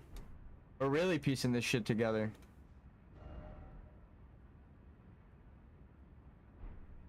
And then Bernal and the... Oh, and that's the truth that they found. Now we know for certain that the truth that set Reichard off was Mesmer, because you find Bernal in Farum Azula, which means Bernal of the Manor knows about the Dragonlands, which is what I theorize. Well, we know that Placidusax is here. Bale in the DLC attacked Placidusax, so it's not even like a kind of tie, it's a direct tie to the dragons. So the only reason he is a world-eating serpent now is because of his hunt for truth. And his mortal man hubris corrupted him into greed that turned him into a snake. And he wasn't destined for greatness like Ronnie or Radon. That's why he fell. Ah. It's such a subtle thing, but it's two ties to this. It wouldn't have been important, but the Bernal is tied to this weapon and Farum Azula. Farum Azula is tied to the Crucible, right? Because that's the symbol at the end of the boss room. And the dragons. Dragons are the snake that breathe fire, that try to consume the stars. That's why Ronnie and Radon are related to him, right? Because he's got the stars in his brother and sister. She's of the moon and night, those kinds of nighttime stars, and then he's the sun, the local star. And then through his own sheer will, he almost defeats... Oh, yeah. So he finds out the truth. There are spears, there are dragon powers, there's an old crucible society, right? That's what the spear is telling you, right? The people that followed him kept looking for a way to stop him in the way, like they kept looking for truth, and they found a crucible weapon, which means it has to be tied to the crucible civilization. Damn. The small subtle thing. I was gonna pull that out as a joke, and it ended up being like a what the fuck? Oh my god. So it has to be Rykard that stabbed her, because he probably knew, and that's why they broke, and that's why she broke the Elden Ring, right? No, because that's not the order of operations, and that's not how it happened. She shattered it, then that's the shattering. They all fought for shards, then Rykard knew the truth and attacked Lindell. So, or no, she shattered it during the attack of Lindell. That's why she shattered it. Now we know, right? She shattered it out of fear of this exact thing happening. But that's why I'm confused. That spear right there looks like Mesmer's powers. But if... No, yeah, okay. It has to be Rykard. It has to be Rykard. Mesmer sealed away and loves his mom, right? And Rykard discovers the abyssal serpent that she fears that's blasphemous is actually just the dragons and Placidusac. So he embraces the dragon. Everyone thinks he's corrupt and he's crazy. It's kind of true. It's his hubris that drove him there. So he is corrupt and crazy. He becomes this giant serpent that he's going to try and eat the world, consume it with fire. But he is only trying to do that because he ends up knowing the truth, that his mother killed his sister and locked his brother away in a shadow realm of death. That's fucked. So with their powers, he attacks the capital, right?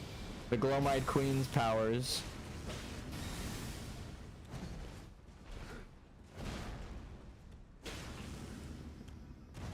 Because, I mean, there's a bunch of... I don't think he commands them, but he just happens to attack in the graveyards, right? Like, if you go look at Rykard's people that are fighting things, they're not really fighting many undead. They're fighting each other. Like, they're fighting Golden Order people, and they're fighting demi-humans sometimes, right? So if Rykard was trying to find the truth, torturing everyone, he's kind of evil, so it makes sense why he fell to greed. He's not supposed to be the chosen one. If anyone, it's the Amber Egg who helps you finish a quest. That's nuts. So Rykard attacked, and again, the Abyssal Serpent is his power. He's the one who stabbed her. But the Abyssal Serpent is only abyssal because they fear the shadow. Oh, and it's the cycle. It's the Abyssal Cycle. Life ends, death takes hold after the world has burned, like in Dark Souls, right? And then the world restarts. So Rykard and Ronnie combined make the good ending. That's why they both attacked the Golden Order. They helped each other kill Godwyn. I'm now more than ever convinced that Ronnie's ending is the good ending. Period. Like, there is no question in my mind. You're allowing death to take hold in a world where the deathless are cursed but with immortality. Right? Prepare to die. That's what your whole journey is. You gotta tell everybody, prepare to die. Maybe we do have to hit the Frenzied Flame up.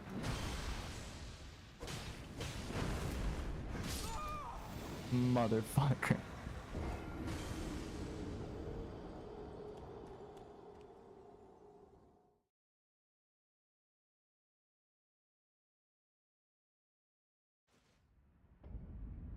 So for your... I understand the lore now. Holy fuck. Holy fuck.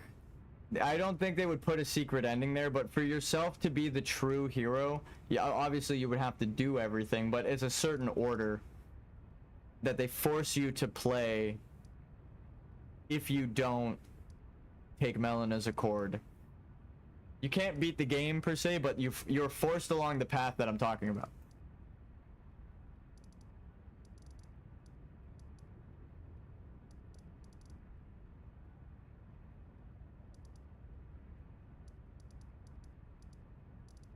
Damn.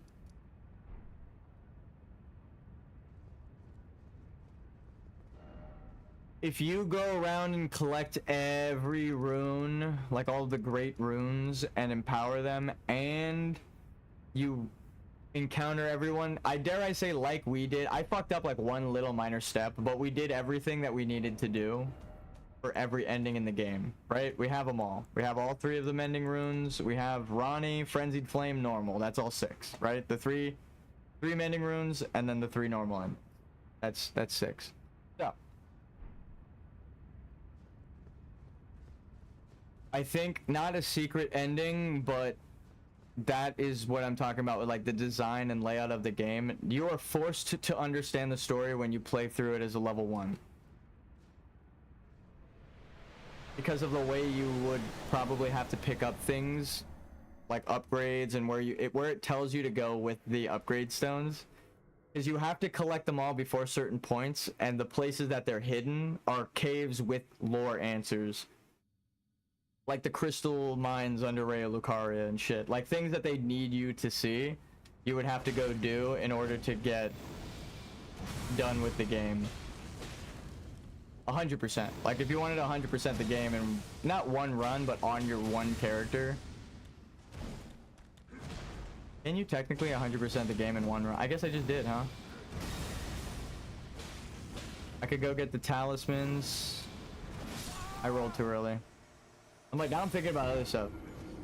I could get the talismans, because I already got Celibus, and that's the only one that locks you out. So I can get talismans. I have the legendary weapons. I have all of I can get all the remembrances. Well, I have all the remembrances up to this point, except Placidus Axe in the DLC, right? We skip the extra ones, but you can't prove yourself as the strongest lord until you go back and fight the first and strongest lord throughout history. So you are in an age of timeless warriors. Obviously everyone and their ancestors are still alive, so you could fight them even if they're fucking skeletons, right? So you kill everyone, but there's one lord for you to prove yourself against, and he's sealed beyond time, but he's actually a boss you can fight. So I think if we fought Placidus Axe before this, story-wise, we have proven that no matter what, we are destined to become Elden Lord through our own greater will. Like, we believe we are greater than everyone, so we beat them. Because we're an immortal soldier, we never gave up. It doesn't matter if we didn't have the strength. We learned and made our deaths meaningful as an immortal, right? It's insane. I keep saying it, but fuck, this game is beautiful. Alright. Oh, I wish I could be a game designer. As good as the people at From Software. It's fucking wild. It's all tied so well. I'll be right back.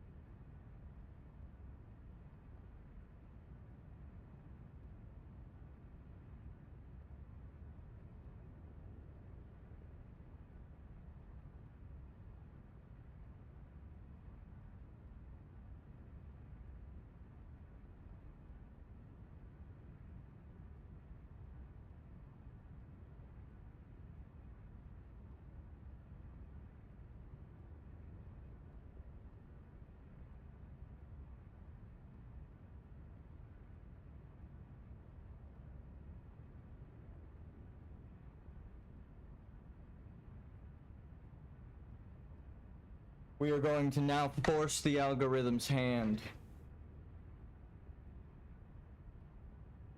It wants to fuck around.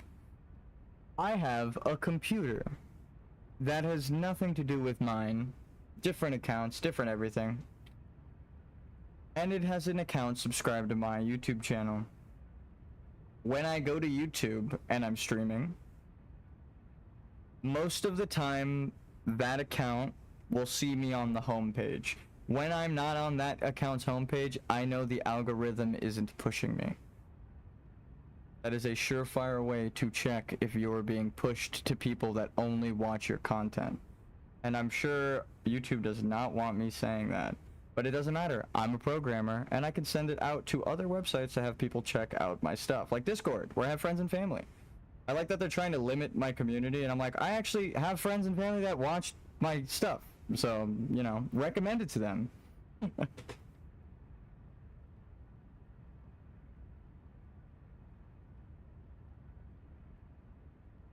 Final boss training arc. Normally I wouldn't send out a message after I know I'm gonna be, you know, stuck on a boss for a while. But if the algorithm's doing shit like that, well, I want to see if there's a way to counteract it, huh? Because then I could tell other YouTubers who probably do this for money, and that way they can make money more. And that's good for them. I don't make money off of this, but I am a programmer and I don't like scummy business practices. Cutting people's content that they want to watch. The fuck is wrong with you? It's like that account, it only watches my content. Because I check the quality of my content on it. I click on my thing and go, okay, it's working. So if it's not watching my stuff or it doesn't have it recommended, I'm like, well, you're recommending stuff that this account doesn't watch. I stream every day and that account tunes in at least once every day. So if it isn't recommended, oh, that means the algorithm's not showing it. It's a little weird. Easy check.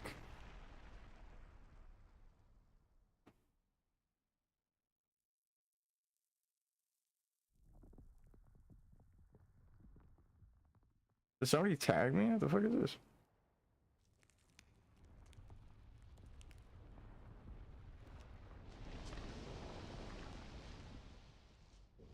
What happened? Did they tag everyone?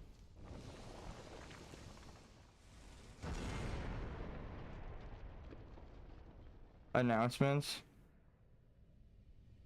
Did Myth say he's going live? Is that the joke? Because it's April Fool's? That's funny as fuck.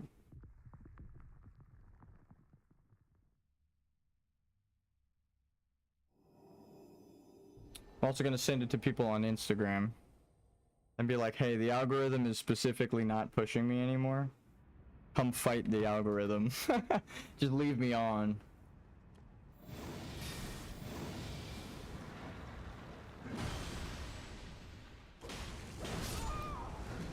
The explosion didn't get me.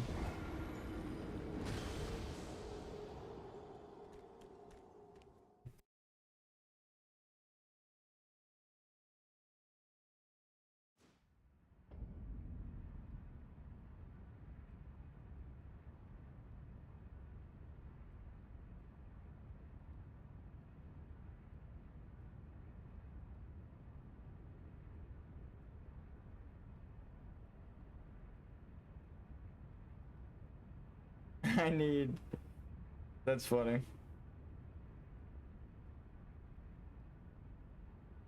Alright, so I'm watching someone sent me a meme. As I was sending them something, they sent me a meme. Oh, I can actually pull it up on... Nah, I'd have to open a browser and shit.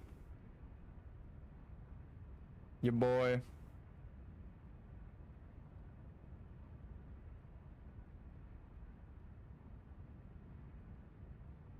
The algorithm stopped pushing me.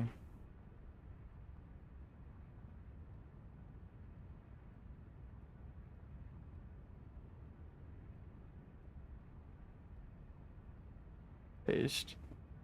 Nice try, YouTube. Probably only gonna have like 8 to 15 views on this because I already know how the algorithm's been lately.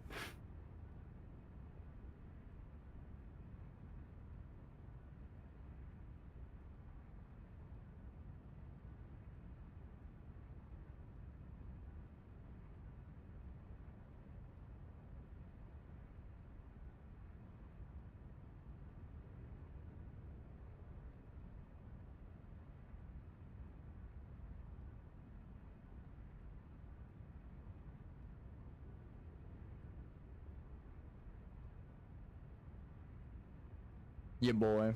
Alright. We're out. This chat signal has been sent. Actually, I should plug my phone back in.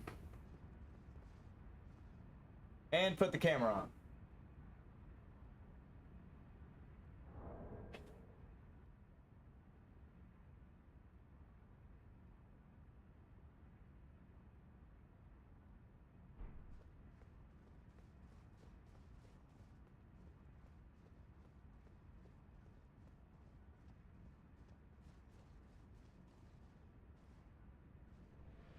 I'm gonna watch the cutscene.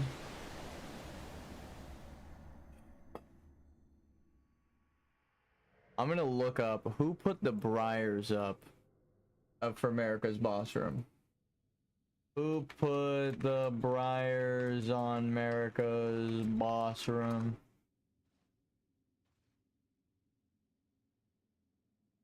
No. Who sealed America? If no one has an answer, I'm pretty sure we know now.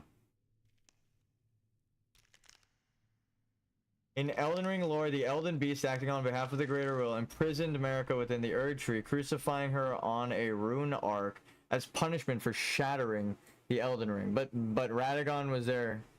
Where does it say that? I just want to know where, because the fucking AI is wrong half the time. Sourced.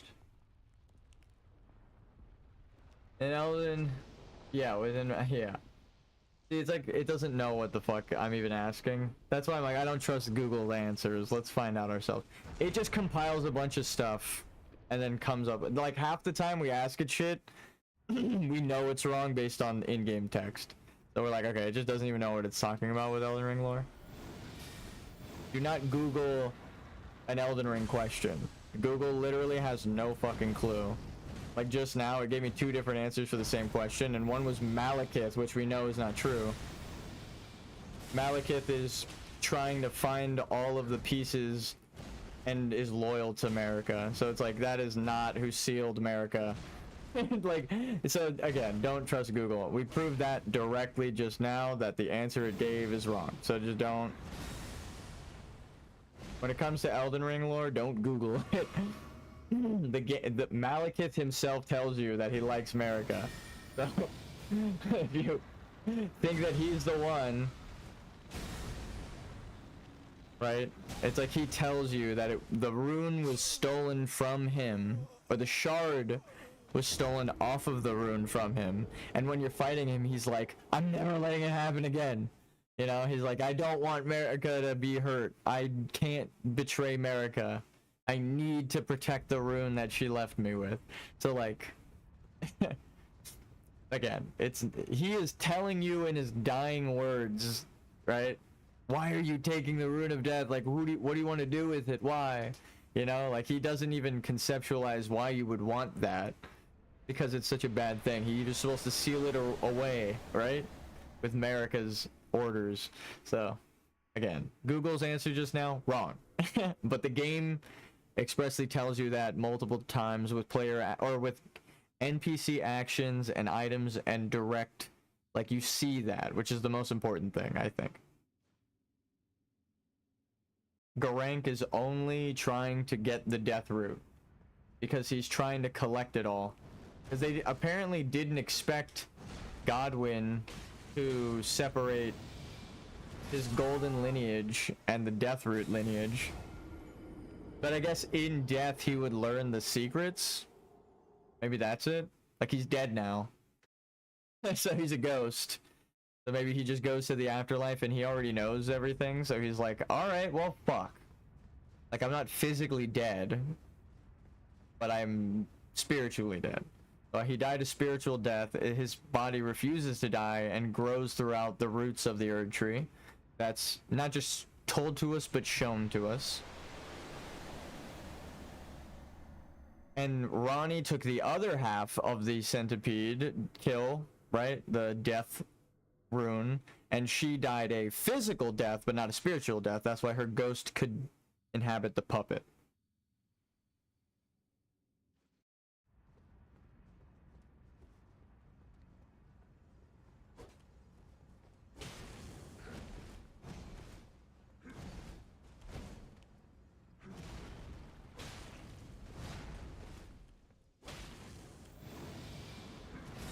But again, that's all expressly told to us.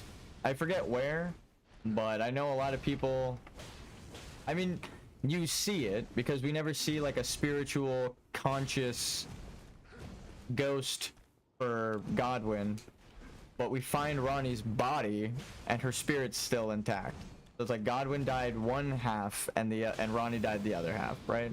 So Godwin can't physically be dead, because he didn't... Except until Fia's quest is over. Because she gives him the other half of the rune, and they both together birth the full death rune. And she's trying to grant the prince a death sleep finally, right? That's what her whole point is. So when we complete his quest, he's finally allowed to die, I think. A full death.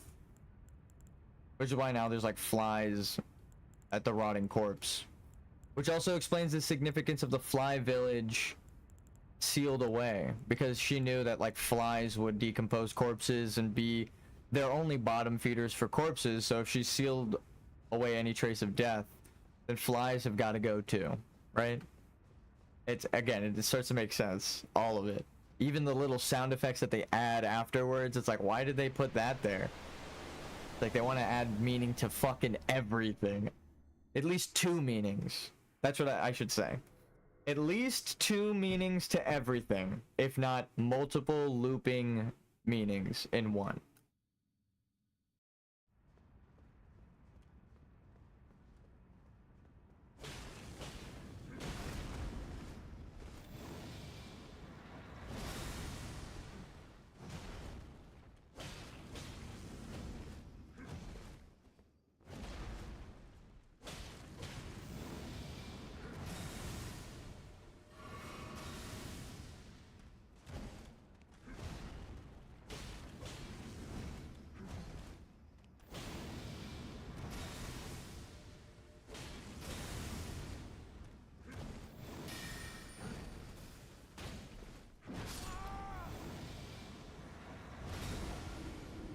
I don't think jumping over that's the play I want to, but I think I'll be in the air for too long. But I'll try it. I think I remember the speedrunner jumping through things. I just can't determine what they are. Aside from the obvious golden explosions, I don't know what to jump. But the whole game has prepared me to die to this boss a million times. I said the thing on purpose. That wasn't an accident. Oh my god, flashbang cat.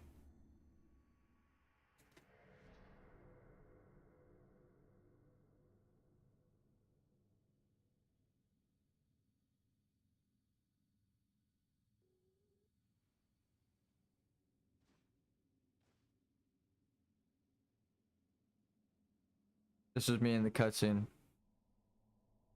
Just now.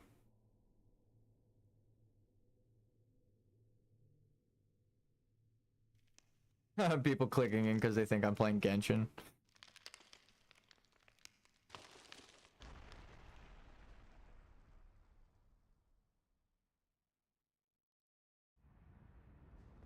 I haven't used Reddit in forever.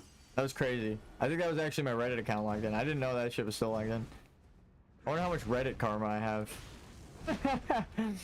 I actually have no clue, but I remember it was pretty high. I posted a funny and people really liked it. I'm a silly dude. I like to be silly sometimes.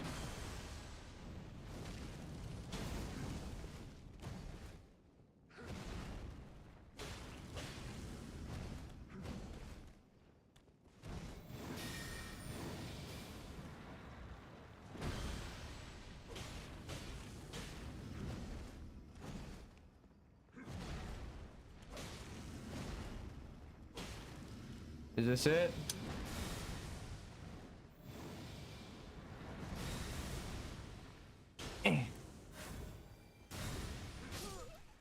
Alright, he got me.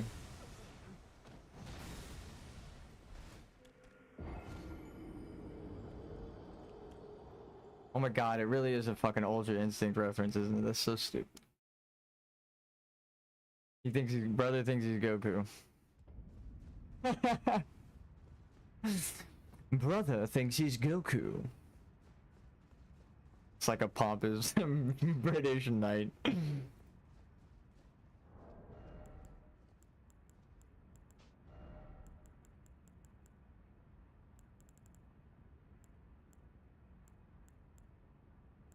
Ooh, I kind of want to see what happens if you hit him with Giant's Flame. Right?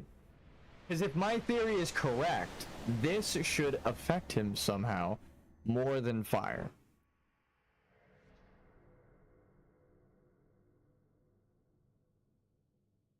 Don't believe the Golden Order's lies. Okay, catch. Aww.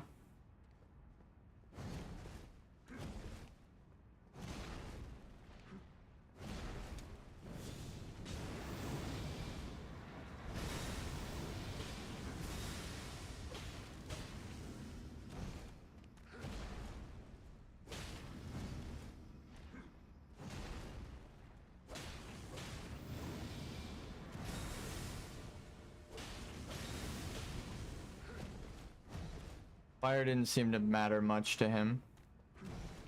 Let's get away and see if this matters. Okay, well.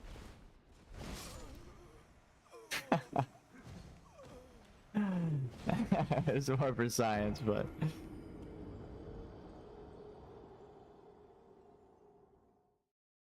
Giant's Flame Fire Pot. That did 3 something.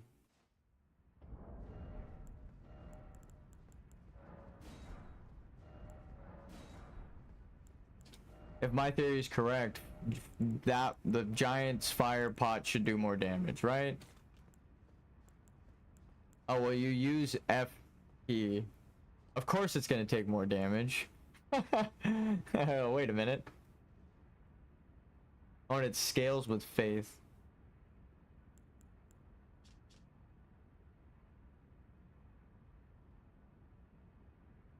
Ritual Pot. Wait, do they all take butterflies? The fuck? Fire Blossom, Mushroom, Melted Mushroom, Glintstone, Mushroom, Blossom, Bug, Shit, Butterfly, Flower, technically, Flower, Mushroom, Stone. Okay, I was gonna say maybe they all take something organic, and then this fucking thing happened. Well, I guess in Dark Souls... they're trying to tell you that like everything is life, right? The building blocks of life. So even the rocks like glintstone, that's the whole point of the fucking glintstones. Star magic. So is that it's a physical rock of life energy. In the DLC they tell you. Specifically soul energy. Fireball. 361. Fireball. Okay, yeah, of course it did more damage. It's the stronger weapon. So I'm not even gonna let that count. I'm not even gonna let that count, and it should. I'm not even gonna do that because it's obviously gonna do more damage. It's the stronger of the weapons. It did more damage though, I will know. But it was like destined to do more damage to him no matter what. No matter what build you were. But there's no Giant's Flame like grease thing, right? It's just fire damage that the ritual pot is dealing. This thing, it's just fire damage. Also, it's also really cheap. It's also really cheap. Found near wildfires and elsewhere. What the fuck? It's can be found places. Oh my god. Oh my eyes. I literally had to turn away and look outside at the fucking sun to shield my eyes from the brightness of the monitor. I looked out at the trees, and that hurt my eyes less than because my window's open, than staring at the white monitor. Jesus.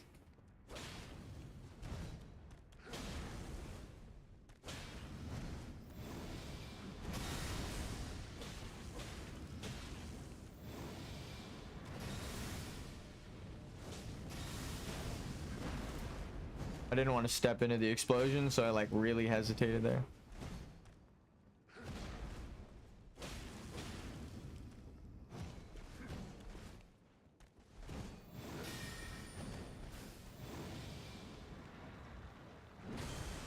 Ah, and they put the gold power around the shadow. Ah.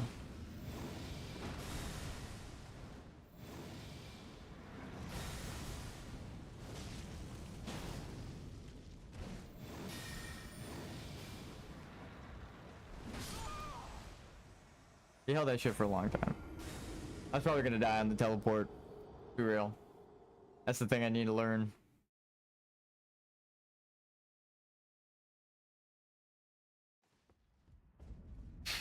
I already know. Don't even let me say that we found answers in the DLC, because that's the point of the DLC, okay? I didn't even let myself have the satisfaction of being like, ooh, look, here are all the things that are answers in the DLC that prove me right. Because we didn't even go through it on this character. But if we did, it would have been just a victory lap of like, look, Miquella's evil, and everything I said about the horn scent. We would have just been finding more shit. I'm looking forward to it. But first, let's beat the game as a level 1. Oh my god. Microsecond off, god damn it.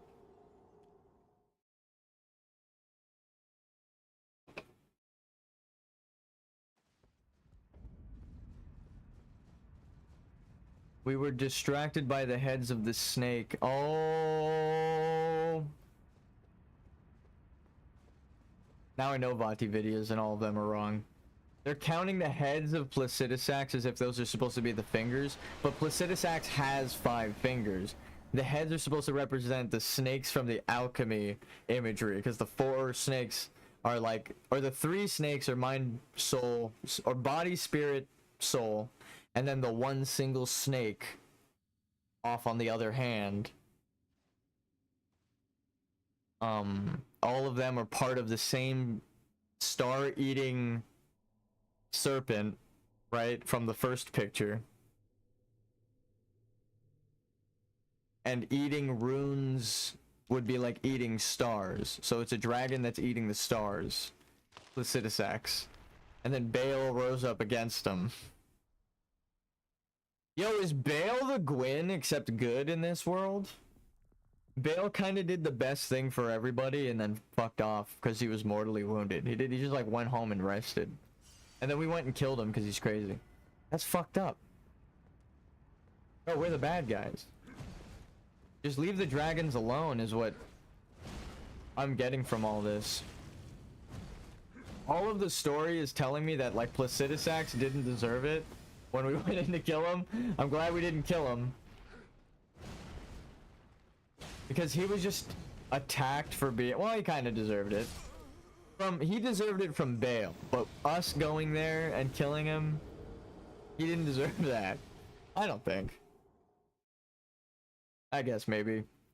They imprisoned him beyond time. Killing him reunites him with his god, right? All dogs go to heaven. Even the 4-headed scaly ones.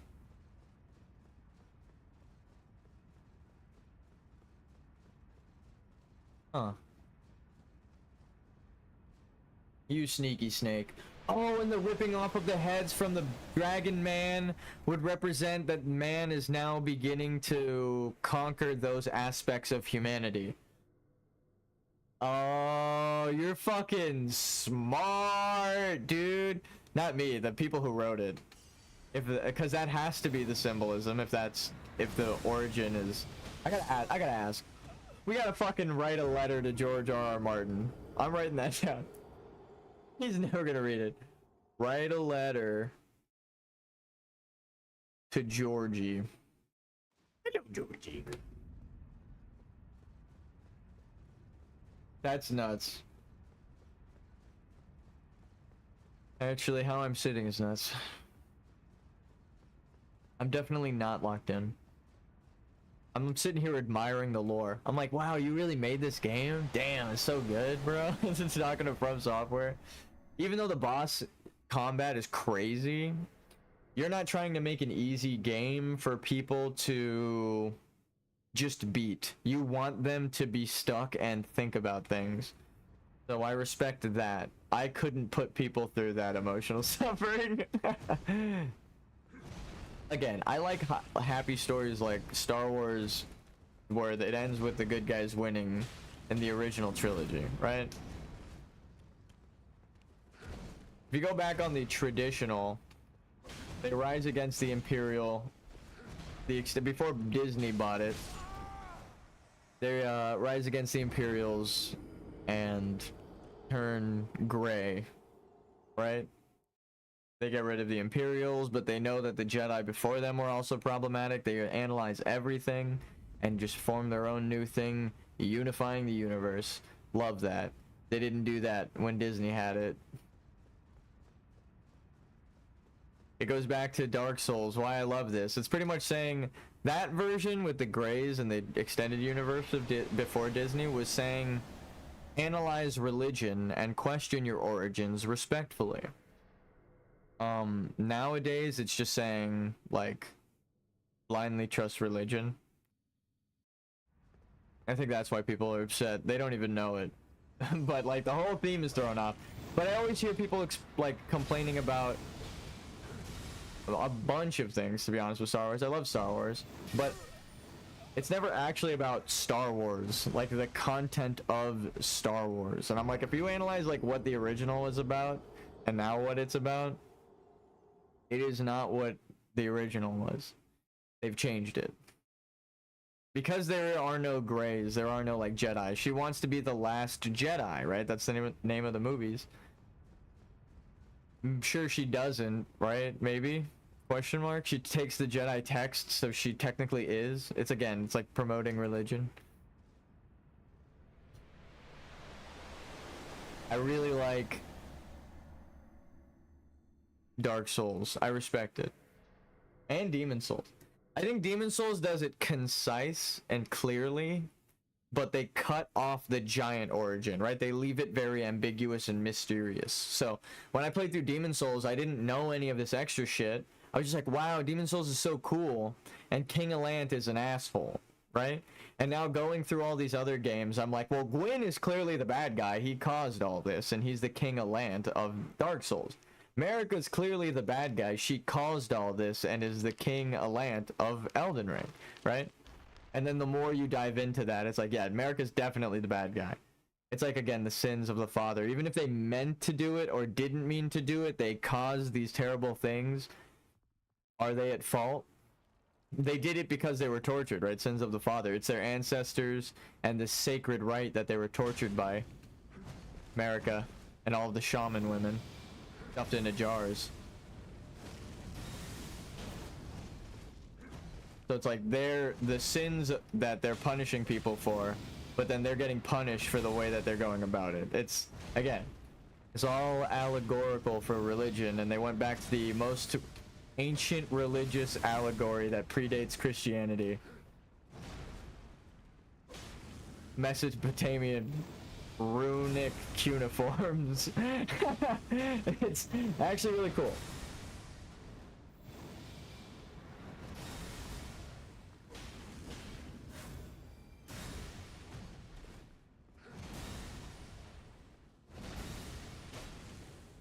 Is that going to be the timing?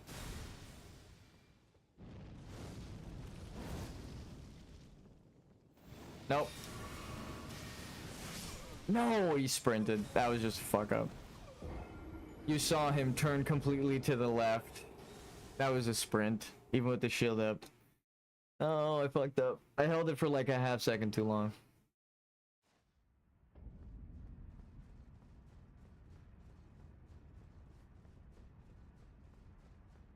I'm trying to think of who is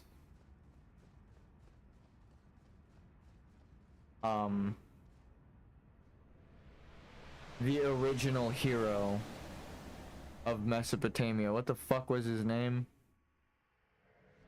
Gilgamesh. I think we actually might be.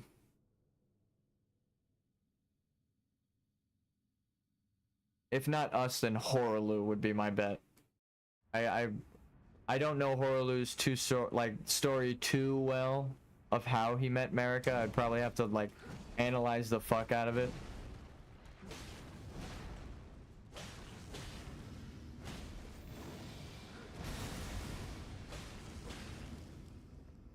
I don't know if they ever even go over it. The only thing we ever hear is a seduction and a betrayal regarding like Marika in that era, which is pulling the golden thread out of the lion's eye at the beginning of the DLC trailer. It's a trailer, so I can talk about that spoiler free. They want to show you that, right? And it has no place in the game. It does not happen in the game, and they just want you to know that going in. They do really good trailers from software. They don't spoil it. That's how every fucking trailer should be. They don't spoil anything. It is context given to you for the adventure you're about to go on that you don't know yet, and then when you're done with your adventure, you watch the trailer and you're like, wow, it has all these symbols in it, and they tell you these things. You're like, what the fuck? But they didn't spoil anything, right? The Radon you fight, dude, they did so good with the trailer. The trailer Radon is Radon in the DLC. That's how good everything loops back in on itself. The very end final boss that they ever made is the first thing you see fight with Mikola, or Mikola's blade, sorry. I'm gonna sneeze. Oh. Holy shit. Alright, I muted it. They did really good with the trailers. It doesn't spoil anything, it just makes you excited for the adventure. It's a complete context giver with no context, and it's setting you up for the story. The whole quote of the fallen leaves tell a story that I keep saying, that's from the trailer, right? That's the first thing they want you to know. And then when you think of the game through that lens, with those eyes from the trailer, everything changes. There's only falling leaves in certain places, and these fallen leaves of gold are only here in this boss room, right? So it's like, what the fuck is the significance of this place? This is the real tree, and the ghost tree, right, is the one that all of the other leaves have been falling off of. It's crazy. And all of the, like, places we get the gold seeds from, right? The seeds of Erd tree that we level up our flask with, they're like ghost branches. That was cool. I'm okay with dying like that. They're like golden ghost branches reaching up out of the ground. So even the freshest versions of the tree are ghosts. Spirits. Death. Prepare to die.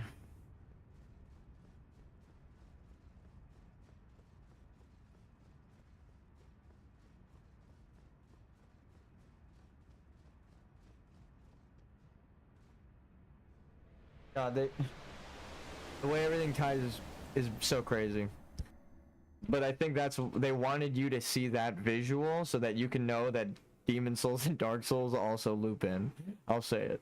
I'll say it as a crazy person. I showed you the other day how they all loop together. I'm gonna say it's because no one played Demon Souls. Because it's a fucking exclusive, Sony. Everyone would have this context if they played the first game, but everyone's playing the game and they want the fucking second game to be the first game, so they're making up a bunch of excuses for it. And it's like, no, Demon Souls is like the first game, and it's not even really the first game. It's just, again, like the first one of these 3D Souls like this. There's King's, what is it? Not King's Quest. What the fuck is it called? Oh my god, I forgot the name. King's Quest is a different game entirely. I forget. There's another game that they made before all of them that has King in it, but I forgot what the fuck the name is. But even that's fantasy and has mimics and is about like skeletons and shit. I see skeletons and chests. It's got undead. I'm sure it's got to be tied. I'm sure this concept's been rotten in his mind since he was a child. So he's fucking... Again, I should say that a lot of the story is mirrored in Dark Souls. So that's why it's so apparent. Because if you played through all of the games, it's like, well, all of this shit keeps happening in the exact same way. But Elden Ring is one of the better selling ones, so a lot of people have started on Elden Ring. So a lot of the lore analysis is going to start here. And they're not going to even go back and play if someone plays Demon Souls that played Elden Ring, I'd be happy. But it's so fucking... I don't even know how you could. Go buy a PlayStation and pray. You would need either a new PlayStation or a really old PS3.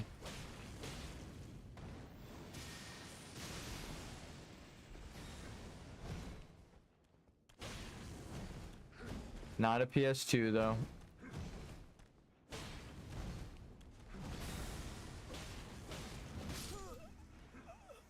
I fucked myself with that second swipe. Timing wise, it was allowed. Stamina wise, it was not.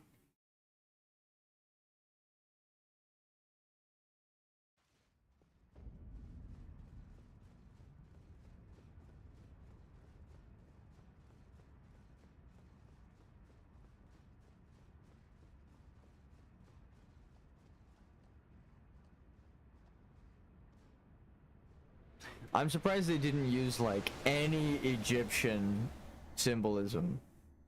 I can't even like think of any off the top of my head.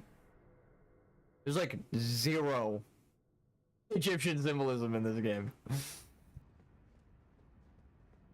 I guess because a lot of games do that for like ancient, damn it, for like ancient societies, it can, because it's our ancient society we associate humanity with, removing it, you change a lot of architecture.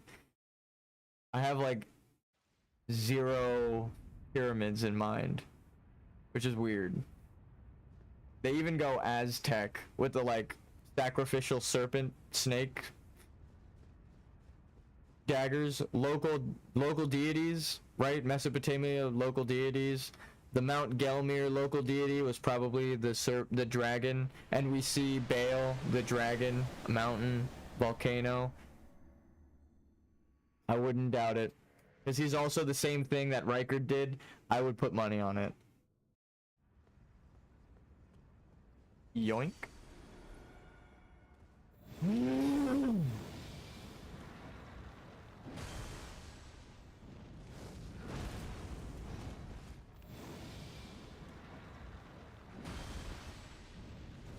And also, he is the half man, half dragon from ancient times. So the like ancient people that are beastmen and dragons. Oh, he's like the fucking...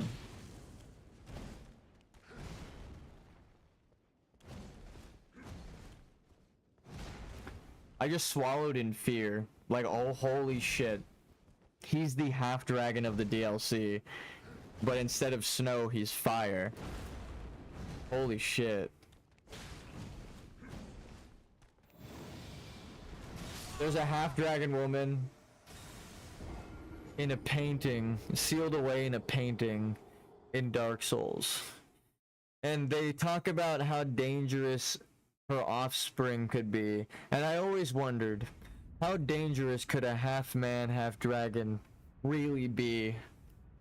And then I was just talking about Baal being half man, half dragon, and oh my god, no wonder they sealed that fucking dragon lady in the painting. Holy fuck. Holy shit. It really loops everything together. It ties together the themes and stories of Dark Souls 2. And 3, and 1.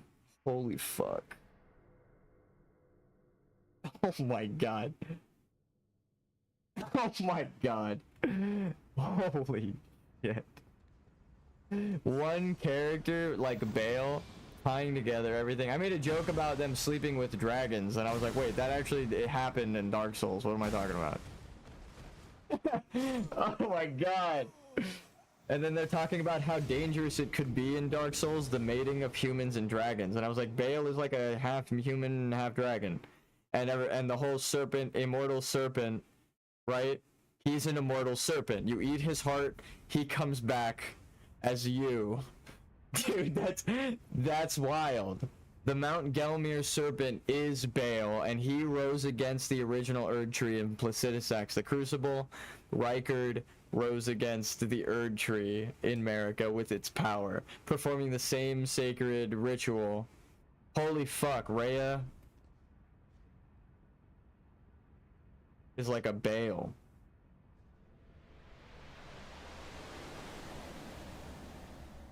Oh my god. She has the potential to be like the best and strongest character in the series if you let her live. She wants to be good. She wants to make her mother proud, right? She wants to like be nice like you specifically, who let her live. I should specify that. It's not just about, oh, it's a dragon. It's a dragon who views good as allowing people to live, right? She's like, you were always nice to me. You let me live. I want to make my mother proud. That's essentially what she writes in her final letter to you, and she just goes off to live a life. She's the best potential in all of the games. She is a half dragon from the descendant of Rennala and Rykard, so he is... yeah, not Rennala and Rykard. Radagon and Rennala made Rykard, so that he's a descendant of like the true lineage of Sun and Moon, and then him having only the serpent is the greater will, right? Because his sister was born with the moon, his brother was born with the sun, he only has the dragon. His daughter is a good person that could be the half dragon like Bale, as strong as Bale, someone to kill the Erd Tree. That is wild. And she's actually nice to us, right? She's like cool with us. She's like, oh, you're really good. That's fucking insane. That is the best character. Like, all of the Beastmen end up being the nicest, most loyal, and also the true heirs of the, like, power, right? Bach was the heir to the Erd Tree's true golden lineage, because he's a Beastman rat that was suppressed. But he's one of the demi-humans that they stole the golden grace from, right? When you complete his quest the right way, and you don't make him rebirth, he gets to the Erd Tree and says, oh my god, I feel like a stirring in my chest. Like, he feels a connection to it. So he just tells you flat out, oh, I'm connected to the Erd Tree. It's like, it's not even a secret. He is connected to the Erd Tree and can tell you about Radagon's origin.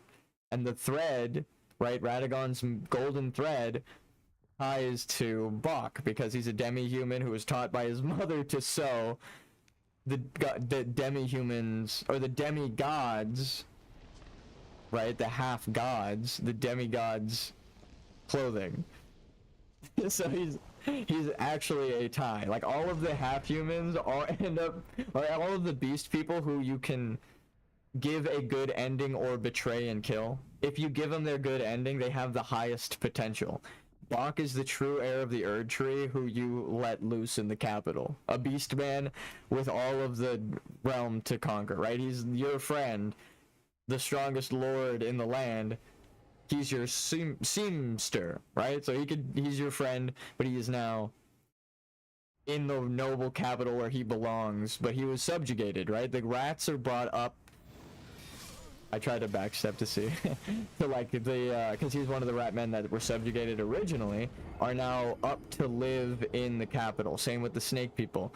Subjugated, and they rose up from Mount Gelmir to attack Placidusax.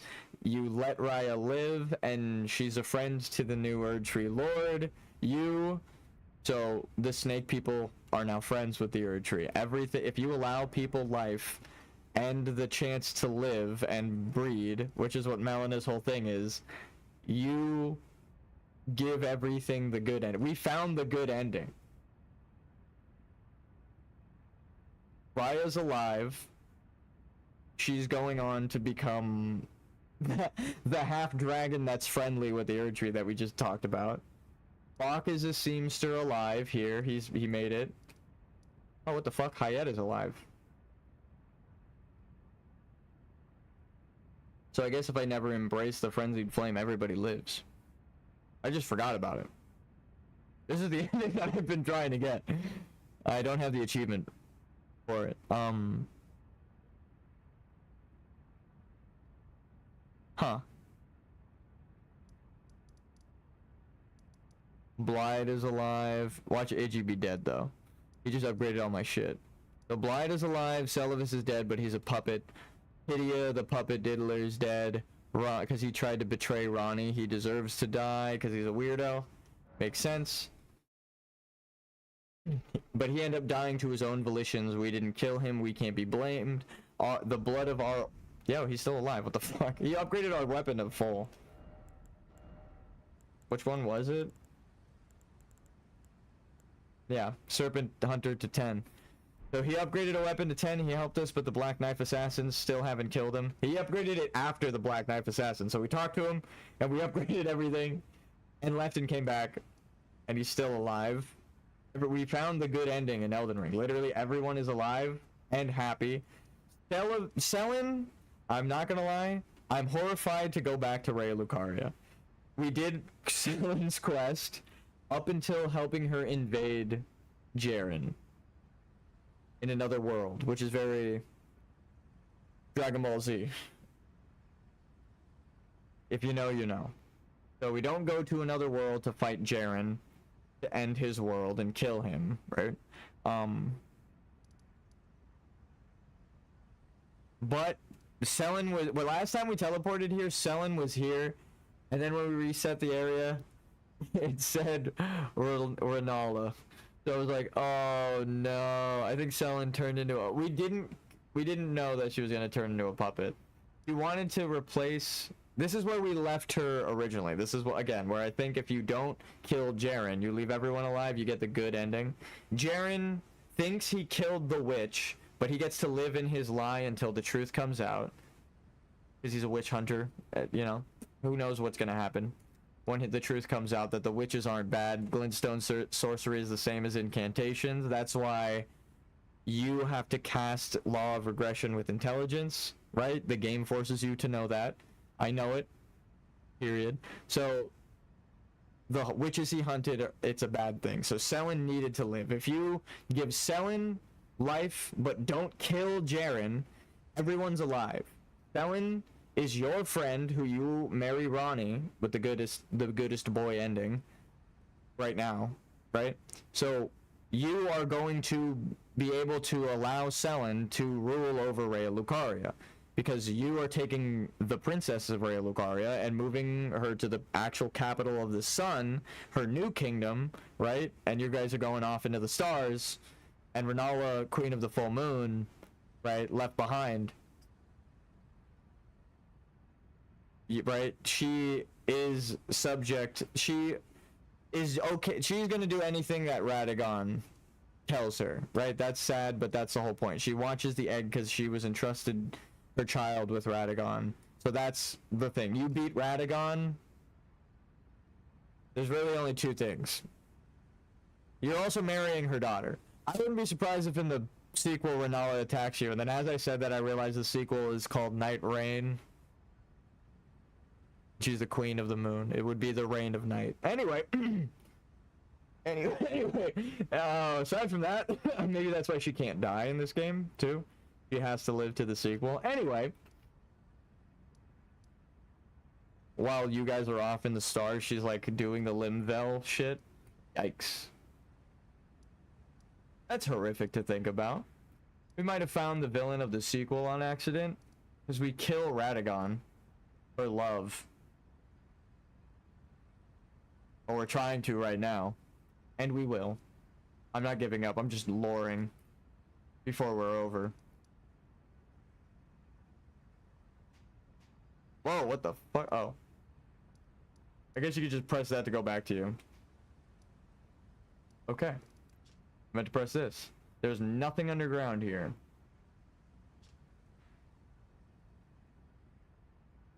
You don't think the you don't think the map is upside down in the Shadow Realm, do you?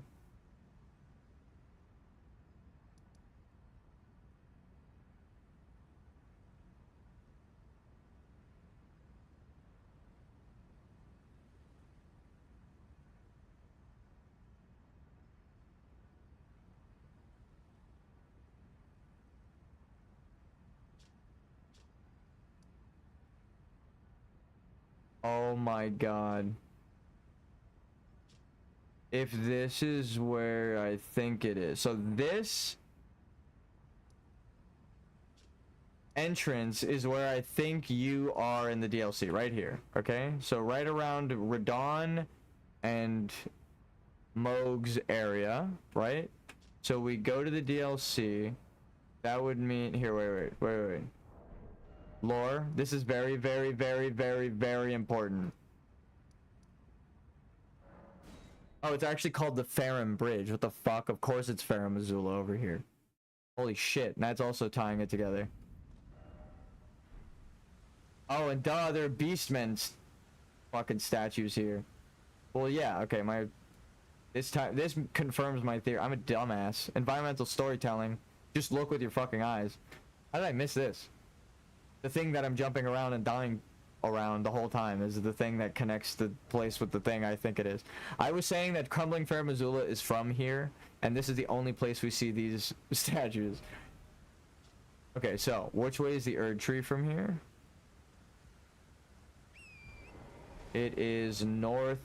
I died in the Erd Tree, so it would be right there. Northwest. Let's go to the Shadow Realm.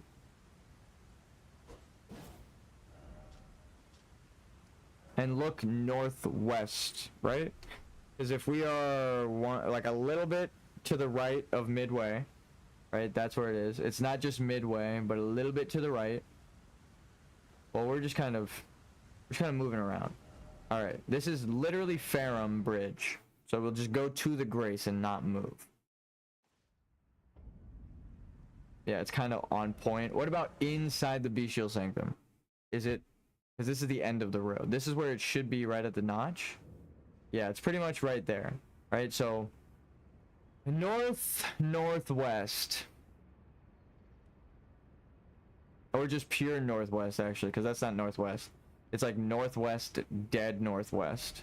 Okay, so if my calculations are correct, the Shadow Tree should be there, and that's the corpse that I'm talking about.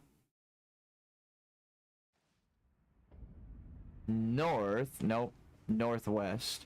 Oh, and then a bit to the right. And look at where we're looking. So that was Lindell.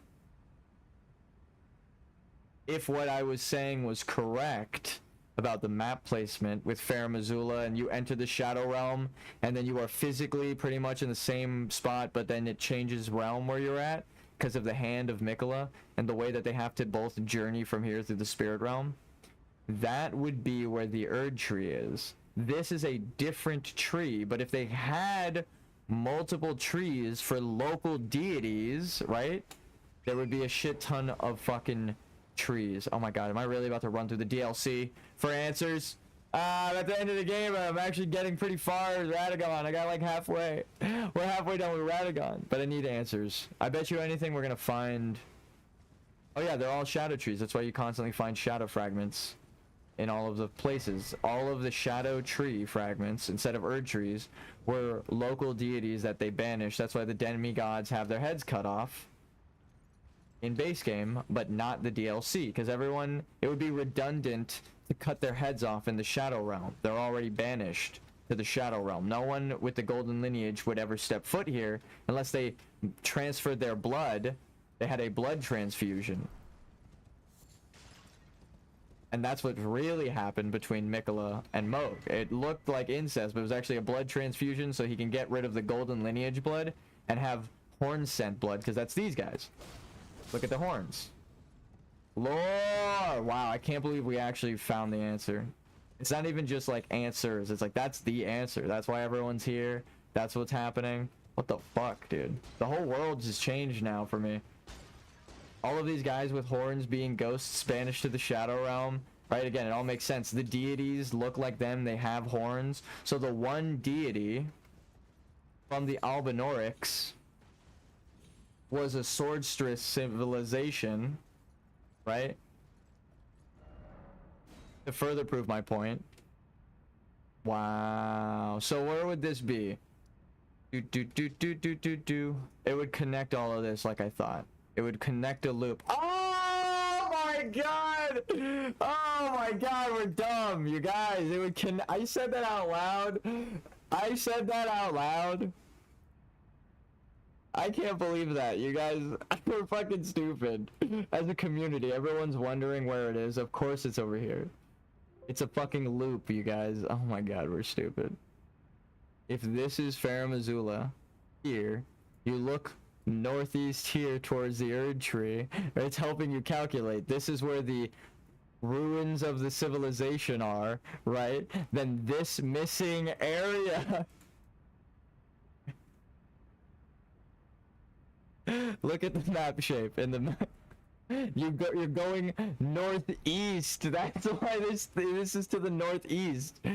Holy fuck, dude. Everyone's dumb. Unless you guessed that it made a loop. I was placing it everywhere but there. Of course it makes a loop because then, oh my god, I'm gonna go there on my other character to show you guys I'm right again. Oh my god, because if it was a loop, there would be a high point near the giant's flame, right?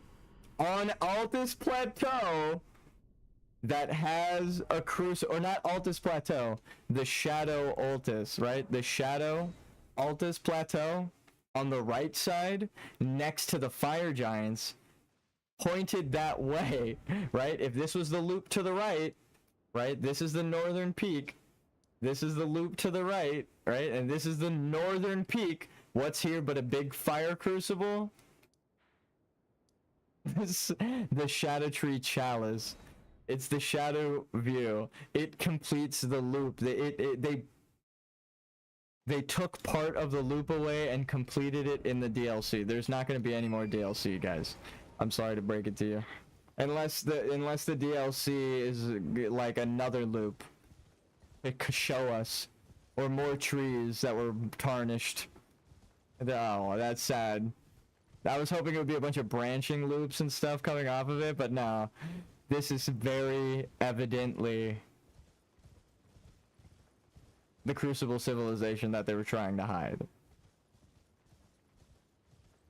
Because what do you find here? A bunch of Shadow Tree fragments.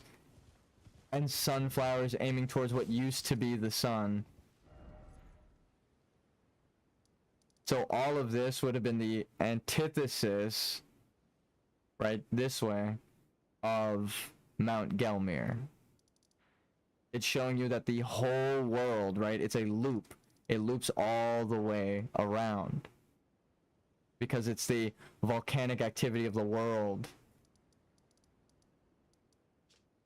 That would mean that there are giant fingers and spirit collars and, yep, Noxtellan architecture here in the north. What do you know? Fingers, giants, architecture from Rabbath, the shamans. This is all astrologer stuff. The Temple of Manus, right? This is all a Manus Metir, right? Fingers, nighttime, all of the other half of society ripped away.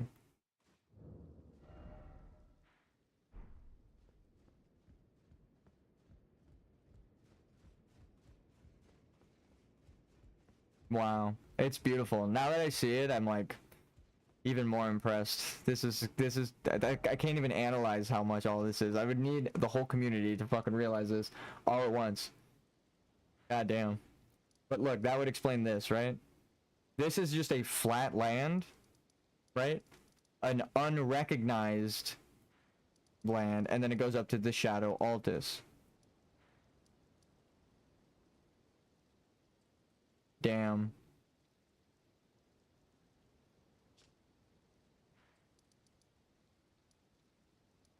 The only land that it could have been that we don't recognize is all fucked up now.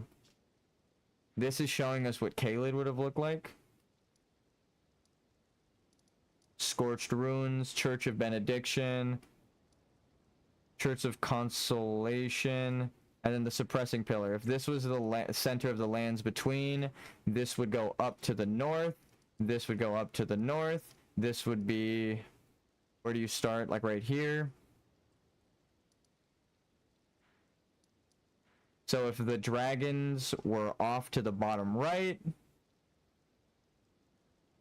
then the edge towards the middle, yeah, and then crumbling Fair Missoula, it would have been the center. Wait a minute, or that is literally the piece that's missing here, right? With crumbling Fair Missoula. And because of the dragons there, that does make that suppressing pillar around here. And then this giant section would be the middle of the lands between. Again, it completes the loop. And also why there are more pillars, like the Divine Towers reaching all the way over here to the four belfries, right? Because they're the same architecture. This is Testu's Rise. It's the same as Rabbit's Rise in the Shadow, right? So it's showing you like this entire civilization. It looped all the way around. It's the same icon. And then the church, abandoned church. Damn. That's the frenzied flame. Right, the madness, abyssal forest, the abyssal woods.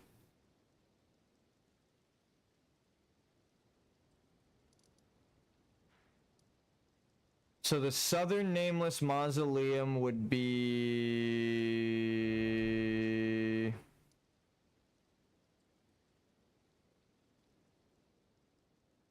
like here-ish.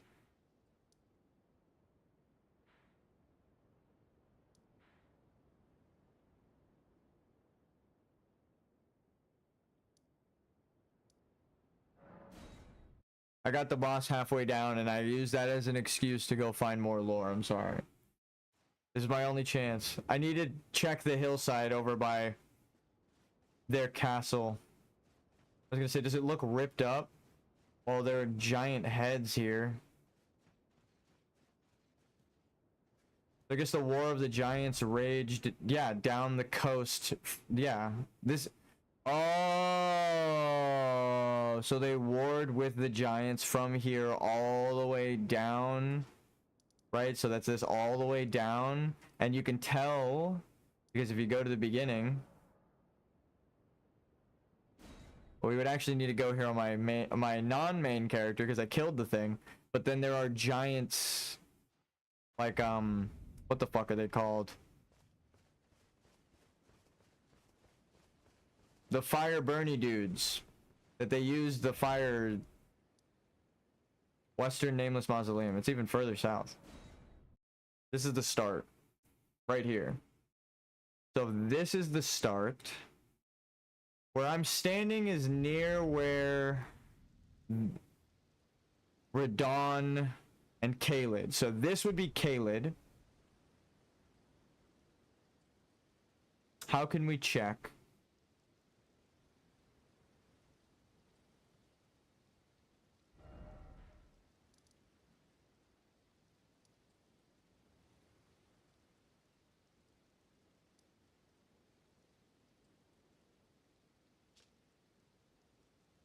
This is where I think it is, actually. So, yeah. It's the one time the map actually did the thing I fucking wanted it to. Jesus. Okay. So we're, like, here.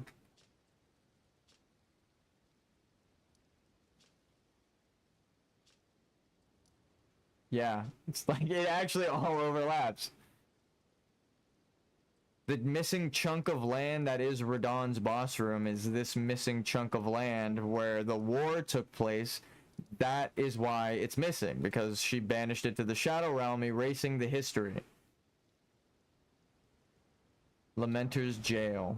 Let's go down to the bottom. To the bottom of the bottom.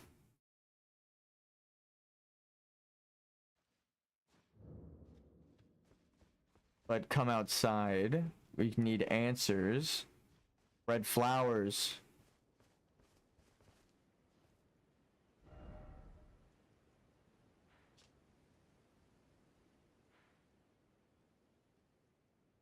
Are these red flowers in Caelid?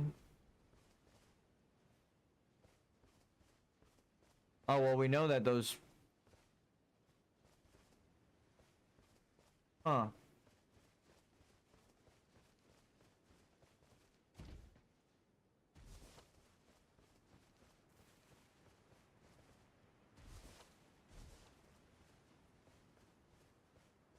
Turtle.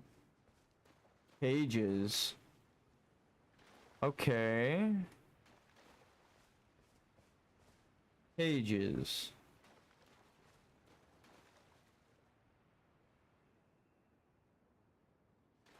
Waterfall. I'm like, who did cages aside from... Wow, that's beautiful down there.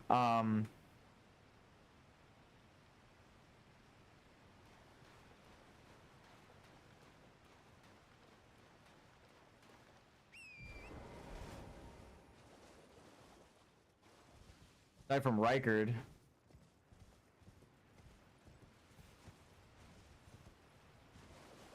Deathrite birds. I'm kind of looking for this, but from this perspective. So this would be underneath. This would kind of be where they're at.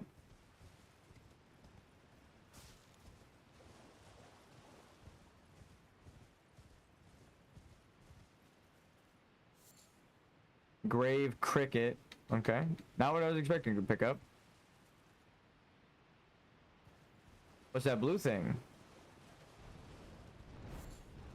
Dew gem. Glows at night and blossom mainly at waterside. Succulent plant that has supped on night-tinged dew. Material used for crafting, glows at night and blossoms mainly at waterside. Said to have been used to practice in the practice of sprite medicine long ago. Oh, that's so funny. They're doing literally what I said, but like, goddamn. Ghost flame bloom. Ghost flame flower that grows in grave sites. Material used for crafting items. Blossoms in the hidden grave of Koro. Wait, what? Blossoms in the hidden grave of Koro. Of a pair with another graveside flower. Wait. Of a pair with another graveside flower, the grave violet, all but incorporeal, it burns without so much as sound. So it's like indetectable ghost flame, right? The spirit flame realm. Right, the flame we cannot detect with our normal eyes, so we must be granted grace to see it. Or you could just manifest the power through your greater will, and then you see it. It's actually what the game is all about. That was weird. I heard that thing's footsteps, that like player's footsteps, I thought. Okay, does it look like a bitch? No, does it look...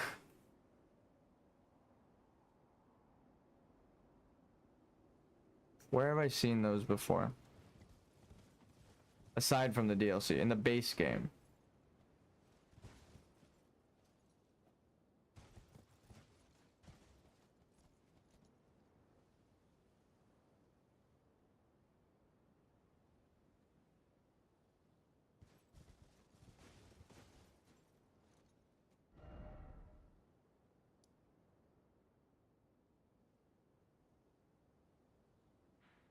Oh, and it doesn't matter which... Damn!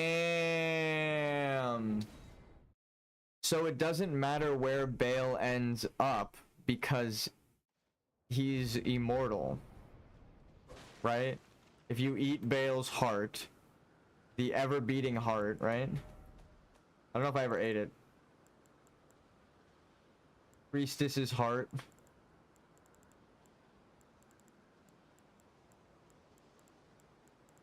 I guess I did. Did we eat Baal? Uh-oh. No, I'm just kidding. Well, I guess if my will is greater than his, then it doesn't stand a chance of... That's like the whole point. His will usurps yours. So if your will ends up being greater, I defeated him in Mortal Kombat. I guess that's not the point, though. Like, it's if you eat his heart. So if someone else were to eat his heart, it would become Baal. But wasn't it like a...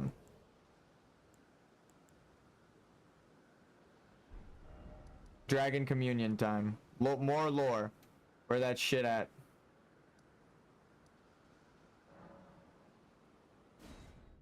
So this was the grand altar of dragon communion. It would also explain the other thing. Why there's so many fucking dragons here.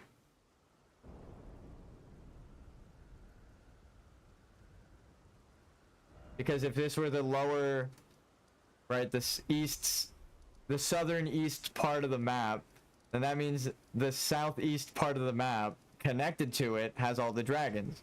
They're showing you with environmental storytelling. It's fucking crazy. And here's Baal. Commune with Baal. I didn't eat Baal's heart. I'm pretty sure. Is it in key items? Yeah, Heart of Baal. The biatrial heart of Baal the Dread, dotted with horn-like gravel stones and glistening with deep red liquor. Gorge upon this at the grand altar of dragon communion to absorb Baal's power, the purest form of communion in the words of its priestess. But she also mentioned that this shit will control you.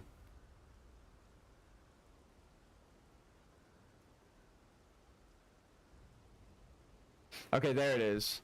Dragon heart seized by a dragon tracker. That's me.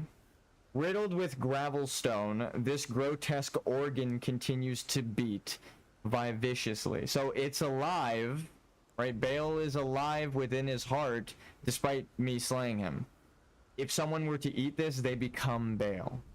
So, gross. But dragon hearts live on. It's the gravel stone that tells you they're... That's the immortal part of the dragon, so if their hearts have stones, I already knew. Thematically, Miyazaki, I got you. That's an immortal heart right there.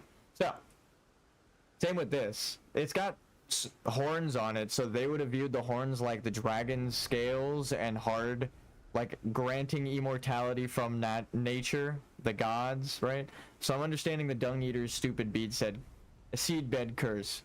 The Omen are called Omen by the Golden Order. But in the shaman society, the shamanistic society, they're called horn scent and they are worshipped, right? The underground society have the night shaman and the above ground society have the day shaman. And then America was an albinoric that in the shaman society was another shaman, but without horns. So they were tortured. That's their crime, was being born without horns, being weak in that society, which is fucked up. Which is why, again, I think Bach continues the theme of, like, you fix the errors of that past, right? The rats that were suppressed and became the blood fiends now have a place at your order. The serpents that became Baal, had to fight for survival and were suppressed, have a seat with Raya at your order, right? Everything is as it should be, strangely. Oh, and here are the larval tears I was talking about. An exceptionally rare creature that burgeons from spirit graves and lives only a fleeting existence, neither flesh nor spirit, but something in between. They take these things that are something in between, flesh and spirit, and make the mimic tears, right? These only show up at night when you loot them around the Deathlands, is what I'll call them, the Shadowland. Again, it all starts to piece together. So the giants probably, it's like the Viking civilization again. They ate mushrooms to trip out and see God during their ritual combat. So the greater will that they talked about was the physical greater will that you possess over your opponent, right? That they saw through tripping balls with the mushrooms, right? It's like it's based on real life, but it's in the game. That's why the Mushroom Society is entwined with the Empyrean greater will, right? They are chosen by the greater will. It's like reversed, right? The greater will is chosen by the mushrooms. You take the mushrooms, you go to war, and then the greatest warrior with the greatest will ends up the victor in the war with the mushrooms, Viking style. So the giants with their braids and their forging and Viking symbolism with all of that, it makes sense. I see you, Miyazaki. And also J.R.R. Martin, because you are probably basing off that. This just teaches you that she was actually birthed from the woman, which I couldn't believe for a minute there. So it's telling you that it's weird and seemingly unnatural, which I kind of agree with, bestiality, weird. But Rykard was a human. I think that was the point. Like, his kid became Raya, and he became the serpent, and then he let the serpent dine on him, and then with the many fingers felt out the lizard, not the lizard lady, the normal lady. What the hell is her name? She's the maiden of Volcano Manor, right? The dancer who stopped being a dancer. That's why I'm looking at that distant church. You fight a dancer here. So if it's from the south, that means people would have arrived here. There would be boats along this side. Oh, yep. Miyazaki, you goddamn genius.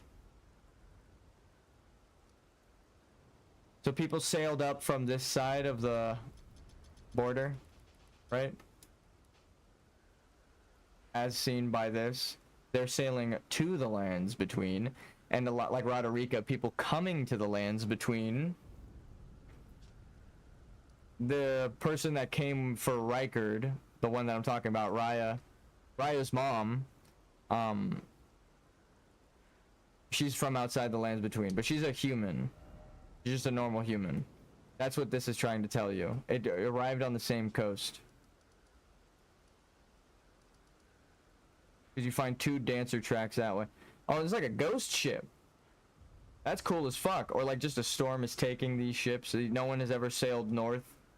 The frozen north. That would also make sense. You can't in actual past times you could not sail to the north for that reason. Most people would freeze to death.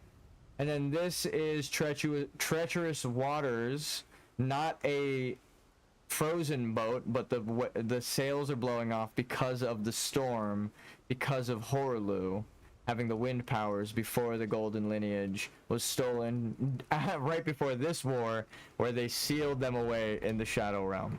Thank you. We found out where it all is. I have answered everything, all of your questions.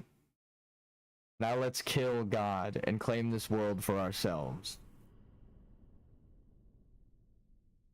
And I'll even say, I'm probably wrong on some things, but goddamn. Also, goddamn it, I click continue. I'm so used to that. There's so many fucking characters in this. I'm glad my character didn't eat Bale's heart because I didn't want to become a dragon eventually. I became the Elden Lord without the borrowed power of the dragons. Oh, dude, I should New Game Plus on that character and see how fast they could just beat the game. That would be kind of funny. No! Is the stream still up?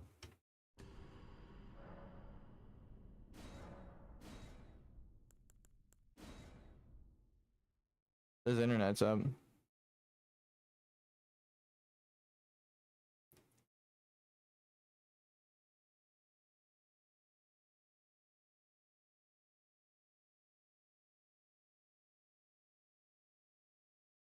Okay.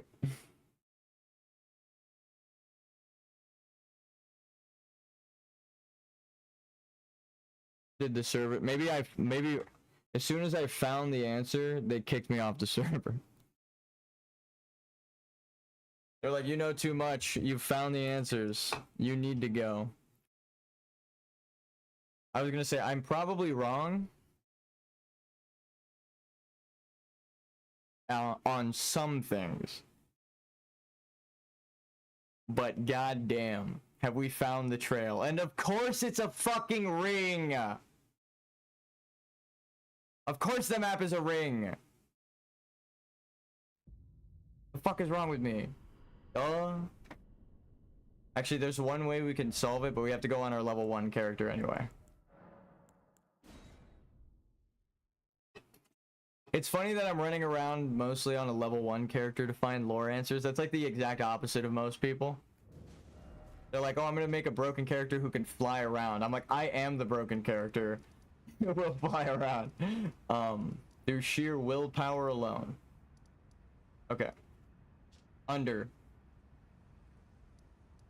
Do the nameless cities in this area have those corpses reaching for the sky? If so, they're the same corpses connected to the DLC land. I don't see them.